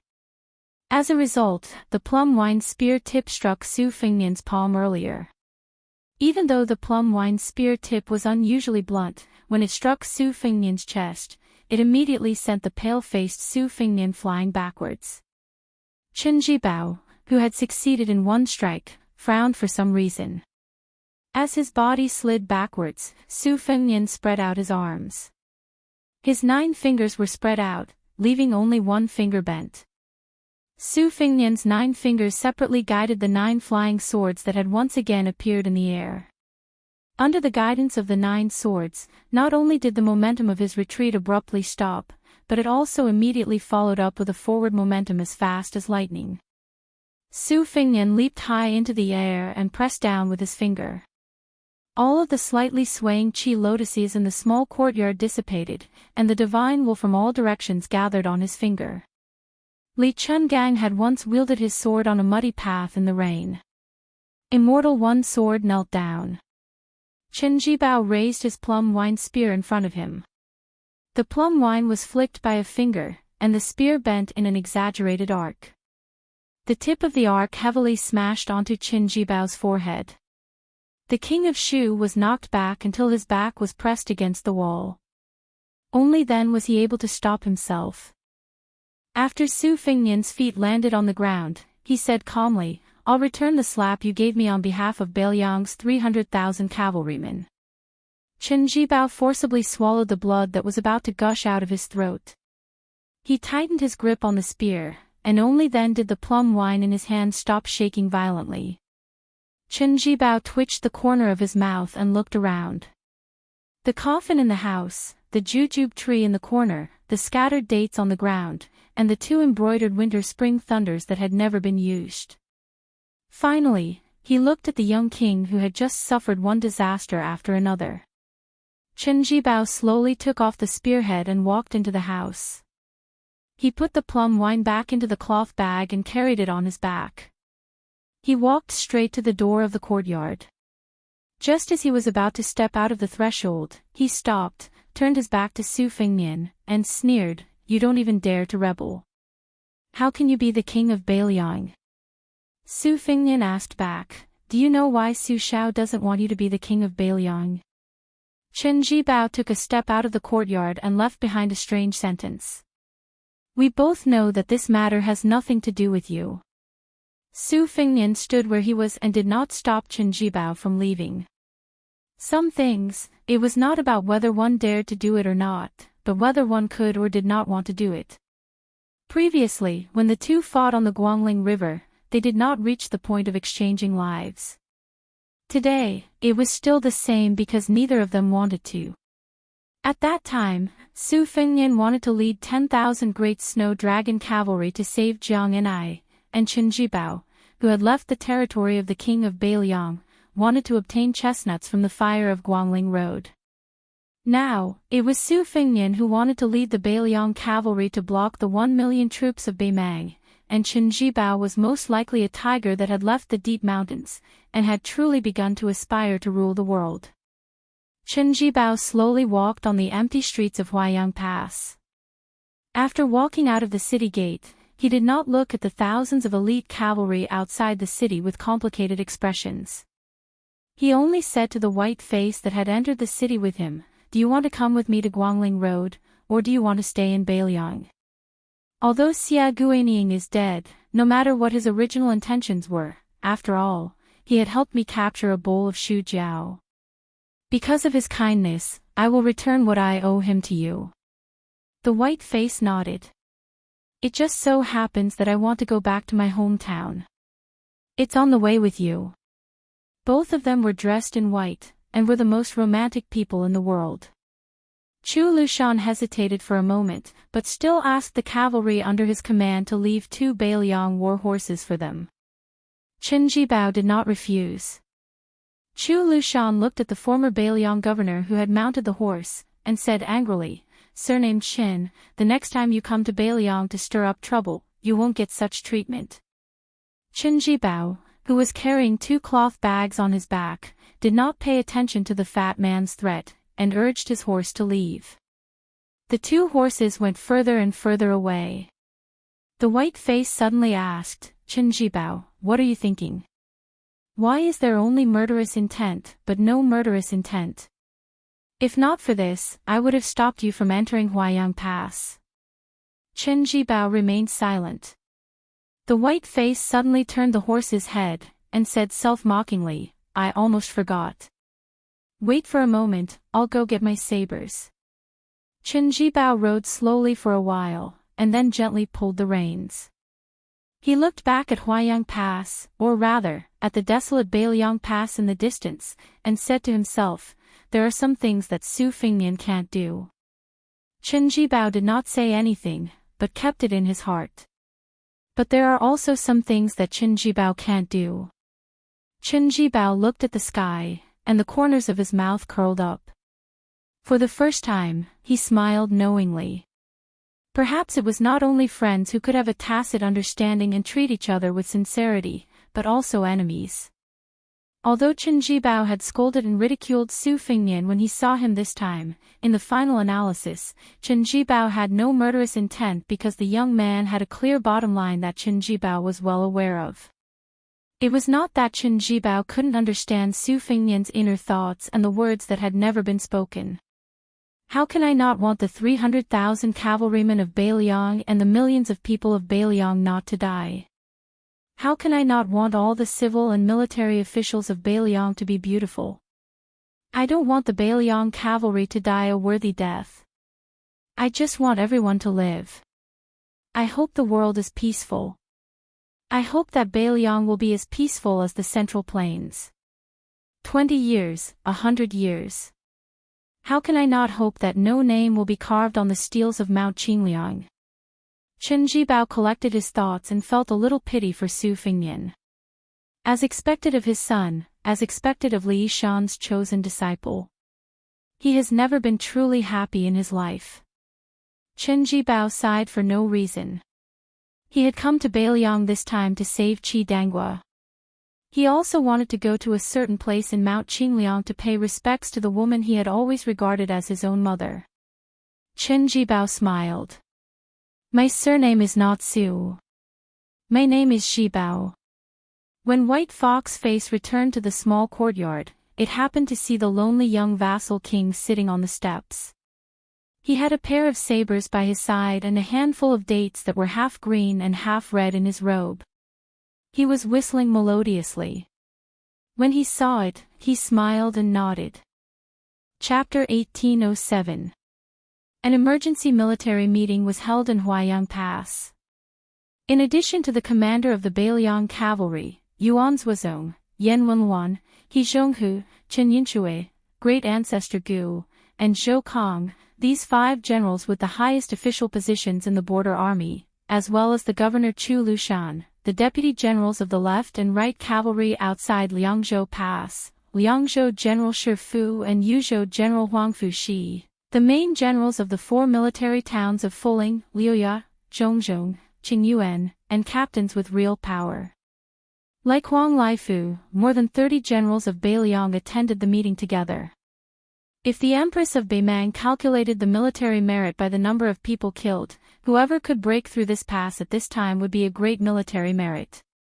Su Fengnian, who rarely directly meddled in the border affairs, called everyone together this time and proposed a bold strategy, which was far more radical than the previous established strategy. It was not as simple as Yuzhou infantry lean to the west and Lingzhou cavalry lean to the north, but he wanted to treat Liuzhou as the key battlefield that would determine the outcome of the Second Battle of Liangmang. Its status was even vaguely higher than that of the unbuilt Jibei city and the entire outside Liangzhou Pass. He Zhonghu and Qin Yinshui, the two deputy generals, both opposed the idea. Jean Partridge Shou Kong, who was a little junior in terms of seniority, clearly agreed with the young lord's idea. Yan Wenluan and great ancestor Gu did not express their opinions because it was too risky. Their king of Beiliang actually made it clear that he wanted to have a vigorous battle with Beimang. If you use a large number of troops to attack outside Liangzhou Pass, then I will destroy your Beimang southern dynasty. However, after great ancestor Gu weighed the pros and cons, he couldn't help but lower his head to look at the Liangmang confrontation map on the table again. Deeply worried, he said, "Your Highness, this move might not necessarily be appropriate. Let's not even talk about whether or not our cavalry in Lu province can push all the way into the southern dynasty's hinterland, north of northern city, even if Luya and Fuling Grave have Yozhou's infantry helping to defend the city. In terms of military strength, we are clearly still at an absolute disadvantage. This type of disadvantage isn't something a few city walls can make up for. Once Yul Wandao and Ningame lead their troops west, the disparity in military strength will become even more exaggerated. It isn't that we can't lose Huaiyang Pass, these mountain passes and cities, but I fear that if we lose them too quickly, it will cause Generals He and Zhou's cavalry to lose their support. A slight move in one part will affect the entire body. In a hurry, how can Northern Mang's main army be able to stop Northern Mang's main force by just hanging a lone northern city outside the pass? Without Beiqing Pass, even if more than half of the southern dynasty of Beimang is destroyed by the cavalry of Liuzhou, it will not make any difference to the overall situation. Yan Wenluan put one hand behind his back as he pointed at the map with the other hand. Let's look at this matter in reverse. Let's assume that there is no battle at the Calabash Pass and all the main forces of our Yuzhou infantry are transferred to the outside of Liangzhou Pass instead of the original 30,000 soldiers. In this way, the effect of Fuling Grave and Liuzhou Pass will be greater. For example, let me stay in Huaiyang Pass while great ancestor Gu leads the troops to assist in the defense of Heavy Grave. Chen Yinshui chooses to connect with Qingyuan army in Liuzhou province. In this way, the overall defense line in the north of Beiqing Pass could at least win Liuzhou cavalry 2 to 3 months. Before the two deputy commanders of the infantry under Yan Wenluan spoke, He Zhong, the general of the left cavalry, hurriedly said, "No, absolutely not. Everyone here is on the same side, so there are some things that everyone understands even if I don't say them out loud. To the north of northern Mang City, Huaiyang Pass is already destined to fall, let alone the several towns of Liuya and Lingling. Could it be that the three of you want to give the northern Mang barbarians 3 chances of becoming vassal kings for nothing?" Speaking of this, He Zhong suddenly hesitated as he looked at Su Fengnian and Chu Lushan who were standing side by side. "Lord, it's not that I," He Zhong, looked down on those young generals of Liuzhou province. "In fact, I admire Ko Jianghuai, Xia Shibian, Chao Wei, and Yul Wandao who are known as the twin walls of West Chu. In the future, I might not even be qualified to carry their shoes. However, we can't afford to make any mistakes in the upcoming war. Those barbarians of Beimang, Dongzhua and Huang Songpu can make some mistakes, but we of Beiliang can't make any mistakes. After all, those young men are too young. Moreover, Liu Zhou originally had the experienced and prudent Huang Songpu. Now that Lantua Mountain has changed sides, there aren't many cavalry in Liu Zhou. Moreover, other than the Longxiang army, which can be considered to be from the main camp, the rest of the cavalry were formed not long ago. Between them, there isn't a tacit understanding that can only be cultivated through battle after battle. If there's a mistake in any part, won't we lose the whole game? Zhou Kong frowned and suggested with a lack of confidence, if old general he is worried that Liu Zhou doesn't have a backbone, why don't we let Commander Yuan take charge of the situation? Chu Lushan shook his head and said, Yuan's Huazong is indispensable to the cavalry battle outside of Liangzhou Pass. We need a cavalry general. He must be able to use the cavalry to the level of distant water can quench a nearby thirst. This kind of thing, in Beiliang, only Yuan's Huazong can do. Even I, Chu Lushan, can't do it. Therefore, most of the young cavalry generals in Liuzhou have to fight for themselves. It's been like this from the beginning to the end. In the Battle of the Princess's Tomb, which determined the decisive battle of the Western Fortress, Yuan's Huazong was undoubtedly the biggest hero. Therefore, it could be said that if Yuan's Huazong did not lead the long-distance raid, the Central Plains would still be a different story. Chu Lushan once made a magnificent feat of leading thousands of cavalry into Shu. Together with Lu Xingxiang's Luzhou in the Snowy Night, they were known as the two classic cavalry battles in the Spring and Autumn War. However, compared to Yuan's Huazong's sudden raid on the Princess Tomb, it was undoubtedly inferior.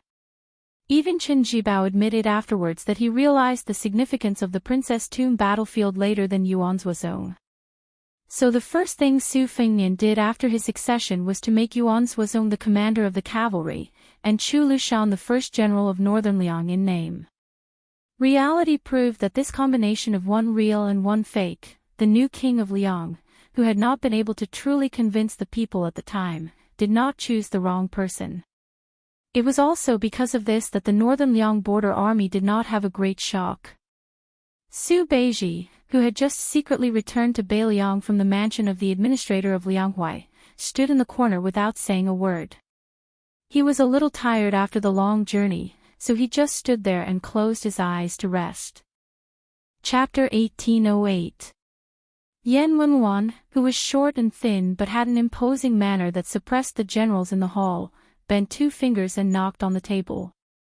She turned her head and asked, Commander Chu, Chao Wei transferred 10,000 cavalry from the border army, Yul Wandao's 10,000 Yoqi cavalry, Ko Jianghuai mixed with a considerable number of young and strong cavalry from Liuzhou, plus Xia Shibian who temporarily took over the two towns of Linyao and Fengxiang, with a total of no more than 6,000 cavalry, and Ningamei's iron stupa that was urgently replenished after its vitality was greatly damaged. The five of them added together were no more than 2 times Yan Wenwan's age. Do you really want to bet on them to turn the tide? Aren't we asking too much of the old people in Liangzhou and Yuzhou? The root of this debate was actually whether these young people could shoulder the great responsibility and whether they deserved the sacrifice of the border army of Liangzhou.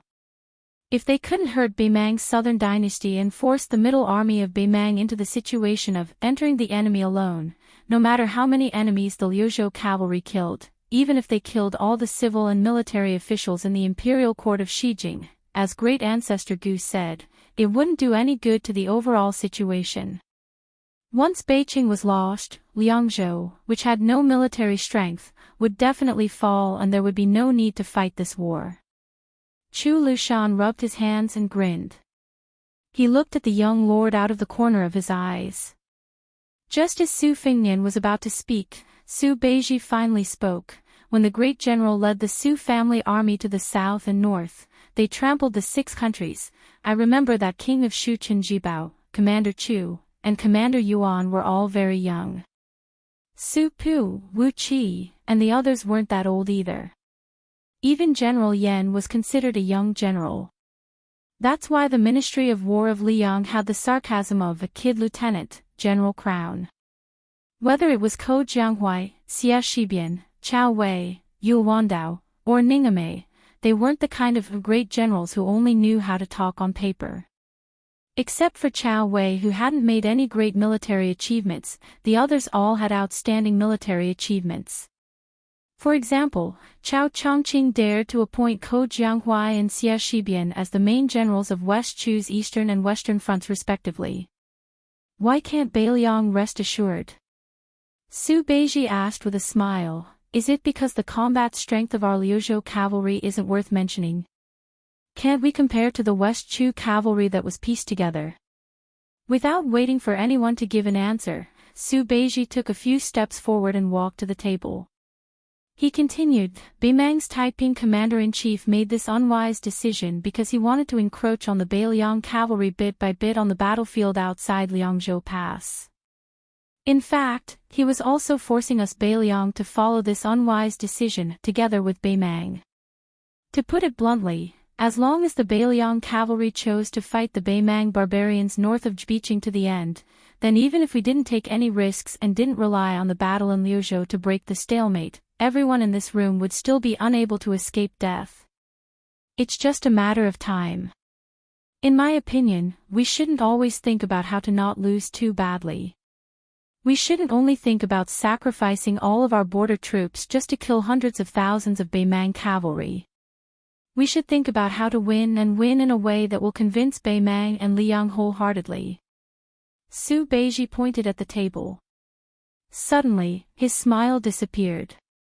He said in a low voice, now the opportunity has come. It's right in front of our eyes. Su Fingyan turned his head to look at this fellow and smiled slightly. Yan Wenluan and He Zhonghu, these experienced generals, were not hot-blooded hotheads. After hearing Su Beiji's words, they didn't show too much excitement. Instead, they became more cautious. Partridge Shou Kong was publicly recognized as the most violent general in the Beiliang frontier army. He had always believed that the best defense was offense. He probably knew that the outcome of today's meeting would determine the survival of Beiliang. He didn't add oil to the fire. Instead, he said carefully, there is no need to doubt the talent of those young men. Now, I want to confirm one thing. That is, can the leaderless cavalry in Liuzhou really lead Huang Songpu by the nose?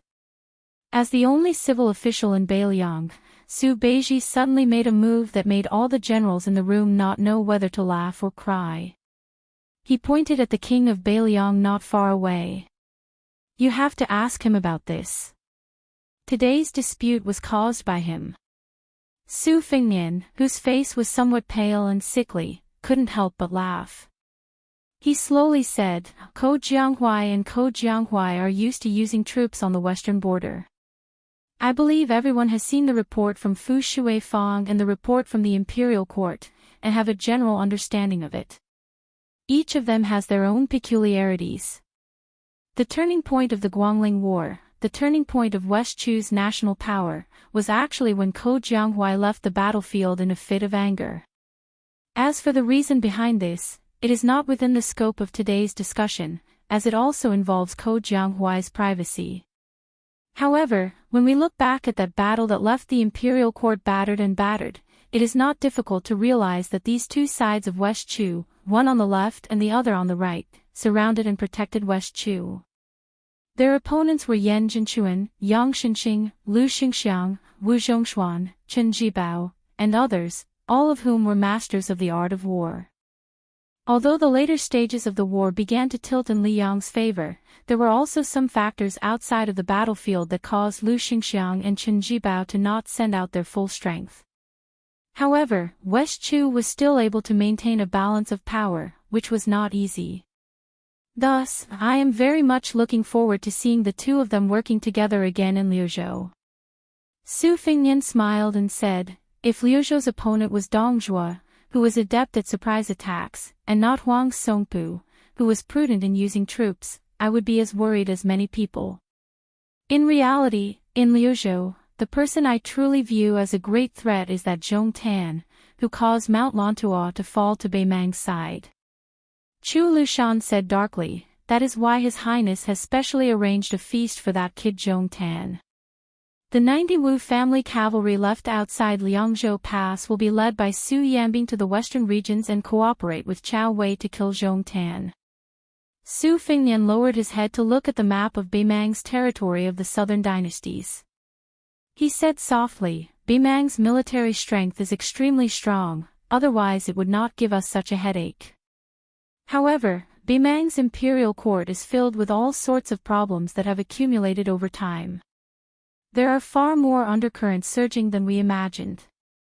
The reason why we are staking everything on one throw and using Liuzhou to break out of this stalemate is not because of the battle at the border of Liangmang, but rather within Beimang itself.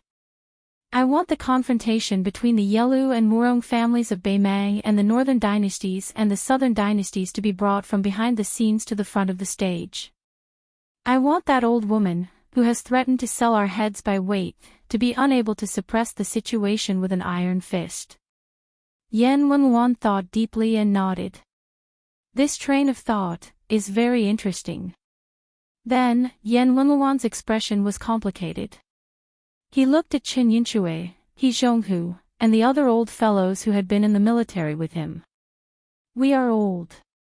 Although we can still ride horses and draw bows and kill people, we are still old compared to Yu Wandao and the other young people." The autumn wind gradually picked up outside the room.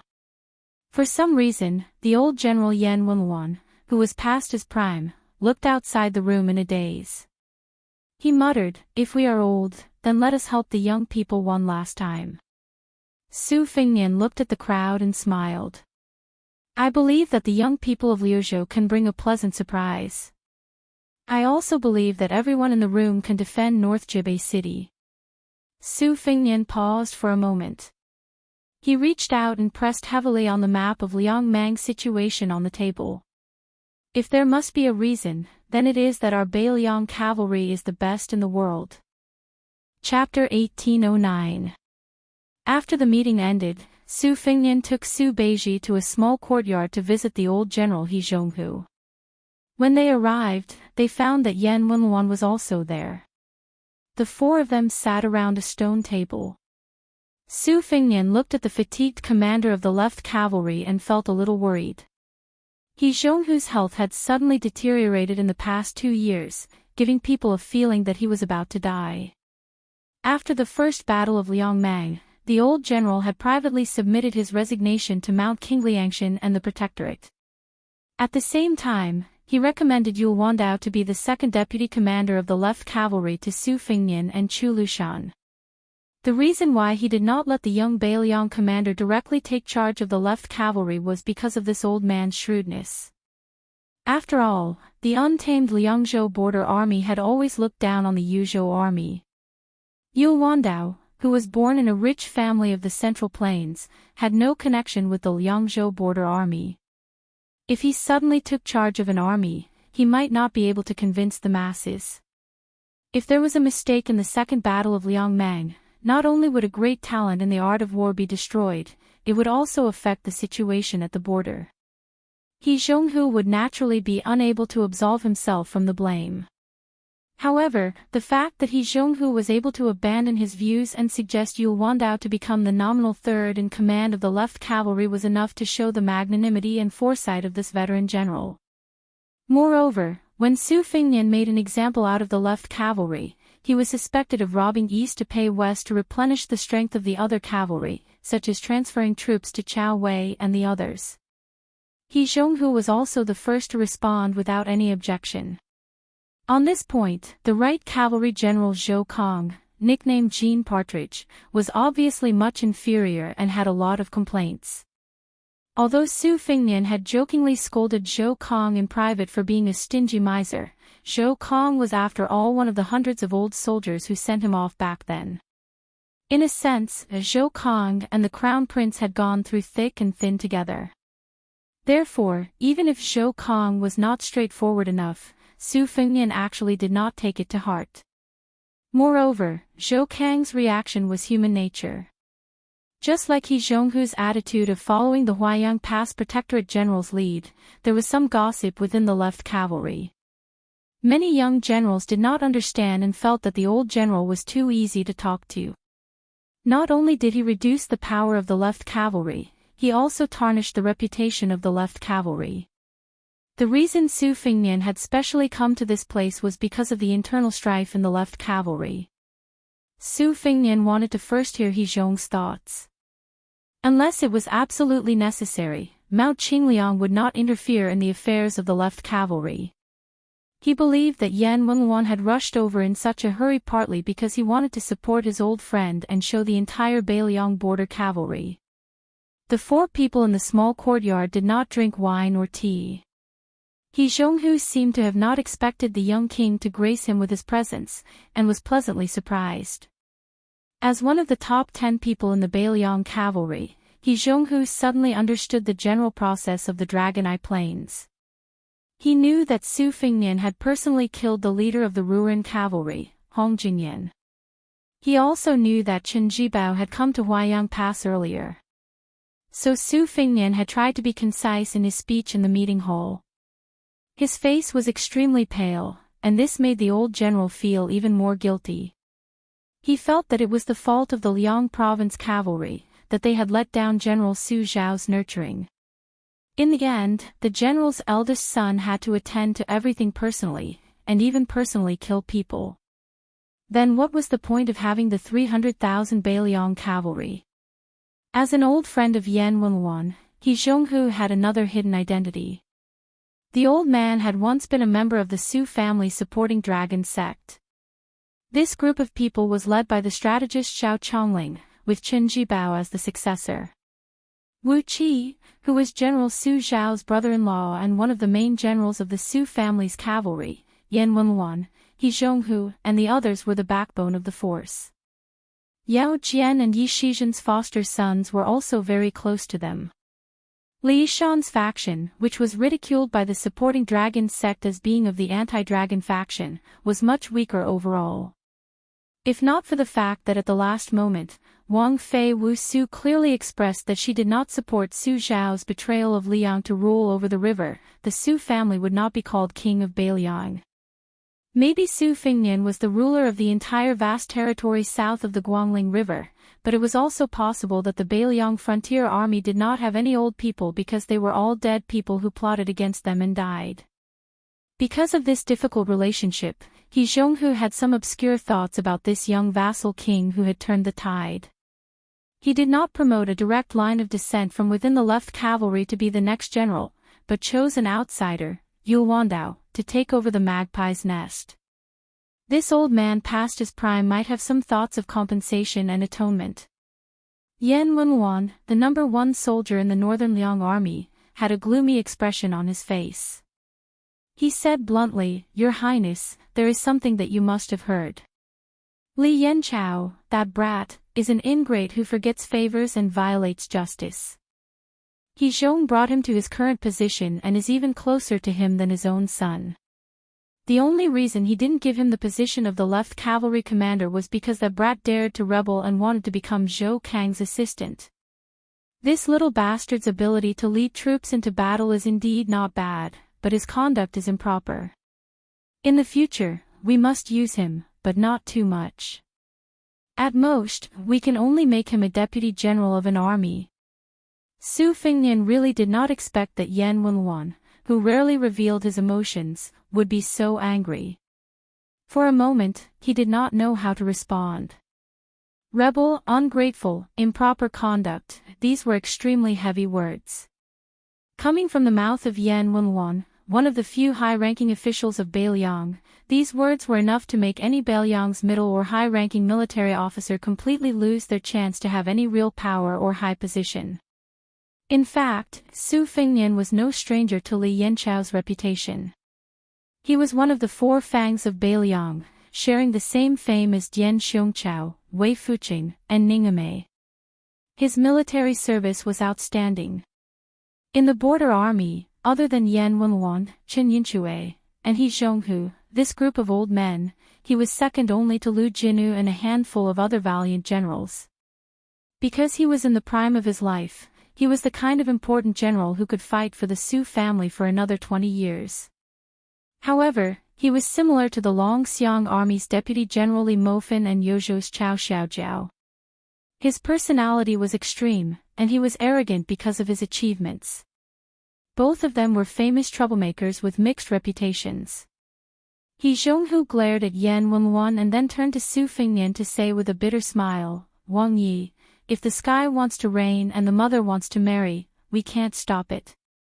Since Zhou Kong has promised that Li Yanchao will succeed as the commander of the right cavalry, then let him go. Yanchao, this child, has fought in the left cavalry for many years. The military merits he has made are enough for this future. There is nothing wrong with people walking towards greater heights." Yan Wenluan was helpless. Actually, it wasn't that he didn't like Li Yanchao, but he just wanted to help He Zhonghu raise the topic.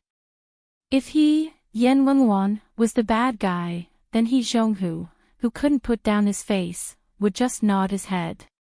It wasn't that Li Yanchao couldn't leave the left cavalry, but he couldn't encourage this trend. Otherwise, wouldn't Jean Partridge's little hoe fly away? He Zhonghu's illness was not light. Would he really have to lie in bed in the future and hear the grievous news of the right cavalry falling apart? Was he really not afraid of dying with grievances?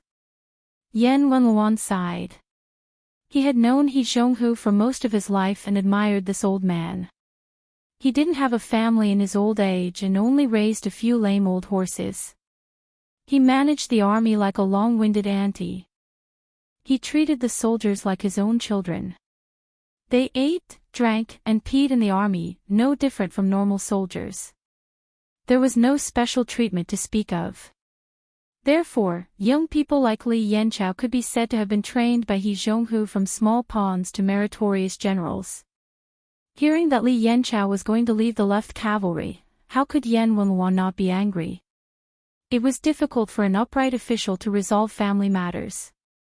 It could be seen that even if it had reached the stage where father and son had a falling out, He Zhonghu still couldn't bear to delay Li Yanchao's official career. He was afraid that the young vassal king would have a bad impression of Li Yanchao, to the extent that it would be difficult for him to be promoted in the right cavalry. Su Fengnian thought for a moment and slowly said, "To be honest, as long as Li Yanchao remains outside the Great Pass, it doesn't make a difference to me whether he works for the left cavalry or moves to the right cavalry to climb up. Moreover, the left and right cavalry's extreme xenophobic tradition is indeed not beneficial to Bailiang. After all, flowing water does not rot and the pivot does not rust. Even without Li Yanchao's matter, I originally wanted to let the left and right cavalry carry out some exchanges of generals. Back then, when I integrated the armies of the 3 provinces within Bailiang, I only set up 14 captains with real power. However, the first great battle of Liangmang is imminent. I was afraid that too much of a commotion would cause the border army to become unstable and affect the war situation. That was why I didn't move the border army outside the Great Pass." Yan Wenluan narrowed his one eye and didn't say anything. Yan Wenluan did not oppose the border army restructuring. However, what this Bailiang infantry commander was not used to was that the young king did not hesitate to bring it up in front of him. Especially at this time when the left cavalry was in chaos and He Zhong was about to leave the border army due to illness. These words seemed a little cold and solemn. He Zhong was filled with emotions and did not know where to start. The old man's face was dejected and lonely, and his eyes were in a daze. Some rich old people in their twilight years, only when they were sick and had lost all hope would they start to envy the poor and healthy. However, He Zhong was different. Although he had a high position in the Bailiang border army, he did not have any children to inherit the family business. He did not even have a house within the Bailiang Pass. He was completely different from Huaihua great general Zhong Hongwu, who treated the entire Lingzhou as his backyard. He Zhong's old and sickly appearance was that of a hero past his prime. Su Fengnian was very familiar with this kind of helpless hero past his prime. Su Fengnian and Su Beiji left the courtyard. Su Beiji's brows were tightly furrowed. Su Fengnian smiled and asked, "Zhu Zi, are you curious why I did not help He Zhong calm down the left cavalry?" Su Beiji looked back at the courtyard door. "Forget about He Zhong, aren't you afraid of angering Yan Wenluan?" Aren't you afraid that the two old people will think that you are cold-hearted? That you are a cruel and merciless king? Chapter 18:10. Su Fengnian and Su Beiji walked side by side in the dark alleys. Su Fengnian stretched out a hand and gently brushed it against the wall. As he walked, he said, "Then you can just think of me as bullying a good old man." Su Beiji joked, "Isn't that the case? Everyone in the Bailiang frontier army knows of the partridge's violent temper. The child who makes a fuss gets candy. That's why you, the king of Bailiang, tolerated the right cavalry's military affairs. In the end, you can be considered half the main culprit behind He Zhonghu's current situation." Su Fengnian said some irrelevant words. Su Xiao used to like to say that the wicked are not afraid of the heavens, and the kind are not bullied by the heavens. In the past, I thought this kind of great reasoning was nonsense. Later on, I realized that the reason great reasoning is because it really makes sense. Su Beiji laughed out loud. "I knew it. You wouldn't just let He Zhonghu leave the left cavalry like a coward." Su Fengnian sighed emotionally. "Of course, I think highly of talented young foreign generals like Yul Wandao, Ko Jianghuai, and CSCC. But as for He Zhonghu and the other Bailiang old men who have followed Su Xiao through thick and thin, that kind of feeling," Su Fengnian didn't continue, but Su Beiji could feel that kind of feeling was similar to that of an elder in one's own family. Su Beiji smiled and asked, "If that's the case?" Su Fengnian replied, "Then let's go meet Li Yanchao." Su Beiji hesitated for a moment before reminding him, "Don't let your emotions affect your decisions." Li Yanchao actually represents a large group of generals in the Bailiang frontier army. They are ambitious, have outstanding military achievements, and are bent on climbing up the ranks. Li Mofan and Chao Xiaojiao are the same. These people are similar to Yan Wenwan and He Zhonghu, but there are some differences. The Su family's family business was built by the great general and the old people around him. As for the younger ones, they can't expect everyone to be as indifferent to fame and fortune as Lu Jinu. Moreover, the war is imminent, so it's not a bad thing to have ambition. It's not that you can't pour cold water on them, but you can't make them feel like they've been stripped naked and thrown into a world of ice and snow. Su Fengnian smiled and said, "In the past, when I was listening to plays, I often heard a phrase called chilling the hearts of the generals and soldiers. I understand the principle." Su Beiji suddenly stared at this fellow and said, "Why does it sound like something's wrong?" Su Fengnian smiled mischievously and reached out to put his arm around Su Beiji's shoulder. He said flatteringly, "Tangerine, you know me best." Su Beiji shrugged him off in annoyance and said, "Go away." Just as the two of them arrived at another courtyard, a young and strong general happened to run wildly behind them. Perhaps it was because of the urgency of the situation, he bumped into Su Beiji's shoulder and strode up the steps. He didn't stop there and turned around to glare at them. In the end, he suddenly fell silent out of fear. He didn't recognize Su Beiji, who used to be the provincial governor of Lingzhou, but how could he not recognize the great king of Bailiang? Without waiting for this brave lieutenant of the left cavalry to apologize, Su Fengnian smiled and asked, "Did you send a message to Li Yanchao?" "This king just went to old General He's courtyard."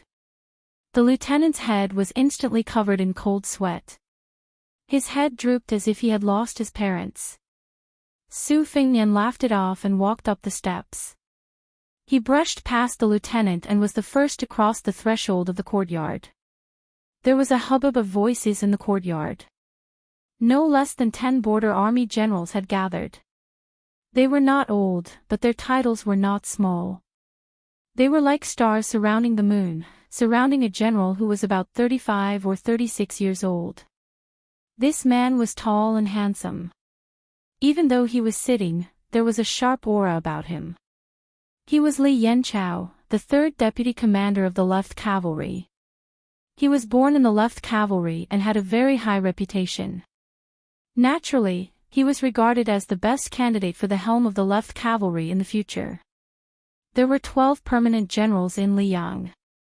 The first official with the title of Jing was the highest, the second official, which was the same as that of the 6 ministries. The Jin general had both the second and the third official, and the Ping general had the same title as the Ping general. It was reasonable to say that in a vassal state, there should not be enough titles to compete with the Pen general. At most, they should be equal to the Ping general. For example, the general in charge of a province's military affairs was the third official. But in Beiliang, it was very interesting. He Zhonghu, Zhou Kong, Gu Dazhu, and Qin Yinchue, these deputy commanders of cavalry, were the same as the 2 commanders-in-chief Yan Wenluan and Yuan Zuozong. They were all second-level generals, only half a level lower than Protector General of Beiliang Chu Lushan. Therefore, almost all the young and strong generals were staring at these hot positions, waiting for the time when the old men in their respective armies retired. It was their turn to take a step forward step by step. Not to mention sitting in the top 2 positions below Yan Wenluan and Yuan Zuozong, one day to be the commanders-in-chief of the left and right cavalry, one day to be the commanders-in-chief of the left and right cavalry.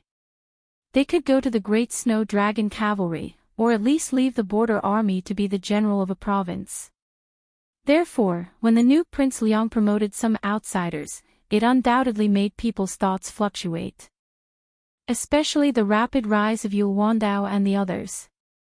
Huang Fujin, Ko Jianghuai, and Han Laozhan each took the share of the generals of 3 provinces. Shi Fu followed closely behind them as the general of Liangzhou. As a result, there were a lot of expectations and thoughts. When the generals saw the arrival of the young vassal king, after the initial shock, they all stood up from their chairs and cupped their fists in greetings to the prince. The lieutenant of the left cavalry, who had been standing helplessly behind Su Fengnian and Su Beiji, quickly ran to join his colleagues. Only then did he feel relieved. A general quickly made 2 chairs for the young vassal king. After Su Fengnian and Su Beiji sat down, he raised his hand and gestured twice. "Everyone, please sit down and talk. Today is not a military meeting, so there is no need to pay attention to the red tape." After all the generals saw Li Yanchao calmly sit down, they carefully returned to their original seats. The 2 generals whose seats had been taken were standing not far away.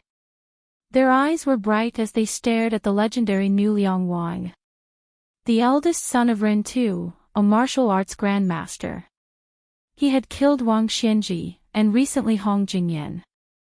Chapter 1811. He had caused a ruckus at the imperial astronomer of Great Peace City.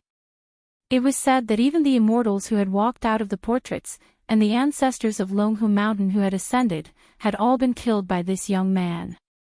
Moreover, the only king with a different surname in Liang was not careless on the battlefield. The battle at Hudi's city and the 1,000 Li attack outside the gourd were all facts. Therefore, even if these generals were all arrogant people in the left cavalry, when facing this young vassal king, they had no choice but to be in awe. Apart from the awe, there was also heartfelt admiration.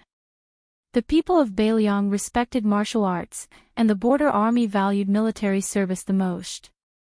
The new King Liang led the Beiliang cavalry to victory over the Beimang barbarians, and beheaded Jujing Temple inside the gourd. How satisfying!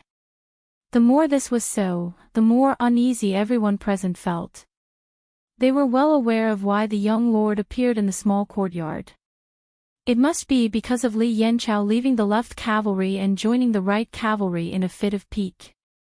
But who in Beiliang did not know that Yu Wandao was the trusted general of the new King Liang?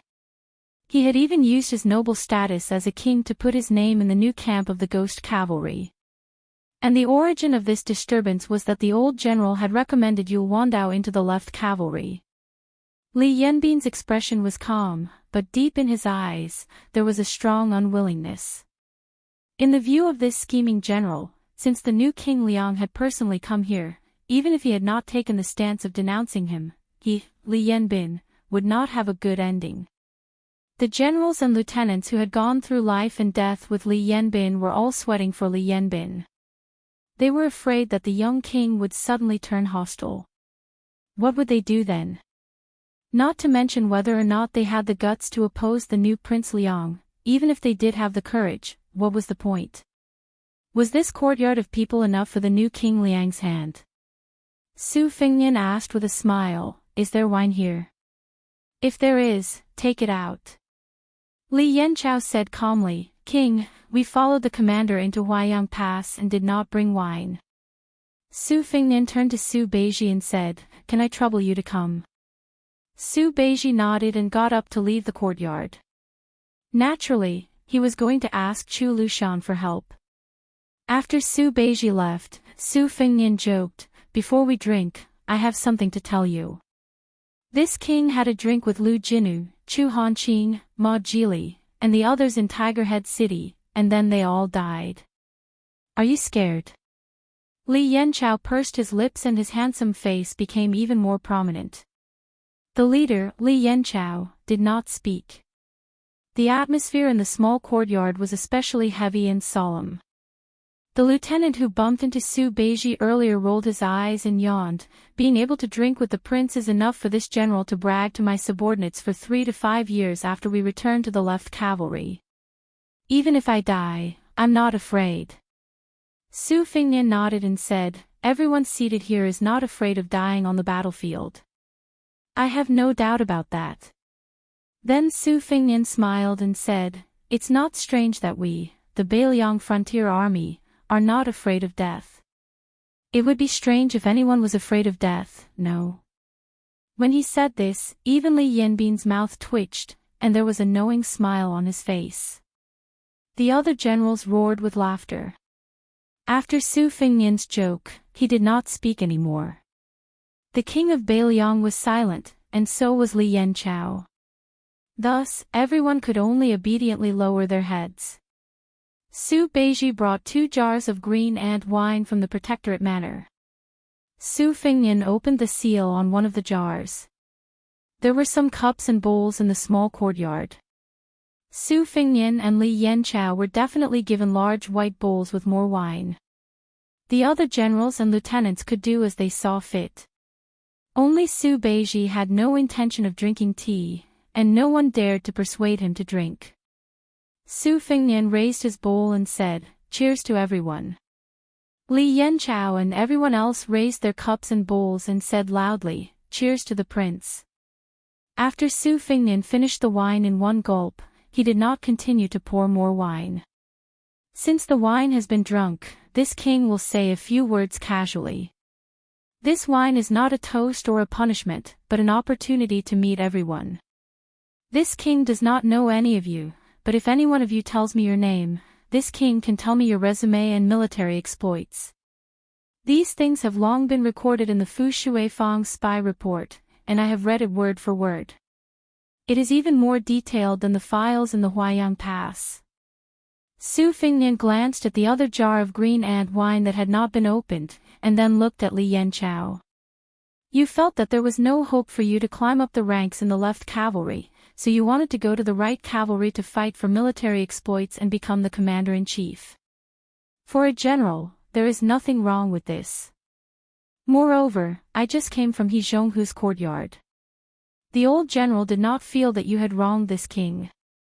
Instead, he even tried to persuade this king.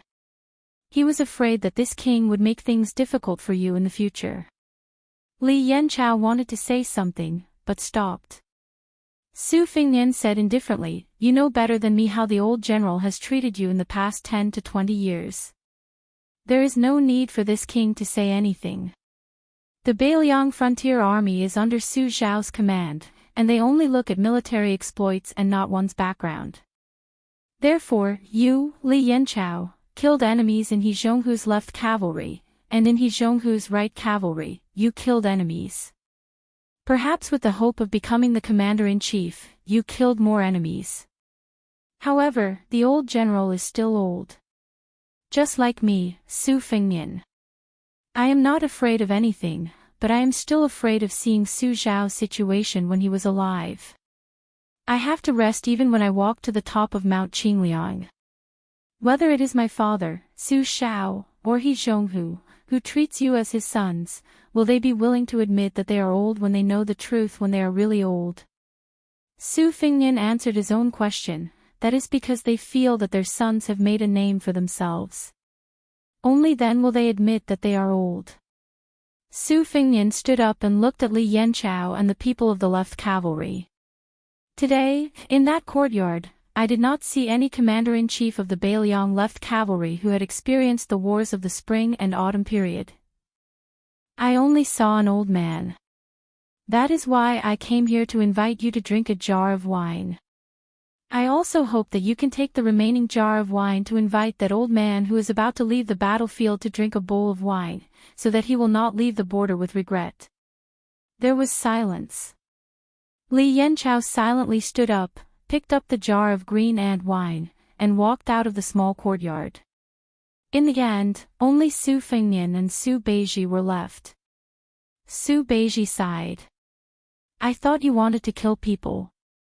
Su Fengnian poured himself a bowl of wine. He lowered his head and said, Who said I don't want to?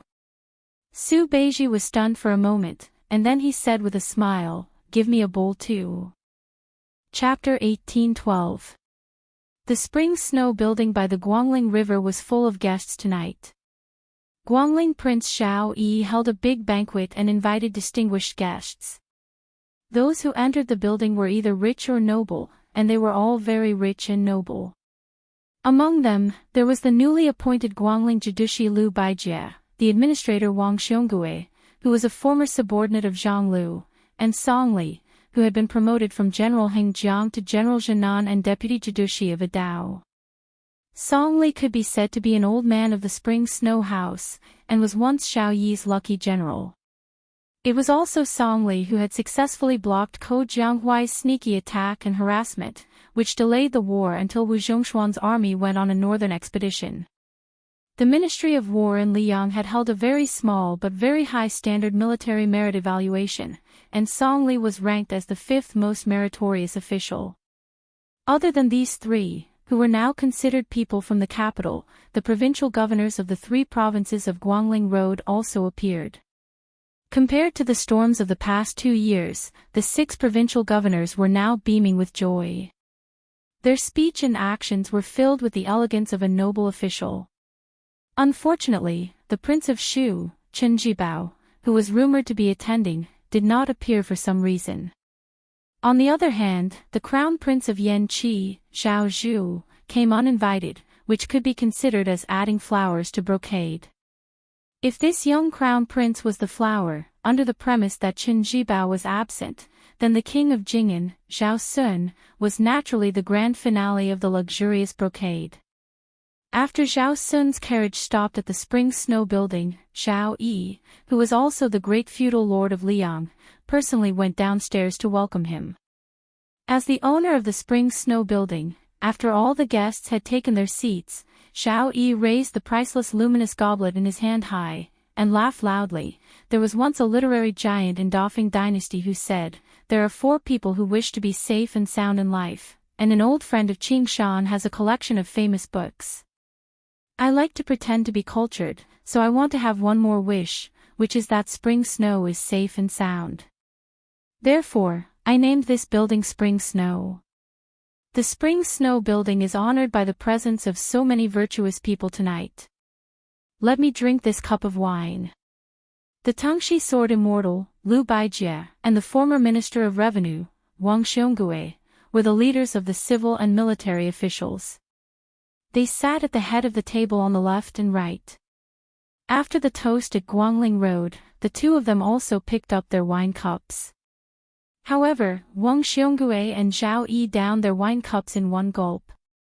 Liu Baijie only took a small sip before stopping. She quickly put down her wine cup and glanced at the crown prince, Zhao Yi, sitting next to Zhao Yi. This provincial governor frowned. Following the self-immolation of the young West Chu Empress on the battlefield of the Western Wall, the civil and military officials in the capital of West Chu, which had once been renamed Dingding City, had all surrendered. The Guangling War officially entered its final stage. The emperor ordered that the imperial army was not allowed to harass the people of Guangling Road. They were not allowed to kill people to vent their anger.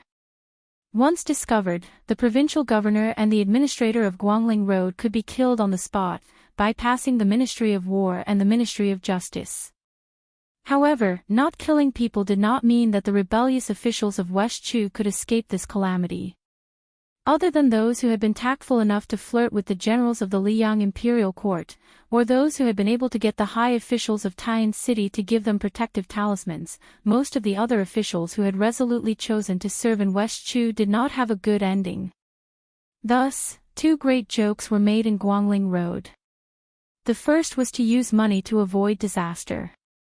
Gold and silver objects, as well as antique calligraphy and paintings, were all sent to the mansions of certain generals. The second was to pawn women to curry favor with the new nobles of Guangling Road. Of these, the new general of Jinan, Song Li, and the Guangling heir, Xiao Yuang, were the most unscrupulous. If one said that Song Li only chose a few famous young and beautiful women to keep in his house, his influence was limited. But Xiao Yuang really did not care. Whether it was young women or married women, he only counted them based on their family status. The wealthy families ranked in the top 10 of West Chu's new dynasty took 3 people from each family. After that, there were more than 40 aristocratic families that extorted 1 or 2 people from each family. If there were people who were unwilling, Xiao Yuang did not dare to kill them openly, but he had his own methods to deal with them. He had plenty of ways to make those families who did not want to be humiliated live a life worse than death. Lu Baijie raised her wine cup and then put it down again. She looked around with mixed feelings.